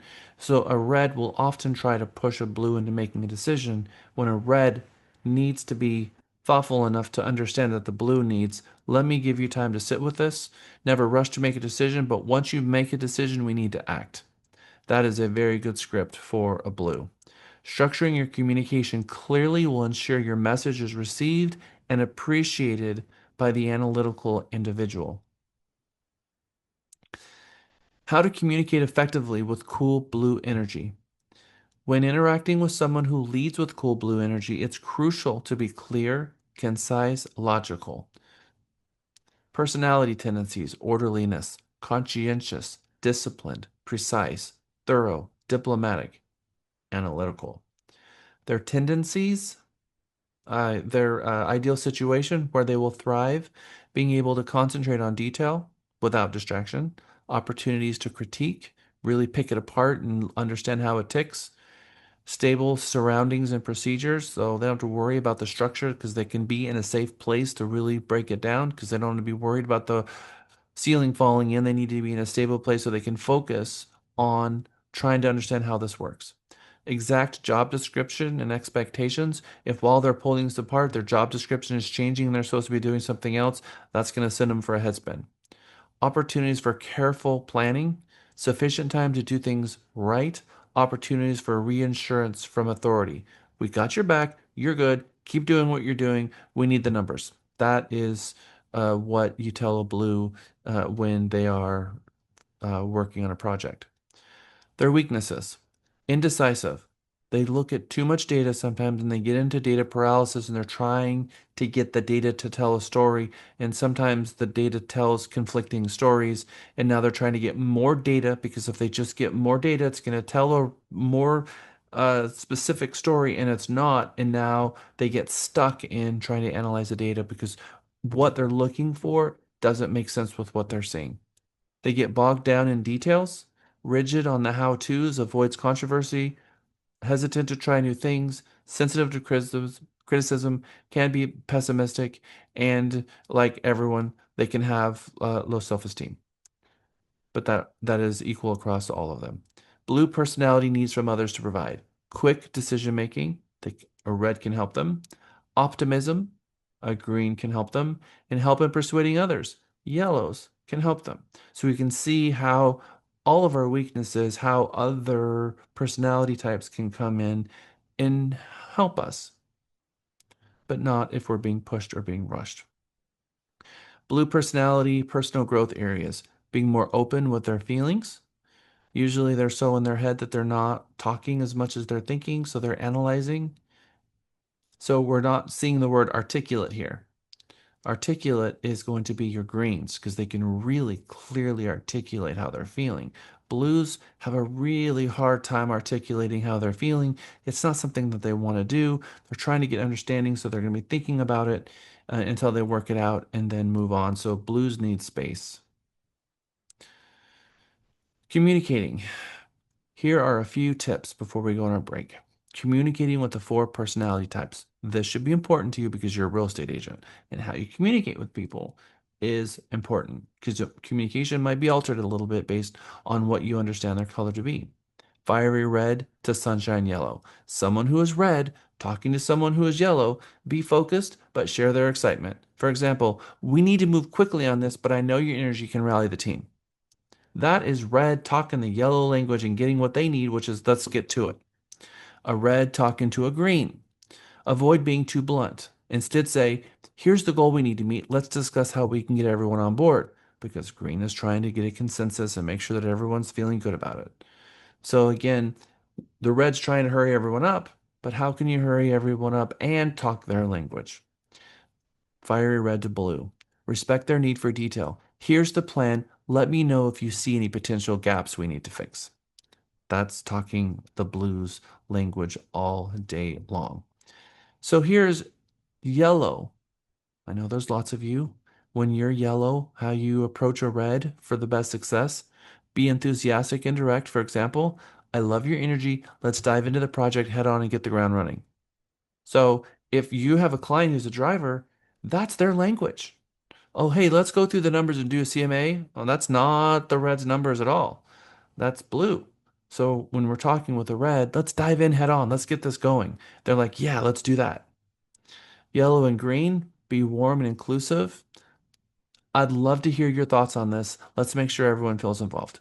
That's talking the Greens language because they're so focused on others around them as well because they are group mentality minded. Yellow to blue, stay structured but lighthearted. I've outlined the key points. Can you help ensure we're staying on track? That's actually going to help both of them.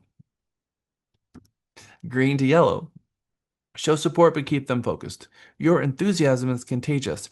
How can I help you make this even better? That's talking the yellows language for sure, because they're all about that. A consensus on to make something better is a cause that the yellow can change the world. Green to red, be calm and firm. I understand your urgency. Let's make sure everyone feels good about the plan so we can move forward smoothly. That is creating an environment for the green and red to coexist. Green to blue, acknowledge their precision. I value your eye for detail.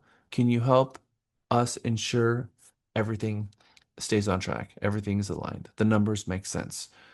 All right. Blue to yellow, rein in their energy with structure. I love your ideas. Can we prioritize them and create a roadmap to make them happen? Yellow has lots of ideas. So blue and yellow needs to work together to get a bullet point list so you can focus on a bullet point list that's going to help them both stay on track. Blue needs it, yellow needs it. Blue to red, factual and concise. Here are the key steps needed to achieve your goal. Let's get this done efficiently. Reds are all about getting things done efficiently, though. Blue to green, and bold, by the way. They want to be bold. Blue to green, be collaborative but detailed. I appreciate your input. Let's go through the specifics together to ensure we've covered everything.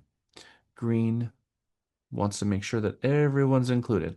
Blue wants to make sure that everything's been thought through. All right, each color group. We're going to take a break. We're going to come back from the break and we're going to spend 10 minutes talking with your group about your color. Unfortunately, there's not going to be anybody in a blue green group, so we're just going to have a red, a yellow, and a green. I want you to talk in your group about how you can use this information, how did it benefit you, and discuss the communication methods for the other colors in your group. Like, what do we need for yellows? What do we need from the greens and the reds and the blues? And I think that is a good way to spend that 10 minutes. We're going to come out of it, and I can almost already tell you what's going to happen when I put you all in your groups with your like-minded people. It is 2:47. Let's come back at 2:57. So let's come back at 3 o'clock. And then as soon as we get back, we're going to get put in our breakout sessions. I'll see you back at 3 o'clock. Good job, everyone. Welcome back. Who'd have thought that he'd Jack here where we need Jack here where we need. Welcome back. Welcome back. Welcome back. Welcome back. Okay, we are going to. Okay, so what I've done here is I made absolutely no attempt to put you in the correct room, but I've given you the ability to choose the room that you want to be in. So I'm going to help you as well, but the room has a name. Does it? Where did my names go?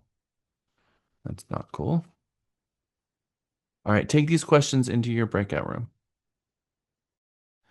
Welcome back to main session, everyone. All right, so usually we come back and the yellows are big smiles on their face. All right, so be honest. What'd y'all talk about, yellows? We should all get together. We should hang out. Hey, Yep. we should do that. About to We leave were and go to planning pickleball. so Happy we're hour. planning pickleball and a happy hour. So I'm guessing at some points one of you who has a little bit blue on your horizon was like, "But we're supposed to be doing something here. Let's go through the questions." But then we that's not as fun as I was the one who screenshotted the questions so I could read them to people. okay. So we're just going to gravitate towards the consensus and the conversation and making people feel good because you know in your heart of hearts that when everyone's happy, you're on the right track. Even though you can completely be missing the point of the entire exercise, your heart of hearts and everything inside you tells you you're absolutely on the right track because everyone's happy. And as long as everyone's happy, everything's good. And then here comes the blue. All right, let's talk about blues. No, I guess it's greens because we don't have any of those. Greens. What did you talk about? So we talked about being, well, the question was, how can you use this information? So being aware of your strengths and weaknesses and applying your strength while working on your weaknesses. Also, being the facilitator by bringing different personalities. If we're talking about real estate and transaction, bringing people together to facilitate that for the deal. Um, Being more empathetic through gathering information of other people's personalities in order to help them achieve what they're trying to achieve in I their. I can't believe that a green would talk about being empathetic. But yeah, so those kind of that's mostly what we talked about. Yeah, so a green will always focus on the task at hand and turn it back into collaboration with people and making it work for people. So the yellows usually fall off track. It's about keeping consensus, keeping everyone the vibe good, everyone feeling good. They're talking about positive things to drop positive things into it to keep people in a good mind space. And then the green, it's about it could be a lot quieter, a lot less animated, a lot less and more Zen music and more about empathetic. And we also talked about building trust through showing care. I'm sure that you did. I'm sure that you did. I believe that to be true about you guys. And that's important. Building trust because you want to show that you care. I mean, that is what you need to do as a real estate agent and deeply rooted in green for sure. And then the reds, most reds talk out loud. They think out loud. Everything that's going on in their mind, they're thinking out loud. So when we get into the red, it's talking about ourselves, talking about um, how we're gonna get it done, how we're gonna get the best deal, we're gonna negotiate it. That's the approach of a red. And sometimes we need to think, well, when we're working for a blue, they don't want someone to get it done for them. They want someone to give them all the millions of pieces of information that they can The take data. to make their own decision. And the green might not want to negotiate at all because the green buyer might think, no, I want harmony. I want to move into this house without the seller hating me. I want the seller to like me. It's important to me that the seller likes me. So negotiating really strong over $5,000? No, I'm not going to negotiate a strong over $5,000. I would much rather give them their asking price, move Exactly. in and have all the neighbors like me and have that seller like me. And if we're a red, we could be thinking, I'm going to get you the very best deal and I'm going to go start attacking people and the carnage comes out the other side and the green is horrified. And they switch agents. Possibly horrified because now their reputation, they feel like it's stained because what harmony is so important to them that they would rather just give them what they're asking for so when they move in, the neighbors like them and everyone's good. And they're thinking, and I'm maintaining the values in the neighborhood because they're going to look for ways to make sense of that. The yellow is you know, let's not talk about negotiation. We're gonna go to happy hour. And yeah, okay, so you get the whole point of this. And so when we get into groups, we become more exactly like we are. It's very interesting though. We don't have any blue. We usually have one or two blues. So uh, typically we get really good, concise answers out of the green. Blues often are, well, I don't really understand number one, and number two doesn't make sense to me. And so they start picking apart the instruction. But green, they always come back with what they finished the exercise and they wrapped it around empathy. And yellow, all over the place, wasn't finished. And red's like, wait, why are we here? Why are we doing this? This doesn't even make sense. So then they're talking about other things. All right. What have I overcome to get where I am right now? What actions do I need to take to guarantee my success? How can I guarantee that I keep to my plan? This is going to be a homework assignment. Okay, Birdie. Sorry, I can't see the screen if you are sharing. I don't know if I'm the only one. Nope, you are not the only one. Yeah, all I could see was Jack. Yep, when I went into my red breakout session, I lost my screen share. So I forgot to put it back. Thank you, Birdie, for letting me know. So this is going to be for homework assignment. I'm going to ask you to fill out these 9 things. What have you overcome? What actions do you need to take to guarantee your success? And how can you guarantee that I keep my plan? And I want you to be thinking about these things ahead of your tomorrow exercise, which is your goal board, and be thinking about your color. And go back and reread the color chart that's in your slides regarding your color to get more familiar with yourself. I already heard from Sharon. She said she's going to have her husband do it. I recommend you have your spouse do it so that you can also understand who they are. You might already have a pretty good idea of what color they are even before that happens. And your kids, your best friend, etc. Someone that would want to do this with you. Renee. When you say you want us to dig deeper into our color, my only question is it one of the 8 colors/color combinations, or do you want us just to do the red, yellow, blue, green? I want you to first understand the overarching one of the main 4 colors. But if you really do have a match, then I also want you to And go look I at do. that. Yep, so do both. Yep, 100%. Because that's going to better represent who you are on the color scheme of the things. But if you are red and yellow, then you should read red and identify those things within you Yes. that is red. Read yellow, identify those things in you that's yellow, and then read the red yellow. And then I look at that and see what it says, and all of those dots will click. Good question, and thank you. I will make sure that all of this is well in the homework assignment after class email. There is a Greek philosopher who said, "No man ever steps the same river twice, for it's not the same river and he's not the same man." We change over time. Lisa and I have been doing this so long that we have actually watched ourselves and our colors change over time. We become more of ourselves and we become more dominant of what our actual colors are and less apologetic for who we are and probably a more appreciation for who you are as a person. The Code of Ethics talks about what our higher duty is.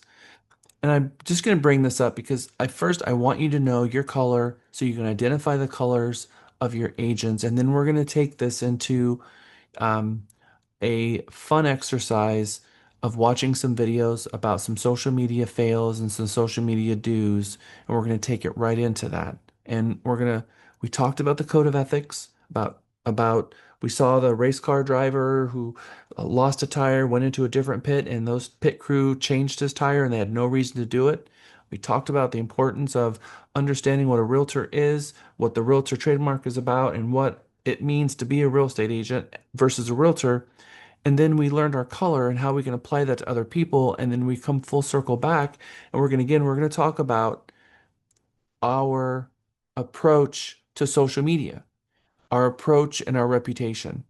I often will see a real estate agent who is maybe passionate about a topic and they get so wrapped up in that moment that they start posting things that are on a maybe very controversial political comment or inappropriate sexual comment or something to do with finances, a crisis or a win or money or something, or one of those scenarios or one of those conversations that is going to halve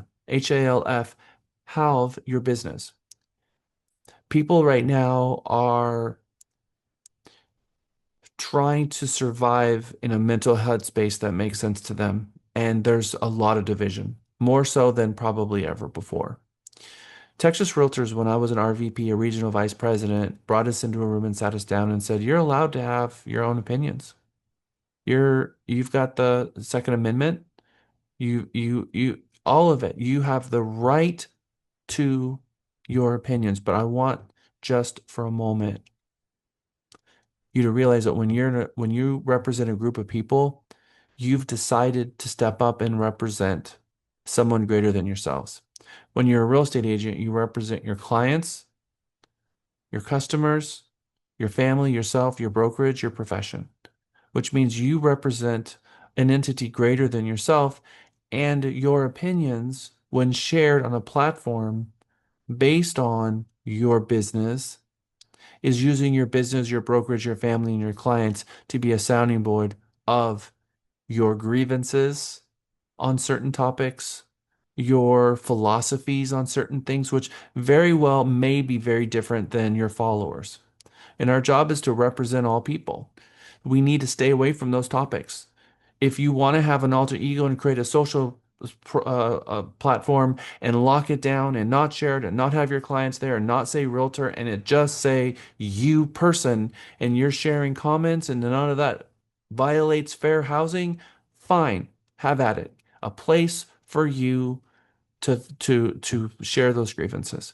But you should not have a web page, a social media account, a chat board that has a group of people and you be using your realtor account to preach your political idealization one way or the other. And again, I get it that you have fundamental rights in this country. You're free and you're free to speak your mind. But when you represent someone, you're also free not to represent them anymore.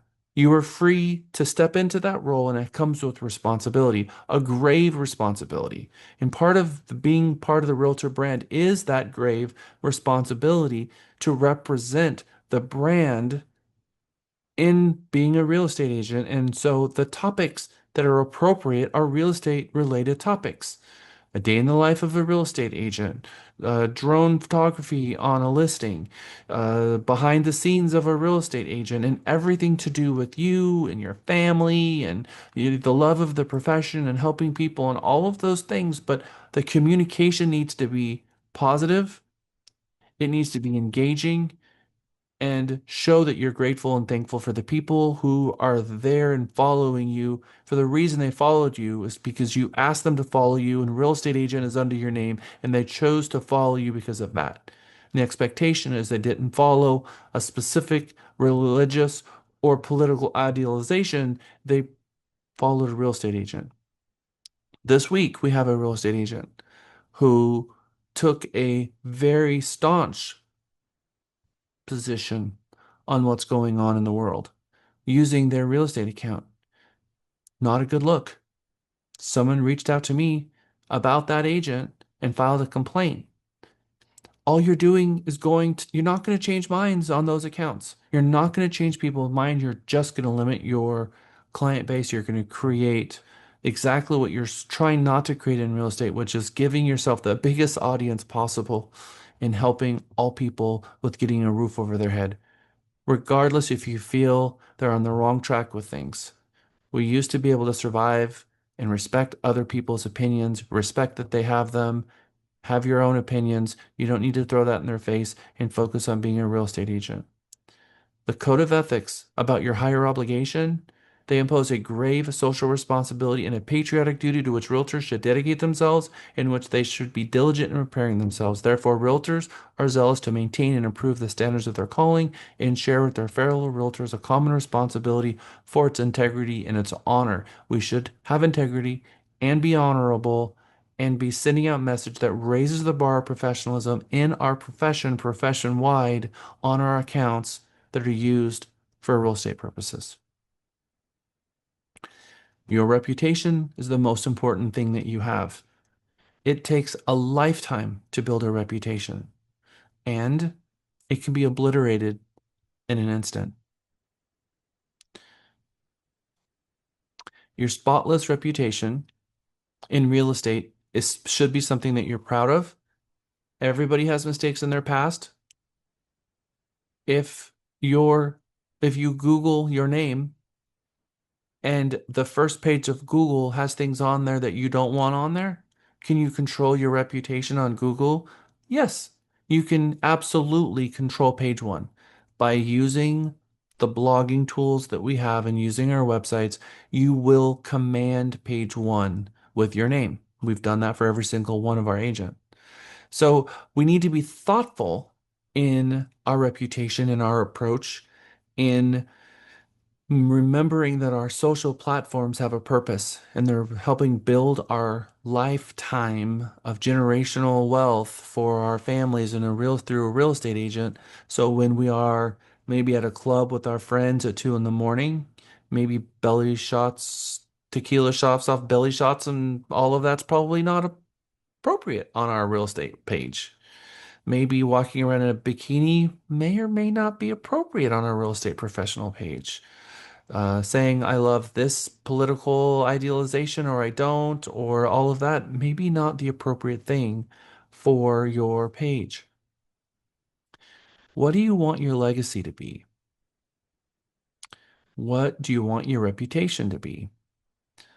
What do you believe your level of integrity is? Are you a role model?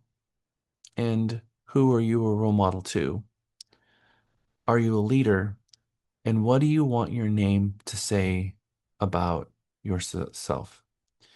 Now, there's a time, there is a line drawn in the sand of September 4th, 1998, before and after.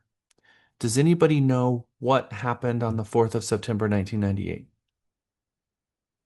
For some of you, it actually predates you. Like in Raul's instance, he's like, gosh, that's back in the olden days. This is when their page went live. And that changed the world in a very fundamental way, just like in 2021 when we gave life to what is to be AI that we know today. That the world has changed on these epicenter dates. And with Google, the parent stopped becoming the Encyclopedia Britannica. The parent stopped being the center of information and the internet. The kids turned to the internet to get the information because what do they know? What do they know? They don't know anything. Google's smarter than everyone. So obviously that is compounding in the future. It's not going away. So we as people, we have to control our reputation and be controlling where our reputation resides. RealtyTexas.com, HAR, Facebook, Instagram, LinkedIn. You can control what your audience sees by putting excellent content that's relatable, that is part of what you are as a real estate agent and on brand for you and the company and for the realtor organization as well. So when you Google your name, what does it say? In position one, page one, it should be the company. And in fact, multiple cases, it should be the company. So when we look up any one of our real estate agents, including yourself, you should be able to go to Google, type your name, sometimes your name, comma, realtor, and you should command page one.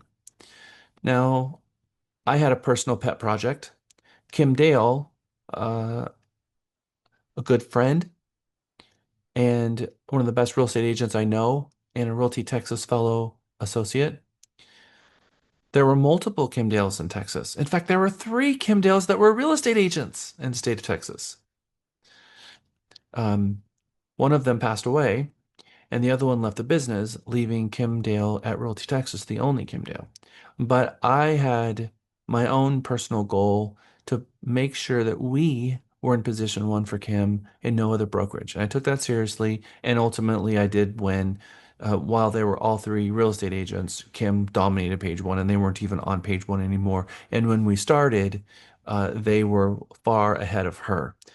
And so we took that and I continued to increase it and build on it for every single one of our agents to explode websites for you that allow you to dominate page one. That's why we automatically create for you. We automatically create for you a vanity description or a description that is in first person, and that's supposed to be in first person, meaning when you create your description, it should not say I am, because Google thinks whoever I am is a pretty important person because there's more information about I am on the internet than anybody else in living history. And Google doesn't know that, who that person is. I am. So we're going to say Raul Haggins is. Amrit Singh is, and use your name in your vanity description. We already have your name in the URL. We already have your name as an H1 tag. We already have your name rooted into the blog tags and to the H1 tags, and we're creating answer engine optimization. I could go on for an hour. I'm not. We've put a lot of work into making sure that you dominate page one with your name, because I know that was important to me as an agent. I know it's important to you as an agent, but we need your help with it. We need you to blog a little bit, but by default, you should dominate page one. If there's someone else with your exact name, it may take a little bit of effort on your part to beat them out, which means you probably need to add more and more blogs and have more content so that you can rate higher on your name than they do, because it's a search term. When you got two people with the same name, Google doesn't know they're two different people. They assume it's the same person. They don't know. All they know is that which search term on this page has a higher relevance for that search term, and it's going to serve it to the top. My goal is that you have a higher relevancy. And so dominating Google is important for you to control your reputation and for your brand reputation. ChatGPT, there are all kinds of AI software. In fact, we just had a AI thing going on here while we were in Meta, Claude, Copilot, Gemini, Perplexity, ChatGPT, Apple Intelligence, which is now rooted into our phones. You need to once a quarter. I used to say once a year, once a quarter, be reviewing what's going on for you. And in Google, you can actually set up an alert on your name. So when something new is posted, it will send you a link letting you know something new has been posted for your name. So you can really see what's going on. Checking out your reviews on Zillow, Google reviews, Facebook, our Realty Texas site as well for you, because you have the ability to collect and amass reviews directly in our systems for you. Miguel sends those out. That's why we've got 500 five-star reviews. Every time you close a transaction, we ask the client to give you a 5-star review. Googling the search engines to see what it says about you, and also your social media. What comments are there, responding to comments, and what's on your page. You need to step back and manage your online reputation. And you can't just leave it there. You have to manage it. I saw a couple of hands go up. Who had their hand up for a moment? Silvo, no, it wasn't you. Okay. 98% of customers search online to find local business. 80% perform local services weekly. 1.5 billion monthly searches contain agents near me. Yes, Jeanette. If you have a review on your page and it says pending, is that you go in there and you collect it and make it active for me? So when you do a review, it's going to show up on your website as a review that is not, what is the word I'm looking for? Verified. So because you have the ability to create a review for yourself. So I want the consumers to know that when they're looking at your page that you have a verified review. So if it says pending, it should still be on your page, but it doesn't say verified because when we put a review, we've got two ways to review. We can send an email to the client. The client can fill out the review, and then when they fill it out, they click save, and then it's been verified. Now, if you go to your Zillow and you see a nice review of yourself and you copy that review, you copy that and paste it into the review system and you type in your client's email address, it's going to email it to them and it's going to say, "Thank you so much for the Google review. Can I please display this on my Realty Texas site?" They say yes, and then it says verified review under it. So, Well, it's on my .me. yeah, well, it's on your realtytexas.com website as well. And so how do I get it from not being pending? Do I have to send it back to my client that's on my .me? Well, that is a question for the help desk Okay. because there's more than one reason why it could be pending because it depending on what kind of review it was, one that you sent or one that they sent, one that Miguel sent. So we need to understand it could be that you need to accept it. It could be that the client needs to accept it. It might need you click the button that says resend because the client didn't click the button that says yes. So I can't answer that why it says it's pending, but it is fixable and you can get it approved. And it should still be on your site. It just says unverified until it is a verified site. How many of you have been playing with AEO or know what AEO is? How many of you know what SEO is?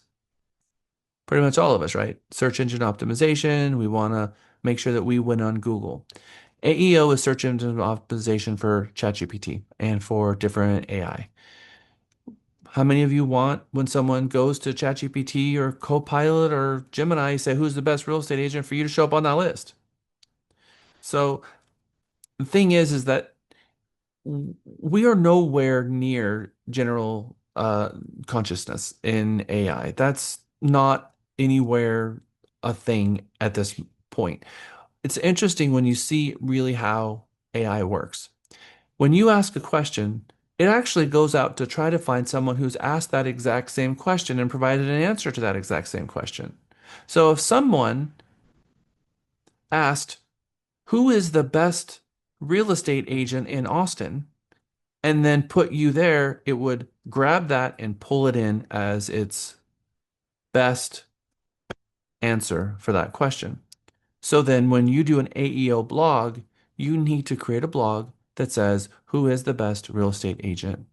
with your name associated with it. That is how AEO works.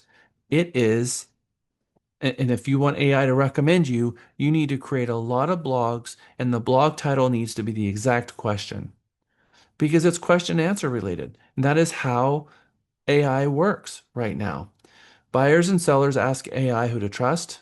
AI pulls from blogs, bios, listings, reviews. They're pulling all this data together, and the agents, where it believes has the clear expertise mentioned, but it has to ask the question exactly. And right now we're seeing that 60% of Google searches has resulted in 0 clicks. And do you know what the number one searched term on Google is today? It's embarrassing for Google anyway. Do you know what it is? ChatGPT. ChatGPT is the number one searched term on Google because people have abandoned Google because Google doesn't give them the information they want. So they go to Google and type in ChatGPT to find their way to ChatGPT to ask the answer, ask the question to get the answer. And so Google is tanking. The reviews and Google Analytics are tanking. Websites traffic is tanking. Everything is tanking on the world of search engine results and exploding on the world of AI and providing AI related solutions to questions that people are asking, which does the exact same thing. It's searching websites for questions and answers and tries to give you the most relevant answer to the question that you've asked. Across the board, we are seeing Google traffic falling. So when you're doing blogs If you're doing typical blogs for SEO purposes, trying to get people who are on Google to try to find you, with the traffic falling by 60%, your audience has fallen by 60%. And most people have found their way over to Copilot and ChatGPT. So now you should be doing blogs that are focused more on that. We talked a little bit about what we should be talking about, but here's a list of things we don't want to talk about: politics, money matters, adult contact, the other guy, politics, all of those things. We're going to talk about some social media wins and some social media absolute fails, and you're going to see a couple of videos here in a moment. And I know that some of you are going to cringe when you see some of the real estate agent fails. The biggest social media missteps in real estate make agents less liked. It destroys their reputation. So don't make it about you. Make it about real estate. Avoid polarizing topics. Don't neglect your comments. When people are commenting and you get engagement, respond to that engagement. Don't get involved in online arguments. Stay away from it. Don't post without proofreading. So if you're reposting something, make sure that you go to Snopes or a site like that and verify that it's authentic and it's not fake news or whatever. Avoid overusing stock photos. AI can hurt us with that. Don't ever use copyrighted images and steal it from somewhere else. And let's not spam our audience. Spamming is blasting out too many SMS, blasting out too much email.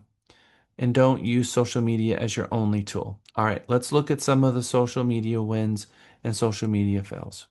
The following slides are examples of why agents have chosen to represent themselves. Thankfully, no Realty Texas agents, but they're representing themselves, their clients, and their firm with these posts that they put out there. So let's review what they've done. Let's use this as a lesson for us on what not to do, because they all did this in the heat of the moment. They weren't thinking big picture. They didn't zoom out and think about how this was really going to affect them or their brokerage or their client or their reputation, and they did it anyway. And sometimes we think that would never be us, but I've seen it. I've seen it firsthand. So the next slide is a Facebook post. Based on the slide, how do you feel about this post? All lives splatter. No one cares about your protest. Keep your ass out of the road. Appropriate, inappropriate, or neutral? Okay. Inappropriate. Highly inappropriate. Keller Williams branch fires agent over controversial Facebook post. So this agent, this smiling agent right here, was the one who posted that on her Facebook. Someone complained about it and she was fired from her brokerage for that Facebook post because she either thought it was funny or interesting or who knows what's going on in her brain, but it is not funny, it's not cute, it's not appropriate, and it is unethical, and it is an Article 10 violation. What about this one? Here was one during the pandemic. Tired of the plandemic? Moved to the country. You see this little green guy? Do you know who he is? I guess I probably didn't even know who he was until. Anyway, appropriate, inappropriate, neutral. This guy got a billboard.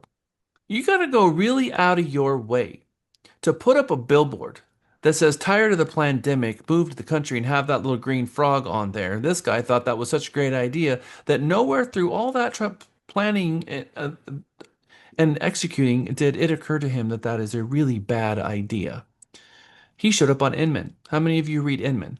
That's our industry. That's our industry rag. So what I'm going to do is I'm going to take this URL and I'm going to put it in your chat, and you can see for yourselves that this thing is sitting here for all of the world to see, and that is uh, a really epic fail. So, former Greensboro Keller Williams agent Chris Carlon has been fired for his controversial billboard featuring a coronavirus conspiracy theory and Pepe the Frog, a well-known neo-Nazi mime. fired. Real estate agent, raising the bar of professionalism or lowering the bar? I Definitely mean, lowering it. Totally undercutting the bar. so we have an opportunity to use social media to help accentuate our careers or obliterate it. So that's the point here, is that we have agents out here like Autumn Valeri, realtor. She started a real estate brand. Uh, on her, this is a post that she had on Twitter, formerly X, formerly Twitter, that says, "May the bridges I burn light the way." These are matches that she has on her social media. Interesting take that she had. Um, Here she is.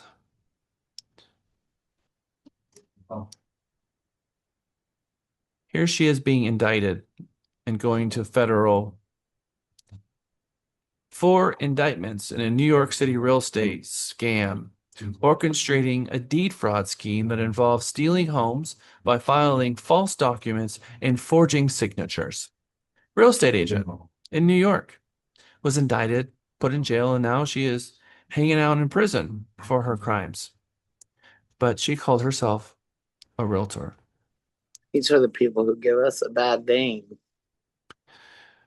May 23rd, 2025, New York real estate broker arrested for forgery and identity theft.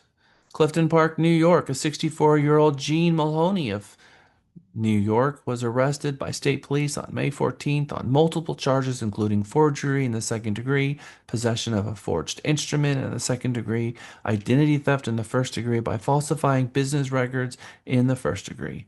The arrest followed an investigation initiated on May 8th after troopers received a complaint from a business reporting potential fraud. Mahoney, the owner of the 21st Century Properties and Hanks Hollow Realty, was reportedly hired by the business to manage various real estate transactions as a broker. Authorities say that Mahoney forged the victim's signatures on real estate sales contracts for a property owned by the business in Half Moon Bay, New York, without authorization. The forged contract would have resulted in the property being sold to Maloney was discovered before the sale was finalized, preventing the transfer of the property. So here someone is thinking, I can just steal it. No one's going to figure it out, right? And real estate broker who has been hired to reduce risk and be a role model for the office. Here's another one, social destruction.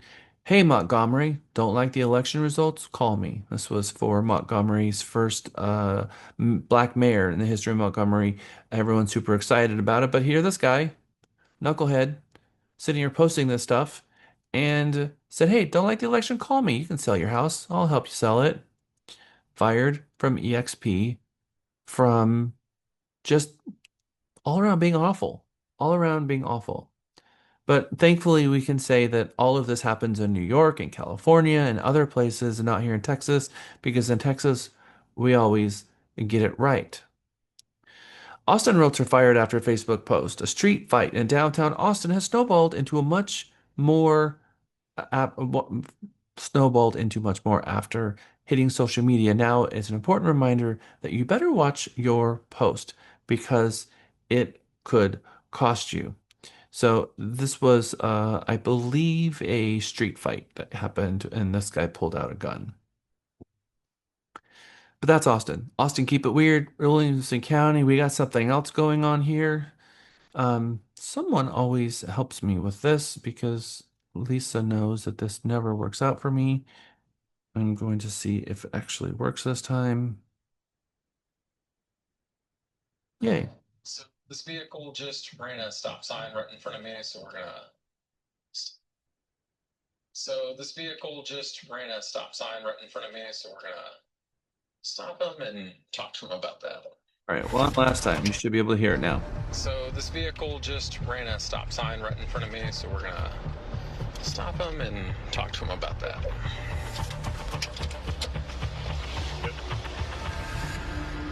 Hey, I'm Deputy Dalton, Williams County Sheriff's Office. Reason your stop today, man, is you ran that stop sign back there when you're coming out of that neighborhood. Any reason for that? My girlfriend's right behind me. We're just going over to my other house. Okay, you got your driver's license and current insurance on you, man?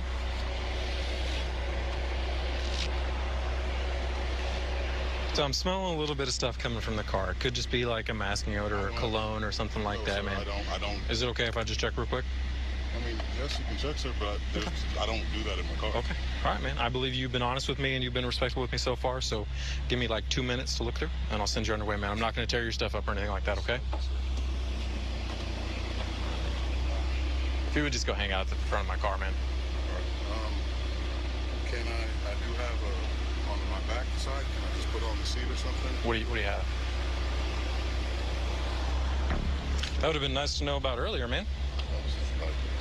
Put your hands behind your back for me real quick. Put your hands behind your back for me real quick, man. So you understand why you're going in handcuffs, right? Not because you're under arrest, but because you had a gun on you. Well, I'll walk back over here with me. Anything else in the car, man? No, sir. Okay. Lean against the bumper for me. No, sir. What's the deal with all the cash that's in your pocket? You got a whole bunch of cash in there. Yes, sir. I'm a realtor. I can show all the invoices for everything that I have, sir. Okay. But realtors typically don't deal with cash, man. They typically deal with checks. Okay.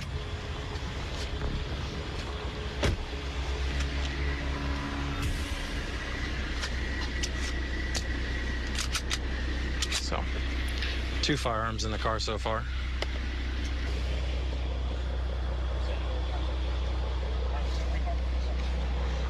We keep finding more and more guns that he hasn't told us about, so.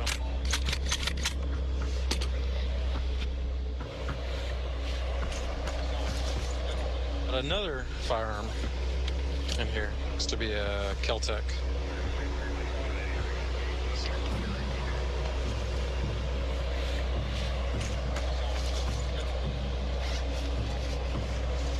And then he wasn't going to tell us about this one, I guess. The law is very black and white. You can't carry a firearm in plain view, just like you were doing, okay? Yes. So you're going to be going for that, okay? Sir, I have nothing. Sir, I work in the morning. Like, sir, I understand that, man. It's not something I was doing. A lot of people I take to jail have work in the morning, okay? And it's just part of the consequences of your actions, man. It's not me doing it to you. It's the law, man. I can't just ignore that. I can't just ignore you cruising around with a gun like that in plain view. So, have a seat back there. He's going to be going for unlawful carrying of a weapon. Hey. What you got? Oh, there it is. Bingo.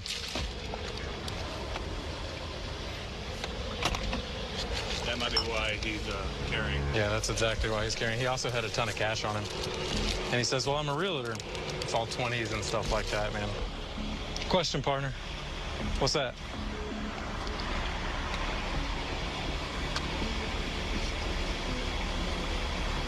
It's mine. Okay, cool. Subject's going to be going for unlawful carrying of a weapon on 2 different fronts. One, because he had a firearm in plain view and he doesn't have a concealed handgun license. Additionally, the other firearms are going to be part of that charge because he had a substantial amount of marijuana with him. For sale and distribution. So we have this opportunity to use social media and video to help amplify our career or show up on live PD because of our bad choices and end up in federal penitentiary and lose your license. This was actually in Round Rock. It's less than a mile from where I'm sitting right now. And this person worked at the Round Rock Keller Williams office and lost their license. So again, we're just going to keep going down this and we're going to look at a few more fails and then we're going to look at some more wins. Real estate broker arrested. Austin real estate pro Justin Bain arrested. Allegations of high-end cocaine distribution enterprise. Apparently he's not that as successful as a real estate agent, so he went into another line of sales and got himself again arrested, thrown in jail, and his career destroyed.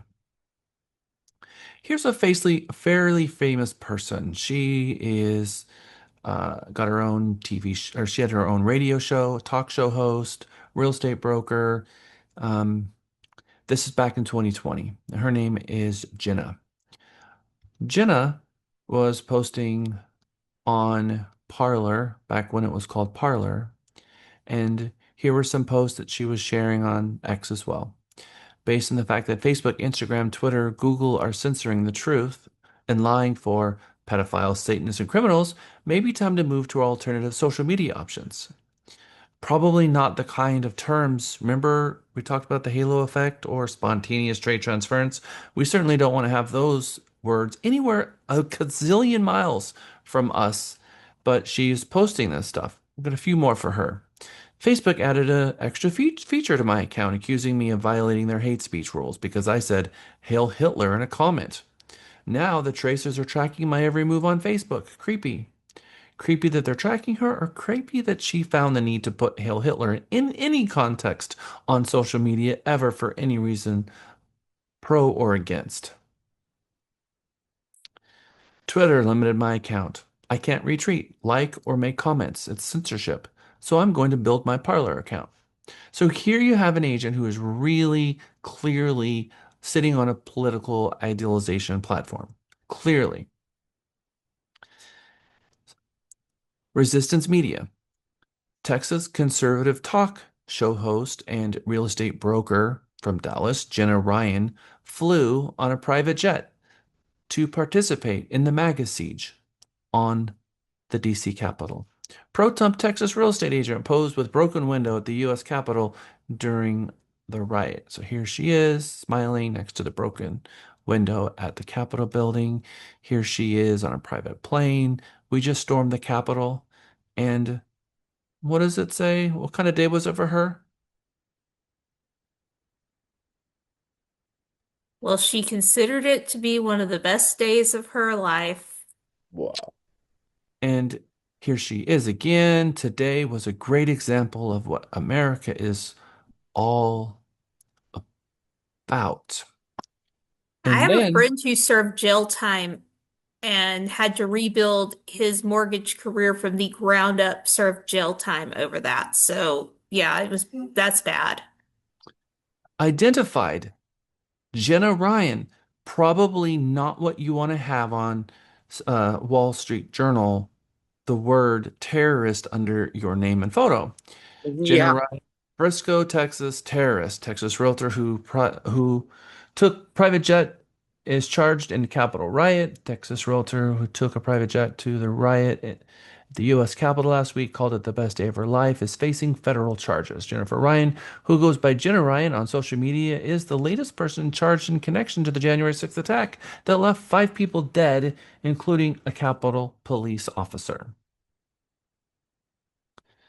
Texas realtor who was pictured in the Capitol after taking a private plane to DC for Trump rally has been arrested.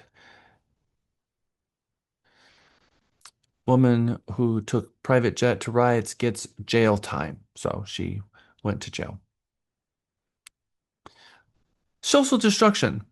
Here's another agent. Meet Marian Angel, a Tennessee realtor who thinks alienating more than half of her prospective clients is a good marketing strategy. Think this will backfire? So here we go on one side, people probably on one side of the political idealization, and then here is what we have someone on the other side of it. If you support ICE, I am not your realtor for you. First of all, she's not using the word realtor capitalized or with the trademark or in the right way. And what good is that going to do? Is that going to change minds? Is that going to fix anything? Or is that just going to cause a whole lot of arguments and then end up us talking about it in Mega? Companies should avoid politics and divisive conversations on social media because the company page is not the owner's personal pulpit. It is a brand trust platform. It is the job to serve clients, agents, employees, recruits, vendors, and the community without unnecessarily pushing people away. That does not mean a company should not have convictions. It means a company should be careful about the difference between values and partisan conflict. So now let's talk about some other videos that are not so partisan and look at some things that agents have done when we get back from break that maybe are a huge epic win. And hopefully these videos, now that we're going to go from the pendulum of absolute social destruction against the code of ethics, the exact opposite of what we're trying to achieve, which is limiting your buyer pool. You want to increase it. We're going to pendulum swing.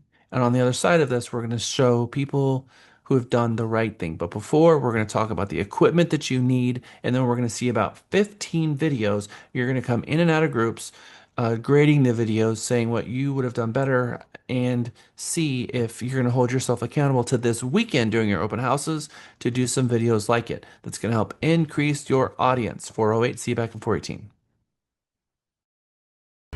Welcome back. Who'd have thought that we'd Jack here where we need Jack here where we need. Welcome back. Welcome back. Welcome back. Welcome back. Leora, is that a Jack Russell? She is a shorty Jack Russell, yeah. Yeah, I can always recommend a Jack Russell. I was a parent of a Jack Russell for 21 years, rest her soul. I told my wife she wants another one. I said, no way. It's too much. 21 years. And that was 2021, and I'm not ready. That was probably the most Challenging dog you've ever had? yeah, uh, yes, there was a lot of responsibility for a crazy dog that would squiggle out of your arms and go crazy and always just frantic. Loved her, the most lovable thing on the planet, and I loved her to death. But boy, was that a lot of responsibility. I Why are totally you talking agree. about a yellow? Man. But they are the most wonderful things. They are. Okay, your business must have video. Must. We have to make our calls, and so I know that we have a tendency to want to lean in on the video and lean away from the phone calls.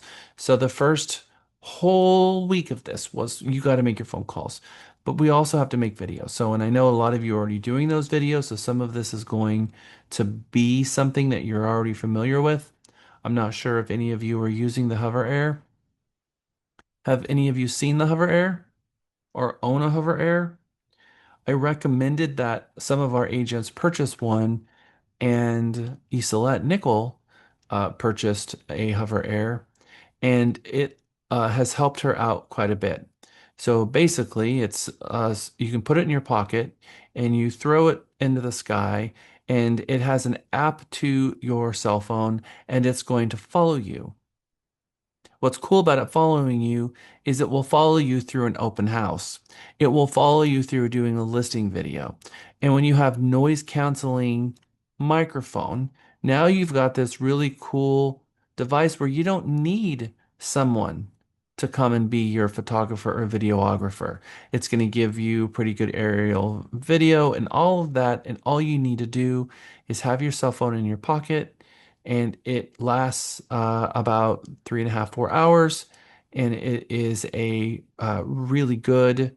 I don't even know what the pixel is, but it is 8K, and it just creates incredible video, and it noise cancels out the noise of the fans, and it's really, really smooth. And so once you kind of get used to it, it just kind of follows you around, and so you don't have to worry about having a tripod or anything like that, and it gives you motion, and it is a really good piece of hardware, and they are relatively cheap for a professional who's getting into the business for what you guys are doing. So I recommend the Hover Air X1. There's a new version that's come out since then, the X2. You might want to look at that. Look at the reviews, play with it, and see if that is something that would benefit you and your business. Something that you absolutely must have as a real estate agent is a good wireless microphone. If you're a YouTuber or vlogger, or you're aspiring to be one, you should know how crucial clear audio is. But good mics are often expensive, and the built-in one is pretty terrible. This is the Fifine M6, a wireless lavalier mic that promises to deliver great sound for under $30. I've been using it for the past month now, and boy does it deliver.